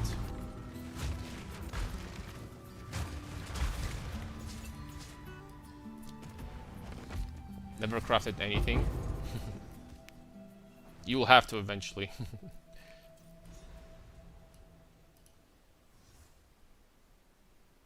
Eventually you will have to. Crafting is extremely useful. Okay, so we're done with this part of this thing. Then we just need to find the permanent boost, although it will give us nothing. 5% life. And kill the boss.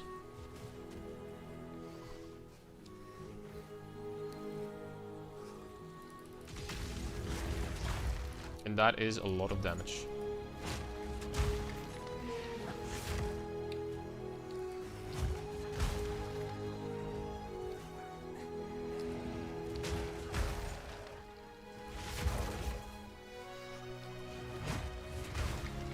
No. It sounded to me like a Darth Vader screaming, no. Oh no, gotta craft an item in an ARPG. Oh crap, man. You know, this freaking game, this archetype of games, this genre, that's basically all about items. You have to deal with items, man? Damn it, man. Like, if I were you, I would just go back to Sims, man. Just kidding. Just go back to Sims. You have to deal with that shit. PoE, crafting items, and Sims, the only thing I have to do is, like, you know, freaking, I don't know, change the diapers for my kids. So much better, man. So much more fun. I don't have to deal with these modifiers and shit. Just literally dealing with shit instead. Although I think I'm going in the wrong direction, but we're gonna find out soon enough. GTA will come out eventually. True. This year, surely. Will GTA 6 come out before the full release of PoE 2? Let's find out.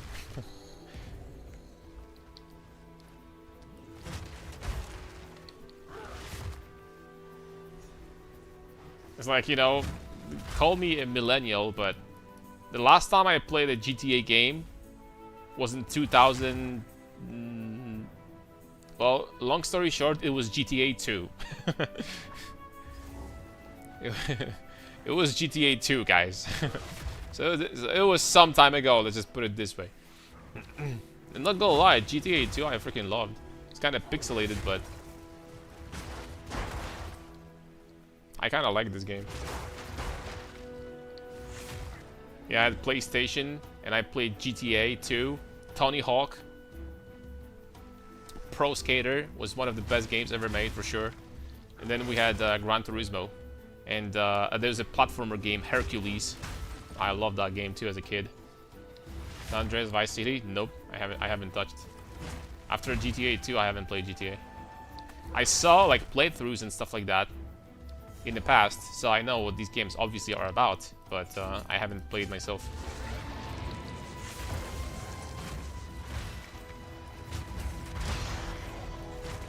Ooh, stunned 2 worms at the same time. Take this, buddy. Yeah, buddy. Lightweight boys. Look at the mechanics, man. Freaking mechanics. Wait, what? Yeah, these gloves are kind of incredible. To find these in the campaign, that is nice. Okay, it's time to fight Diablo. Like PoE got Diablo before Diablo 4 actually in their game. Like at this point, GG is just freaking mocking Blizzard. I'm sorry.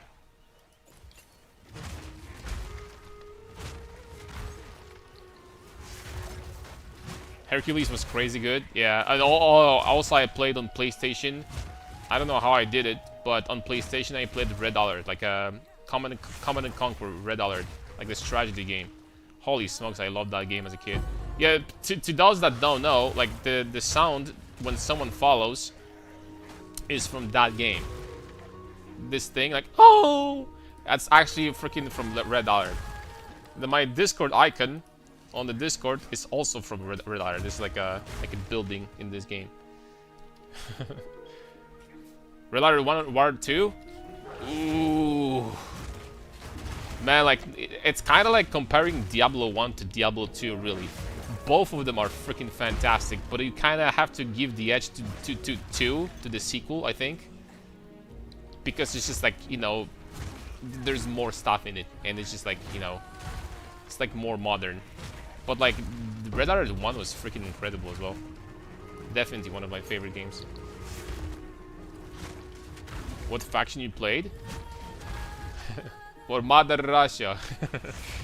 Freaking communist, man. Like, what? I just... No, I like to play as Reds. Because of Tesla coils and mammoth tanks. These are the strongest units, man. And the strongest, like, defensive buildings. The strongest towers.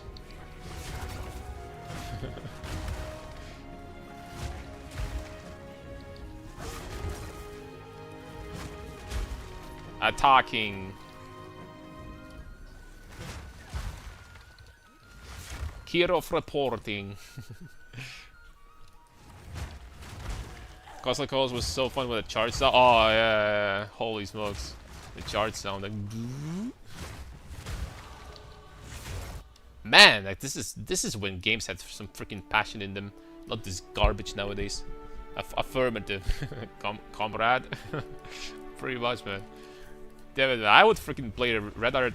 Like, I actually have Command and Conquer Reforged on my Steam. We should do a stream of that one day. I'm not gonna lie. Just like go through the campaign or something. For Mother Russia. I mean, I am Slavic, right? I'm from Poland. So the accent is there. I obviously can't speak as a Russian, but...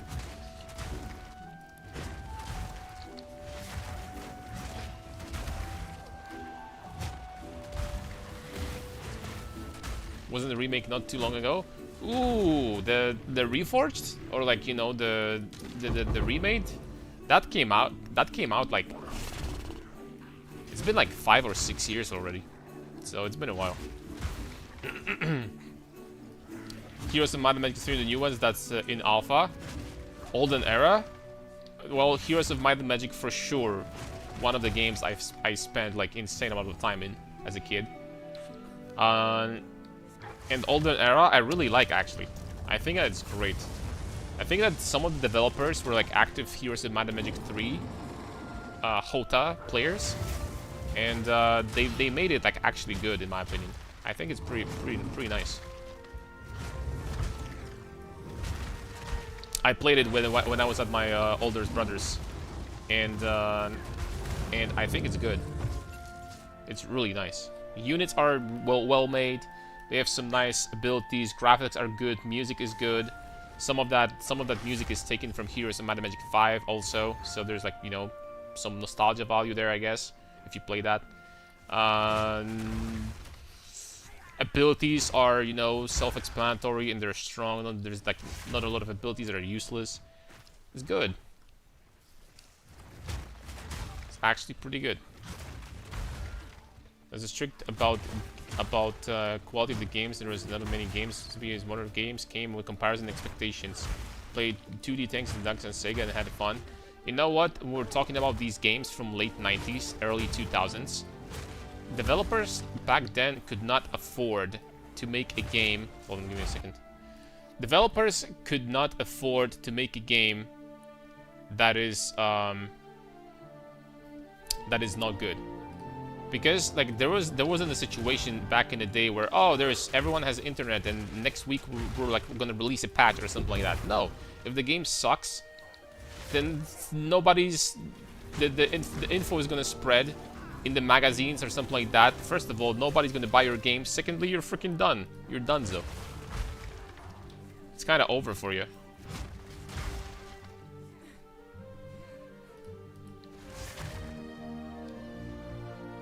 So it's just like you couldn't afford really to make mistakes.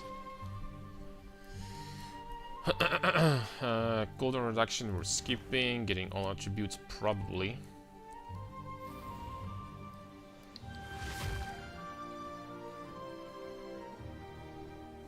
Old strength made new in me hands. What is this? Huntress. British?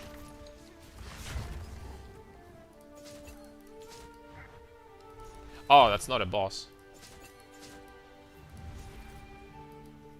Okay. If you're slaving or getting and you hear somebody mentioning it and you just got a Gothic remake. So there's many things treating as well. Gothic is also like that was a very big game in Poland, but I actually haven't played Gothic myself. Played like a lot of similar games, but not this one. You know what? Series Splendor with helmet variant? Yes. Still worse than a very good rare chest, but yes. Slightly worse. It's almost as good actually. It's actually almost there. But the very good rare chest just beats it still.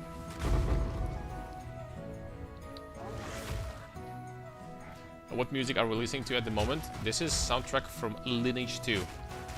Very easy to find on YouTube. Just type Lineage 2 soundtrack compilation. You're gonna have like 45 minutes or 60 minutes or something like that. Compilation. Boom.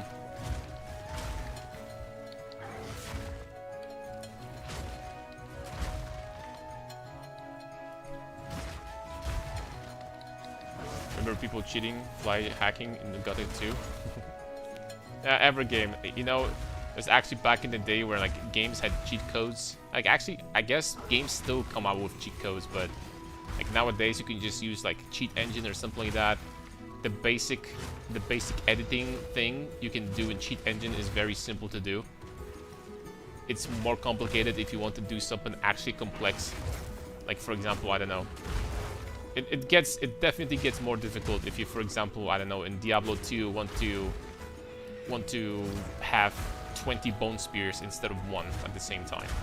It does get more complicated, but you can also edit that.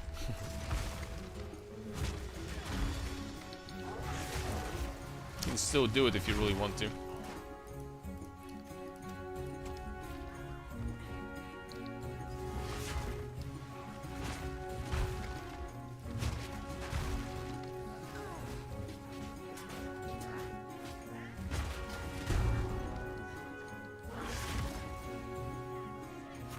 Don't need to pick that up. Imagine if there was a bug or something like that and we actually dropped Garukan from this boss. Oh my lord. That would make me happy, not gonna lie, guys. That would make me... Damn it, I keep on getting heavy stunned.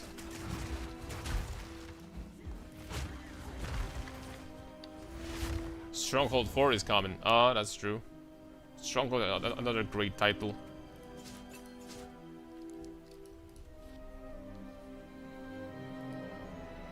Gotta say.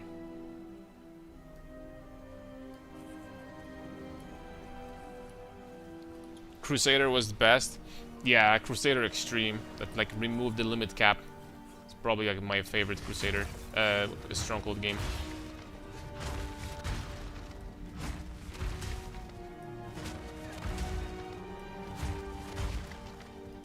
Okay, so there's a cap of how much damage you can do to this guy. He's not gonna one-shot me with 7.7k armor, right? Like, no lie, when they introduced this boss in 0.3, I was like, what the hell, dude?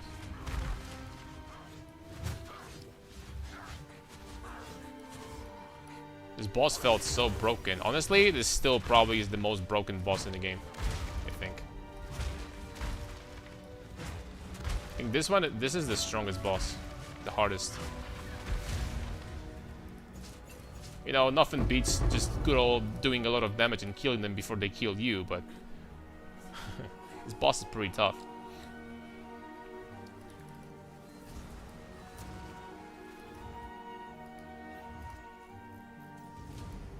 Work complete. Remastered, great game.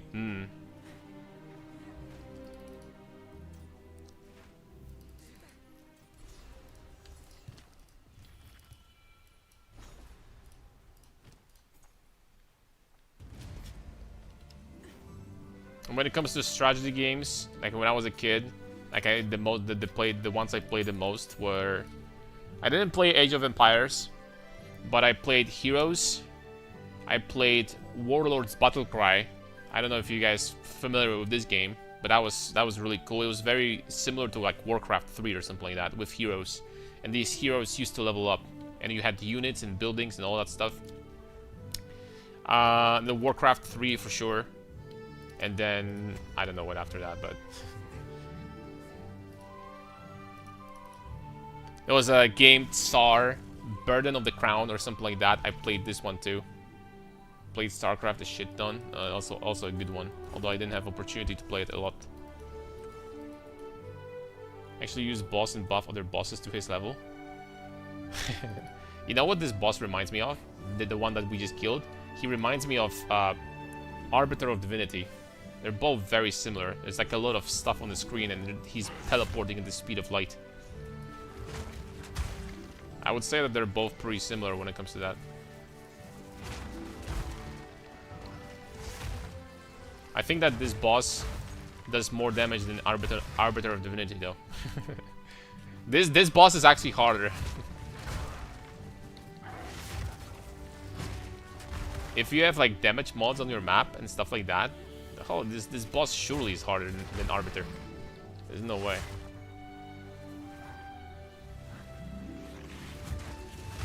Oh, Dune 2000, that's also like a big one.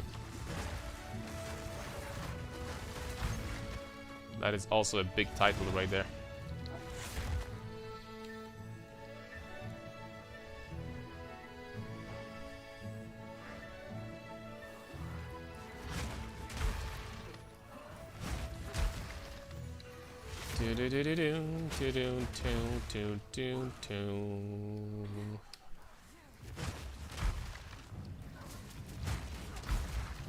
So many good strategy games, man. Civilization, not bad. There's like a even economy pirate game that I played a lot, and that was actually quite recently. Port Royale, the port where the game where like you used to travel around the Caribbean on your ship, on your fleet, should I say? You had multiple ships later on, and you were just like trading and like beating pirates and stuff like that. That was really cool.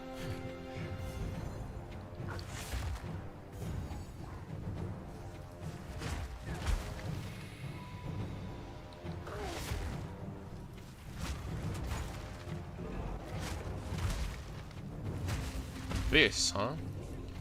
Gates to the abyss.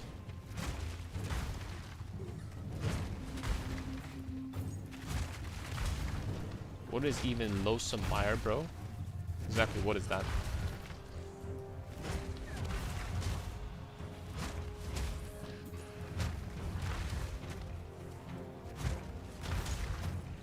Man, not gonna lie, like Shield Wall is probably like the first skill I've seen that actually, with the overkill damage, the Herald of Ash actually does some damage with it. Herald of Ash with this skill actually does a little damage, so that enemies HP actually move. I can see it. Their HP is moving when they're ignited by the Herald of Ash. It's crazy. Maybe that's the tech, boys. Shield wall with Herald of Ash, man. maybe that's how you make it broken. Alright, shield wall 13. No. Shield charge 13. There you go. Ow. Holy smokes, that did half of my health. How much cold resist? Okay. I don't have that much. Fair enough.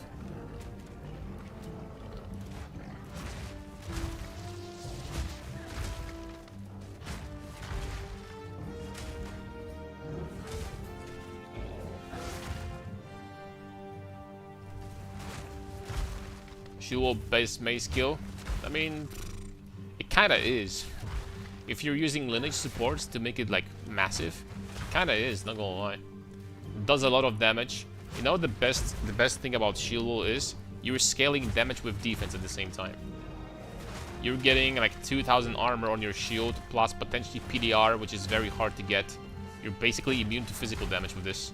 And then you can get armor applies to elemental up to 50% again. It's just like, it's like the tankiest thing you can do, and at the same time, probably one of the highest damage ones at the same time. Just like, and in good clear also.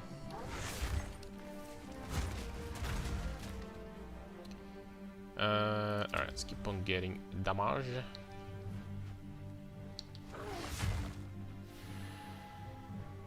Brother, play D4. You played Dota and Warcraft 3 Heroes of Neverwinter before League? No. No. League was my first MOBA. Now, there was a time when I did play some custom maps from Warcraft 3. But, you know, the custom games, like tower defenses and stuff like that, but League was really like the first for me. Oh, I forgot to use that. What did she say? Feels like thunder in me bones. I swear this huntress is British. Who says like freaking me instead of my? Only British people know. Or like maybe from New Zealand. Maybe she's from New Zealand then.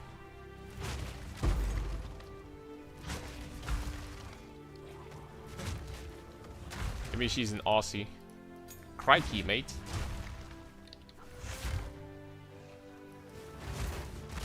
Maybe she had macas yesterday or something.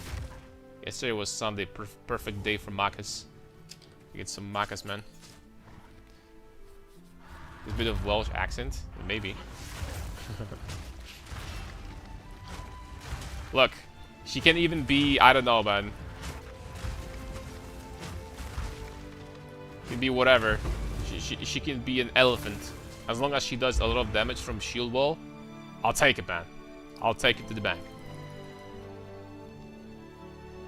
Sub-Zero is a girl. Don't worry, man. The thumbnail, I'm gonna make it so that it doesn't look like she's a girl. It's fine. I'm just kidding. Gonna cut some parts. It's gonna be fine. Thought Huntress was Scottish. Ooh. We have drowning orbs in here? How come? Drowning orb witches?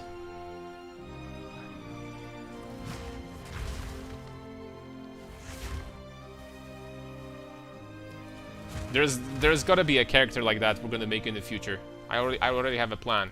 This is gonna be the fastest character. She's literally going to freaking fly through the maps. And she's gonna be called Powerpuff Girl. That's right, boys. I don't know what class, but Pathfinder maybe.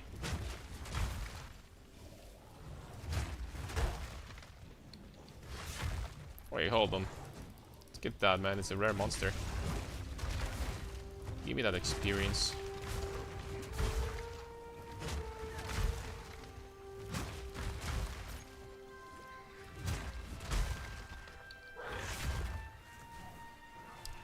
A 2 rite passage stayed in 1 hour? What? And one of them was 130 divs. Got some money for Mana Stacker Artist. Let's go. That's what I'm talking about, man. Now I wonder how I'm going to make my money.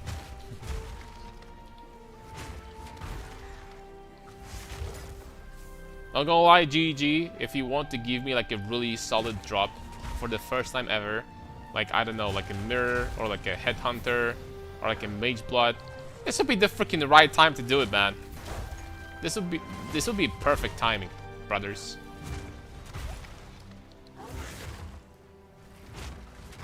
This would be perfect timing. Couple of mirrors? Nah, I'm not gonna count on that, but like, you know, like one big drop, I wouldn't complain, man.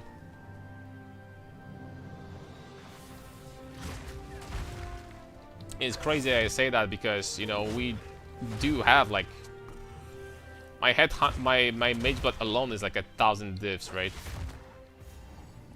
So we do have some money.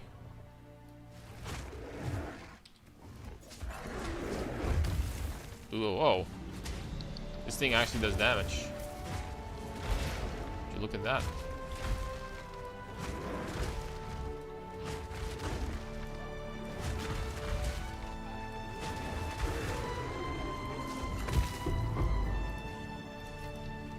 Give me your tusks.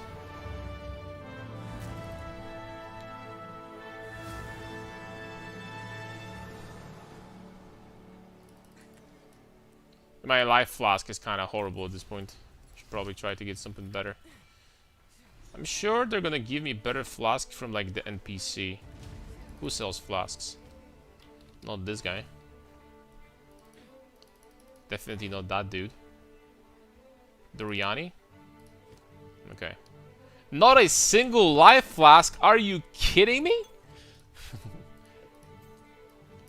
Freaking useless. Let me just move on.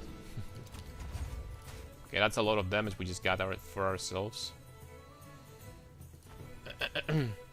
My mage blood just like yours, but with armor, and probably will use the Mana Stacker Monk. If I don't know if I have some alternative. Oh, I don't know if this armor is gonna give you a lot of Mana Stacker. We're not really going to have points to invest into armor, and the biggest problem about this is that if you're investing into armor a little bit, but getting no armor applies to elemental, it's tough, man. It's tough, not gonna lie.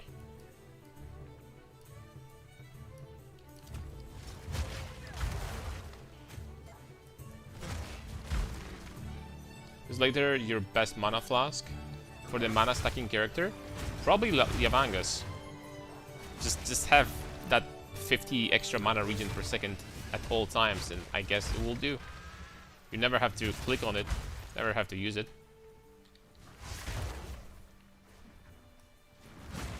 And if not this, then just, you know,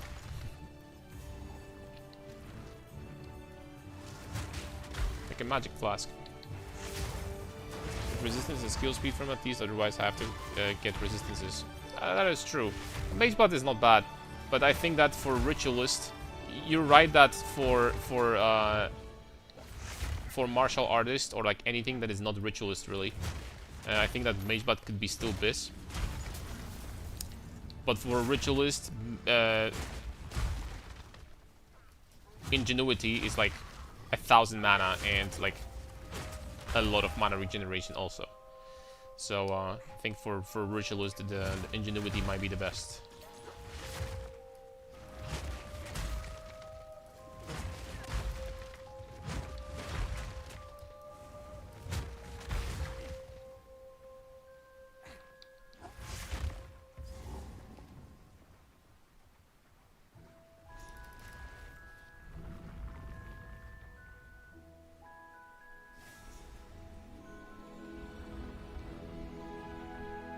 Okay, we're almost done, buddies.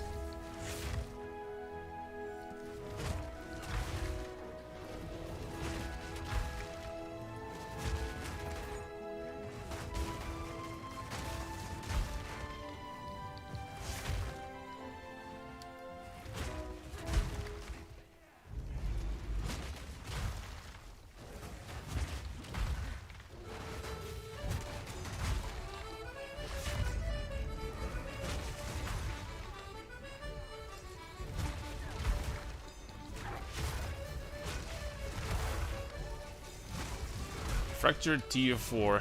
Dire Gorget. Ooh. Maximum mana, plus 3 melee skills. I'm not sure if I'm not gonna drop plus melee. Getting amulet like that is going to be pain in the ass. The one that I have in my POB. That's a rip, man. It's unlucky. But getting amulet like this is going to be tough. So I don't know if I'm not gonna drop plus 2 skills and get something different, maybe.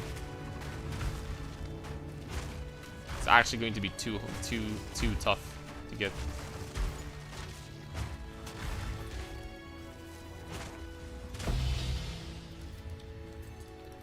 A null? Oh, there's the life flask, but our car level 60, so I can't use it either.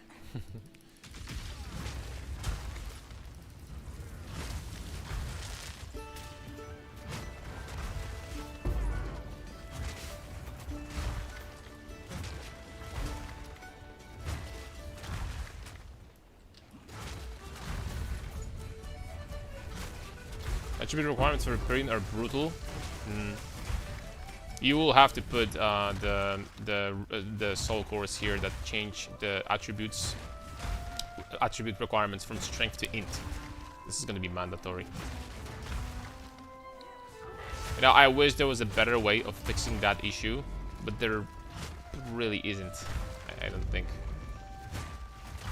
Like, you could try to experiment in PoB with the helmet that gives you the vertex. Helmet that gives you, you ignore item requirements. I mean, but you still, after that, you still have to get 150 strength for your skill gems.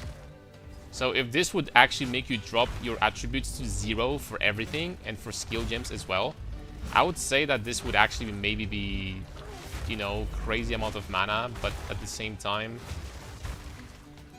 you know what would give you even more mana? Just freaking having a rare helmet.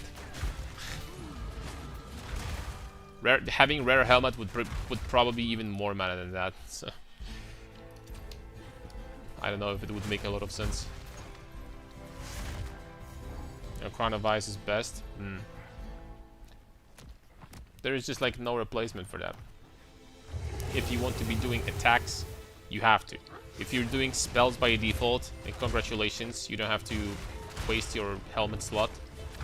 But if you're doing attacks, you know, bad freaking luck, man.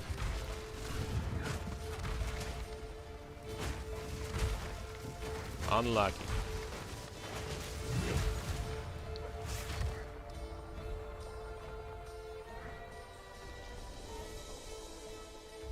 Might of the council have a % damage taken from somewhere.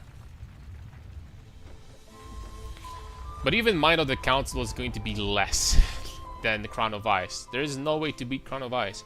Crown of Ice, on the very high end, you're getting like 400% increased damage. You just cannot make up that amount anywhere else. And since this weapon, if you're stacking a lot of mana, this weapon, the Twisted Empyrian, gives you crazy amount of flat damage anyway, even more with the rune. 6 flat is not bad though. It's not, but it's not really about how much flat it gets. It's really about how much flat compared to the Empyrean it gives you. And Empyrean is already like 2000 or something. So with the rune.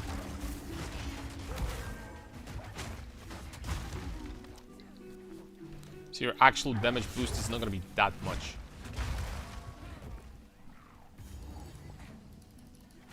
I'm probably gonna be like checking unique items today though. Off stream. To be honest, additional implicit. Yeah, I've been testing that and I actually kind of liked it. It's not really for more damage, I think it's mostly for clear. But it's useful for sure. If you get that node on top of that, and you can, it's very close to, you know, you're pathing this way anyway. If you get this, 70%, dude. It's almost every time you get the Fisher. Not bad. Almost every single time, man.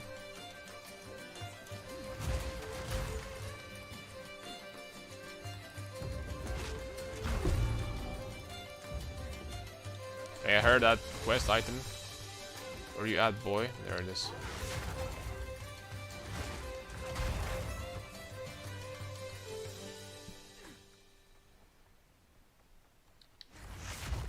There's some backtracking coming in.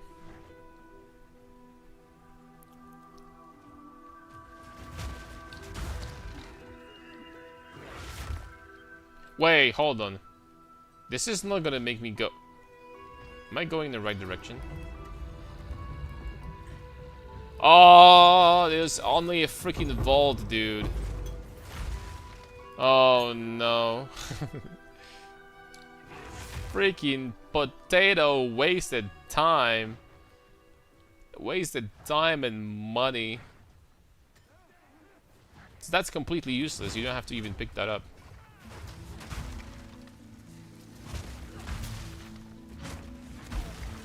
It turns out.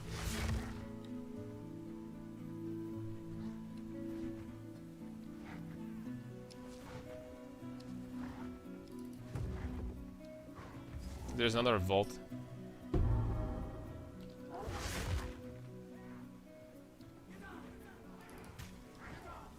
I'm gonna pick it up just in case, but I doubt that it's gonna be useful.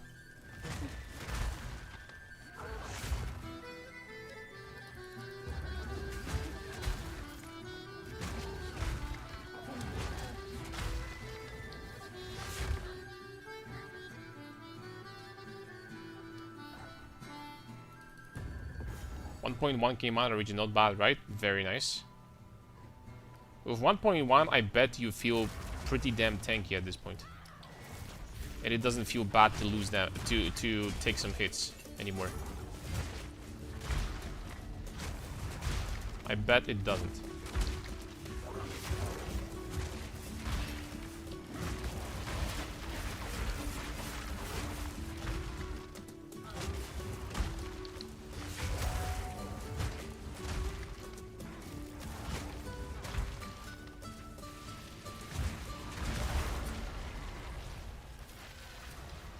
Take this, boys. Fine belt tier 2. Wow. Okay, finding that, like in the campaign, tier 1 life with high strength. I mean, it doesn't have resistances, but not bad, didn't it? Dude, maybe I should... Hold on, I really need to swap my mage blood and start using it on this character. Why am I not doing this? Am I freaking stupid? Don't answer this question, by the way, in the chat. You don't have to.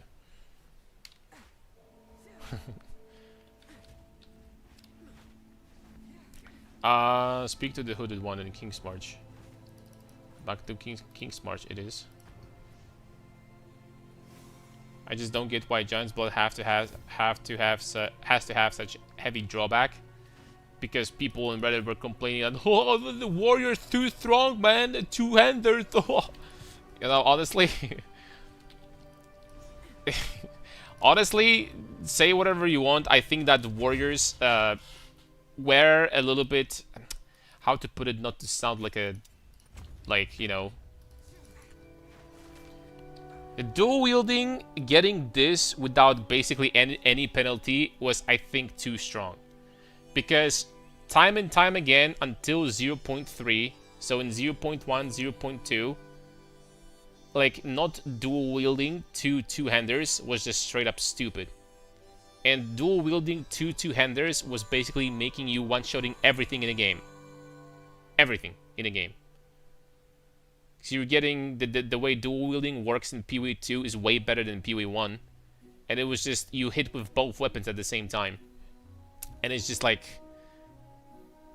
it was just too strong. Because you're getting strength anyway. So this strength requirement here, it's like, whatever, nice. I'm getting strength on my gear anyway to get more life. So who cares? So this was free. This was effectively free. And, you know, like, I don't know, man. I think that the penalty is too big, but penalty was more brutal. 620 needed to dual wield, and it was decent, and now nerfed. I disagree with that. There are plenty of weapons that, for example, had reduced attribute requirements If you had these nodes, especially on Titan, that already drops it to like 500, so it's already easy. I disagree. I disagree that it was hard to get that amount of strength. As in SSF, sure, but in like trade, eh.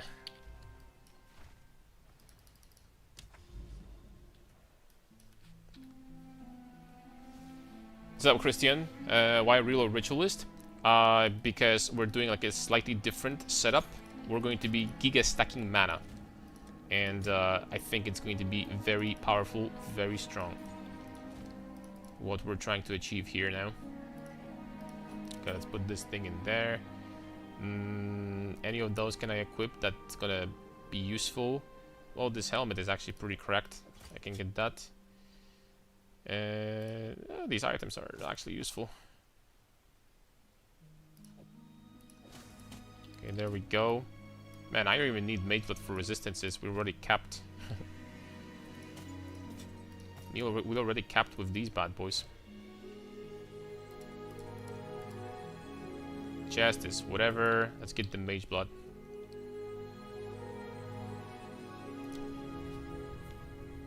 What character do I have mage blood? I think on druid. There we go.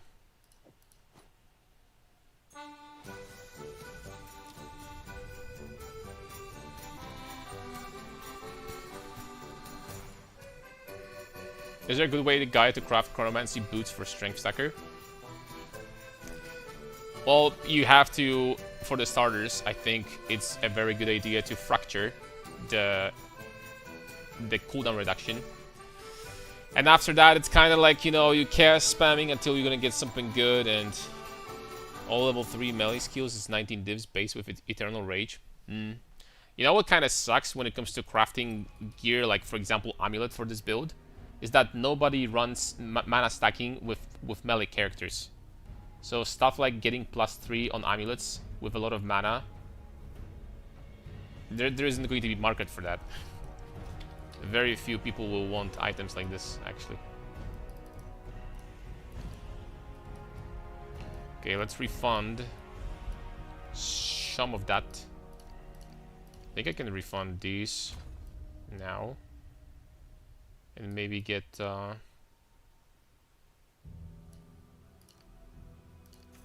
strength, strength, strength, strength. This thing is good. 18,027. Okay, no more passive points. Okay. Okay, so we should be tanky for maps now. How much is Ankh Citadel? Citadel. It's dirt cheap. How much are perfect? Oh, we don't even need to buy them. Shield charge, boom, Ankh Citadel. Oh yeah, freaking put it in the wrong skill. And what was the branching fissures? I think support.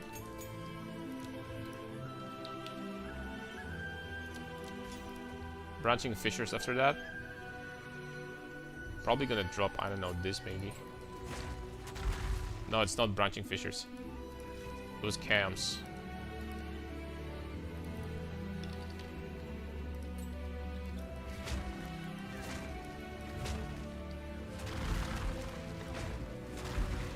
Okay, I think cam's better.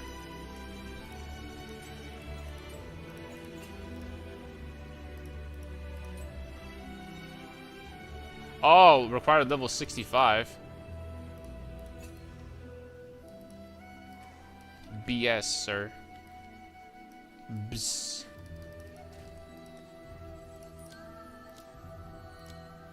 Alright, so let's run like, I don't know, tier 3 map or something. See what's gonna happen. See what's gonna happen. Mace, we can improve shield wall to level 14. River hold. You know what? I'm gonna keep those. Actually, I'm gonna keep those.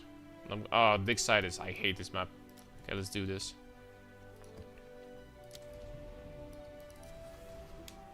See how this is gonna be going.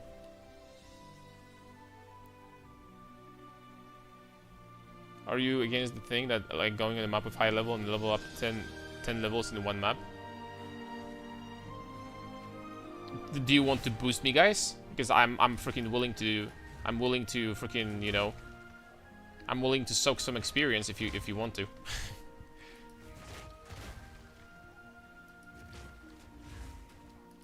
I can be a tank. I have 17,000 armor. I can be tanking.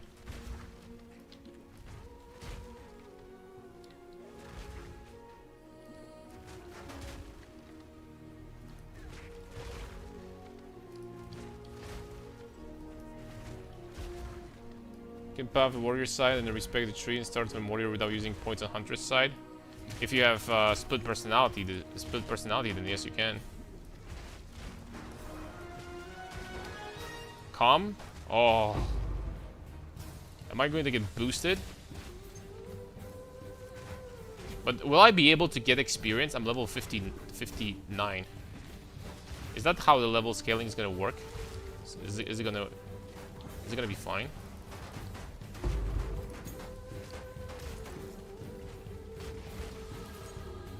Okay, I'm level 60 now, I take it back. 60 now.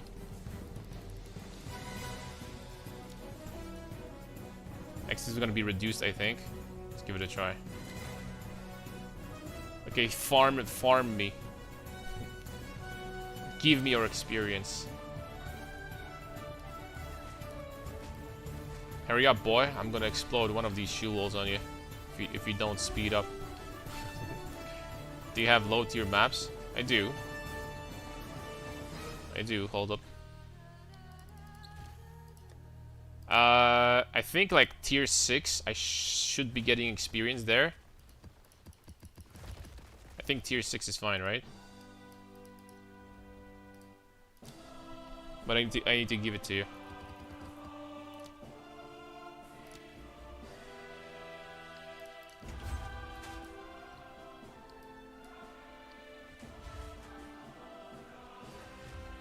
Oh, experience tablets.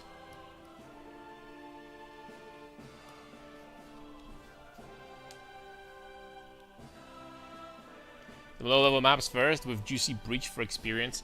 Yeah, I mean, look, from here now, I can like buy myself like a 1500 armor shield for pennies, and I'll be leveling up quickly as well. Like the druid, once I finished the campaign, the druid went like freaking. I got like 20 levels in like an hour or something, or like 2 hours. I don't know, but like it went really fast. Let's see if it's gonna work.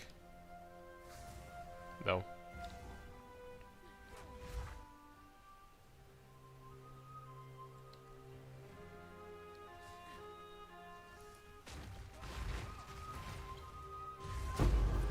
Okay, we are getting some XP, for sure.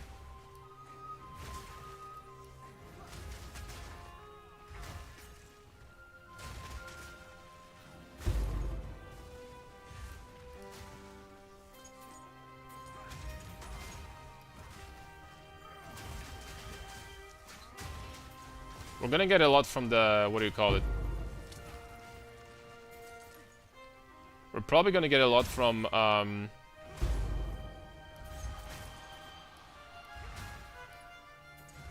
well, but we're already doing this.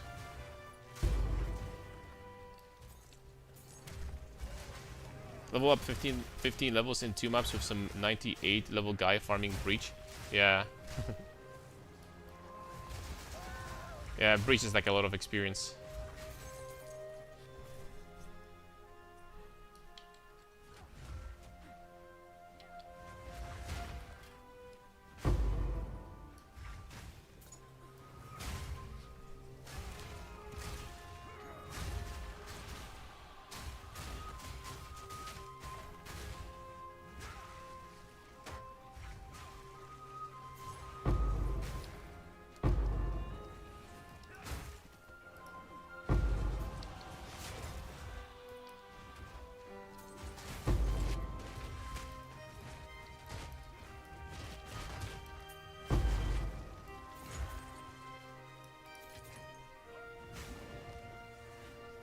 Man, I need to change the load filter.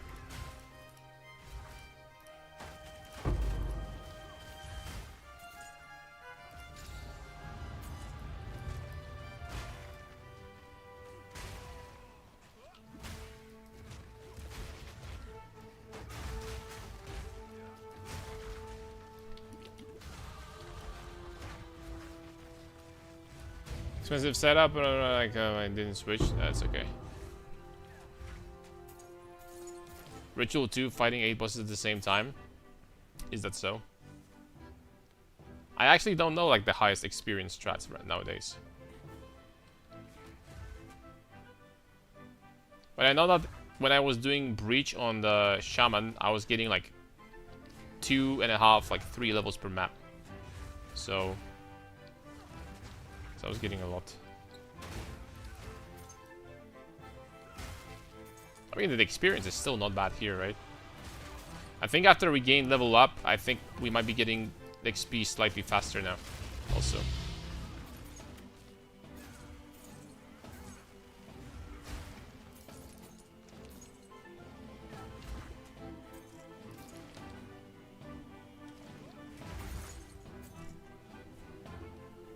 Untainted Paradise, if you want to join too. I think when you hit level 70, you can get 70 in a single map.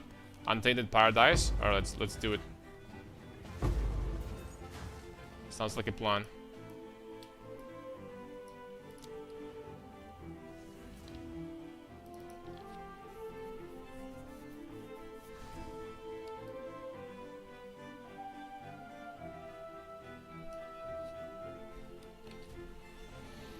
Sounds like a plan.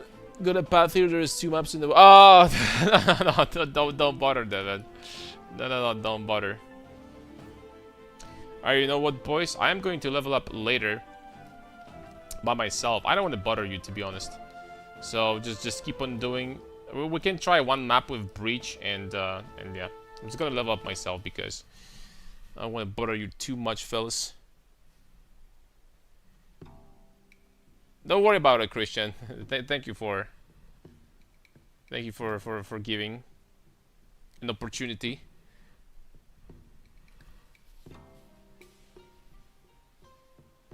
But I'm gonna level up myself in like no time.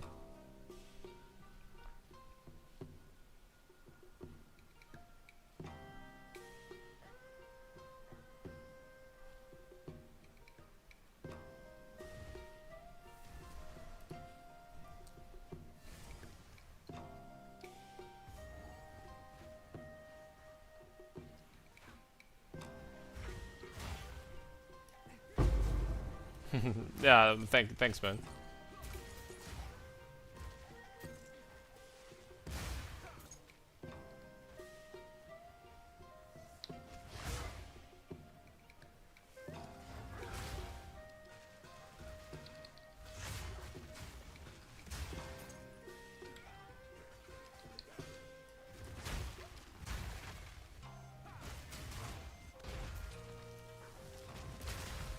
Oh, you can break my shield walls too. That's kind of cool.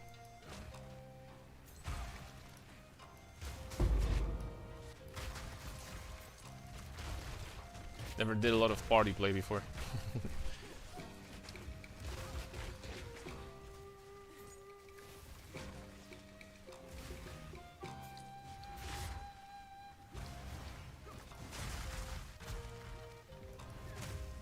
Okay, there it is.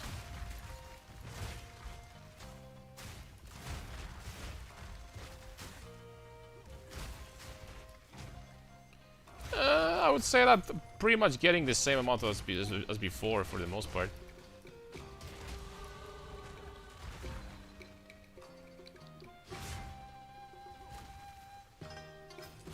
Maybe I just need to level up a little bit myself. Maybe like the skill, still the difference in monster level is too big or something. I don't freaking know, man. It's hard to say. I'm doing Tool and Ash from how much damage I have. They bugged out, and either I and them take damage anymore. Oh, there's a bug. Man, unlucky. The breaches. I haven't heard about the breach bosses being bugged, but apparently there still are. So that sucks. If the difference is bigger than 7 levels. Oh, so the next level I should be getting full? Let's see.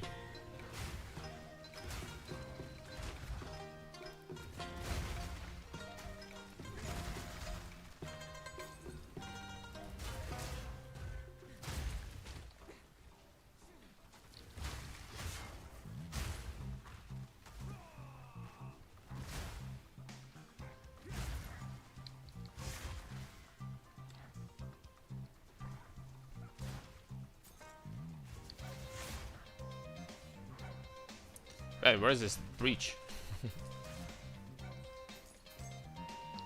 Yeah, buddy! Hey, wait! There it is. Yep! Boo! Yep!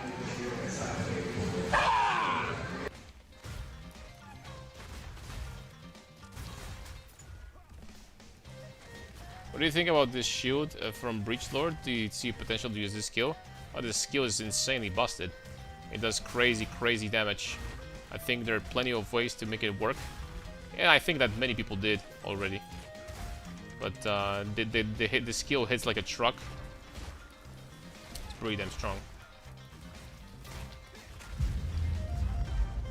Pretty damn powerful for sure.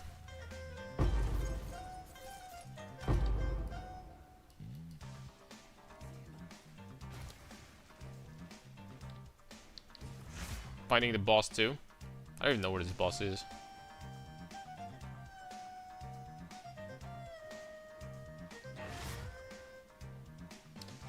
Oh, like seriously, where's the boss? Up here. Oh, it's like, dude. It's there, I think. Is it? Yeah, it is.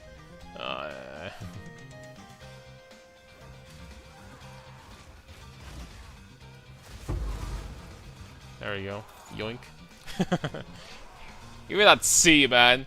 +1 C, let's go.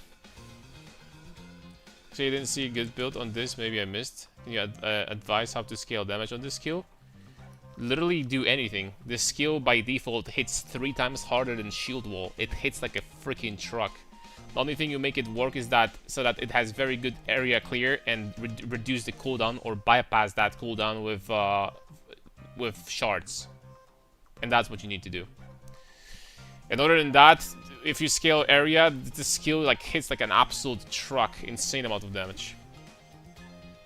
So, okay, Josh, we're gonna do one more, and I don't want to bother you anymore after that. Now the difference in area is it's tier 15. Okay, in tier 15, I'm not getting any experience, so I'm not gonna I'm not even going to stay here. But thanks for help, man. Appreciate that.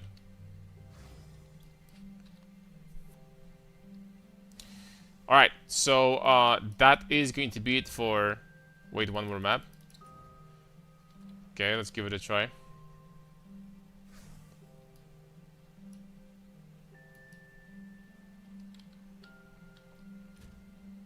I was told that's 7 levels difference, so tier 6 map on paper should give a lot of XP now, but we'll see about that.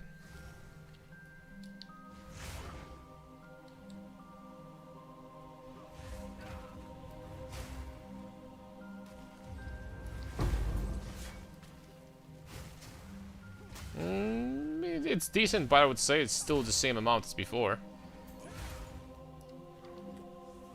It's not like necessarily more than before. I don't think.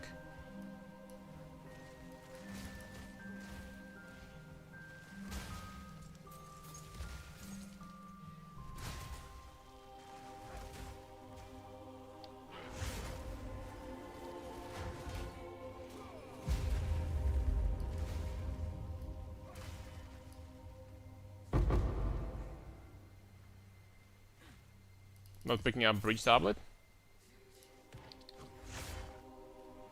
Yoink.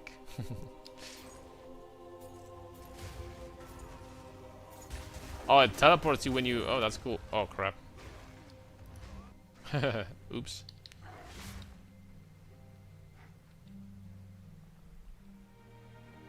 I don't have HP, man. I don't have HP to survive that.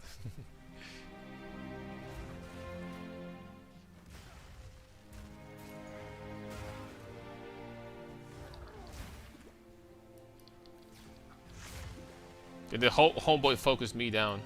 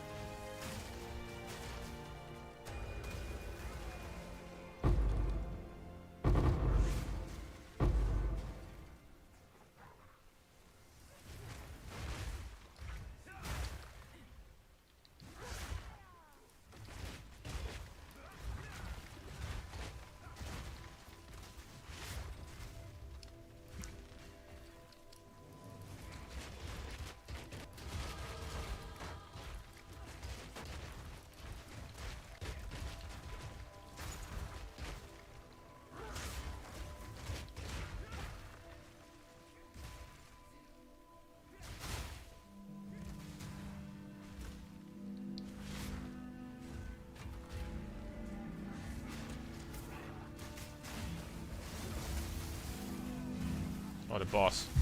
How much for this guy? Eh. I mean, the XP is alright, but... like, not crazy. Okay, let's finish the boss and we're gonna go.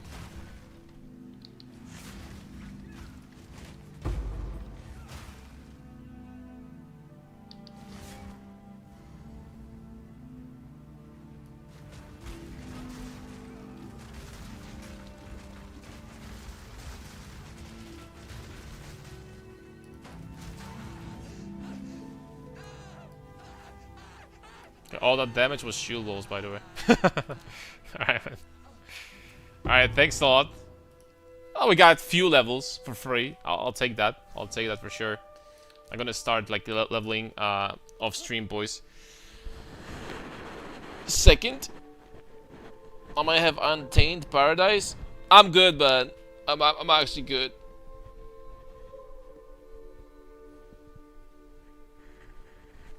I'm good. Like once I'm gonna get to the threshold where I can run tier 15 maps, it's gonna be like seconds. It's gonna be seconds, boys. So yeah. But like, thanks a lot for help, and that's going to be it for today, boys. Thank you very much for watching. I'm going to level up today, and tomorrow we are going to be assembling, crafting the necessary rings, and doing all that stuff. And tomorrow is going to be an interesting day. I at least I hope so. Tomorrow is going to be the first day when we'll be able to like, measure more or less how tanky this character can get and how much damage it will be able to get also. So yeah. So thank you very much for watching, guys. God bless, my friend. Thank you for the support as well, and see you tomorrow. Have a good night. Bye bye.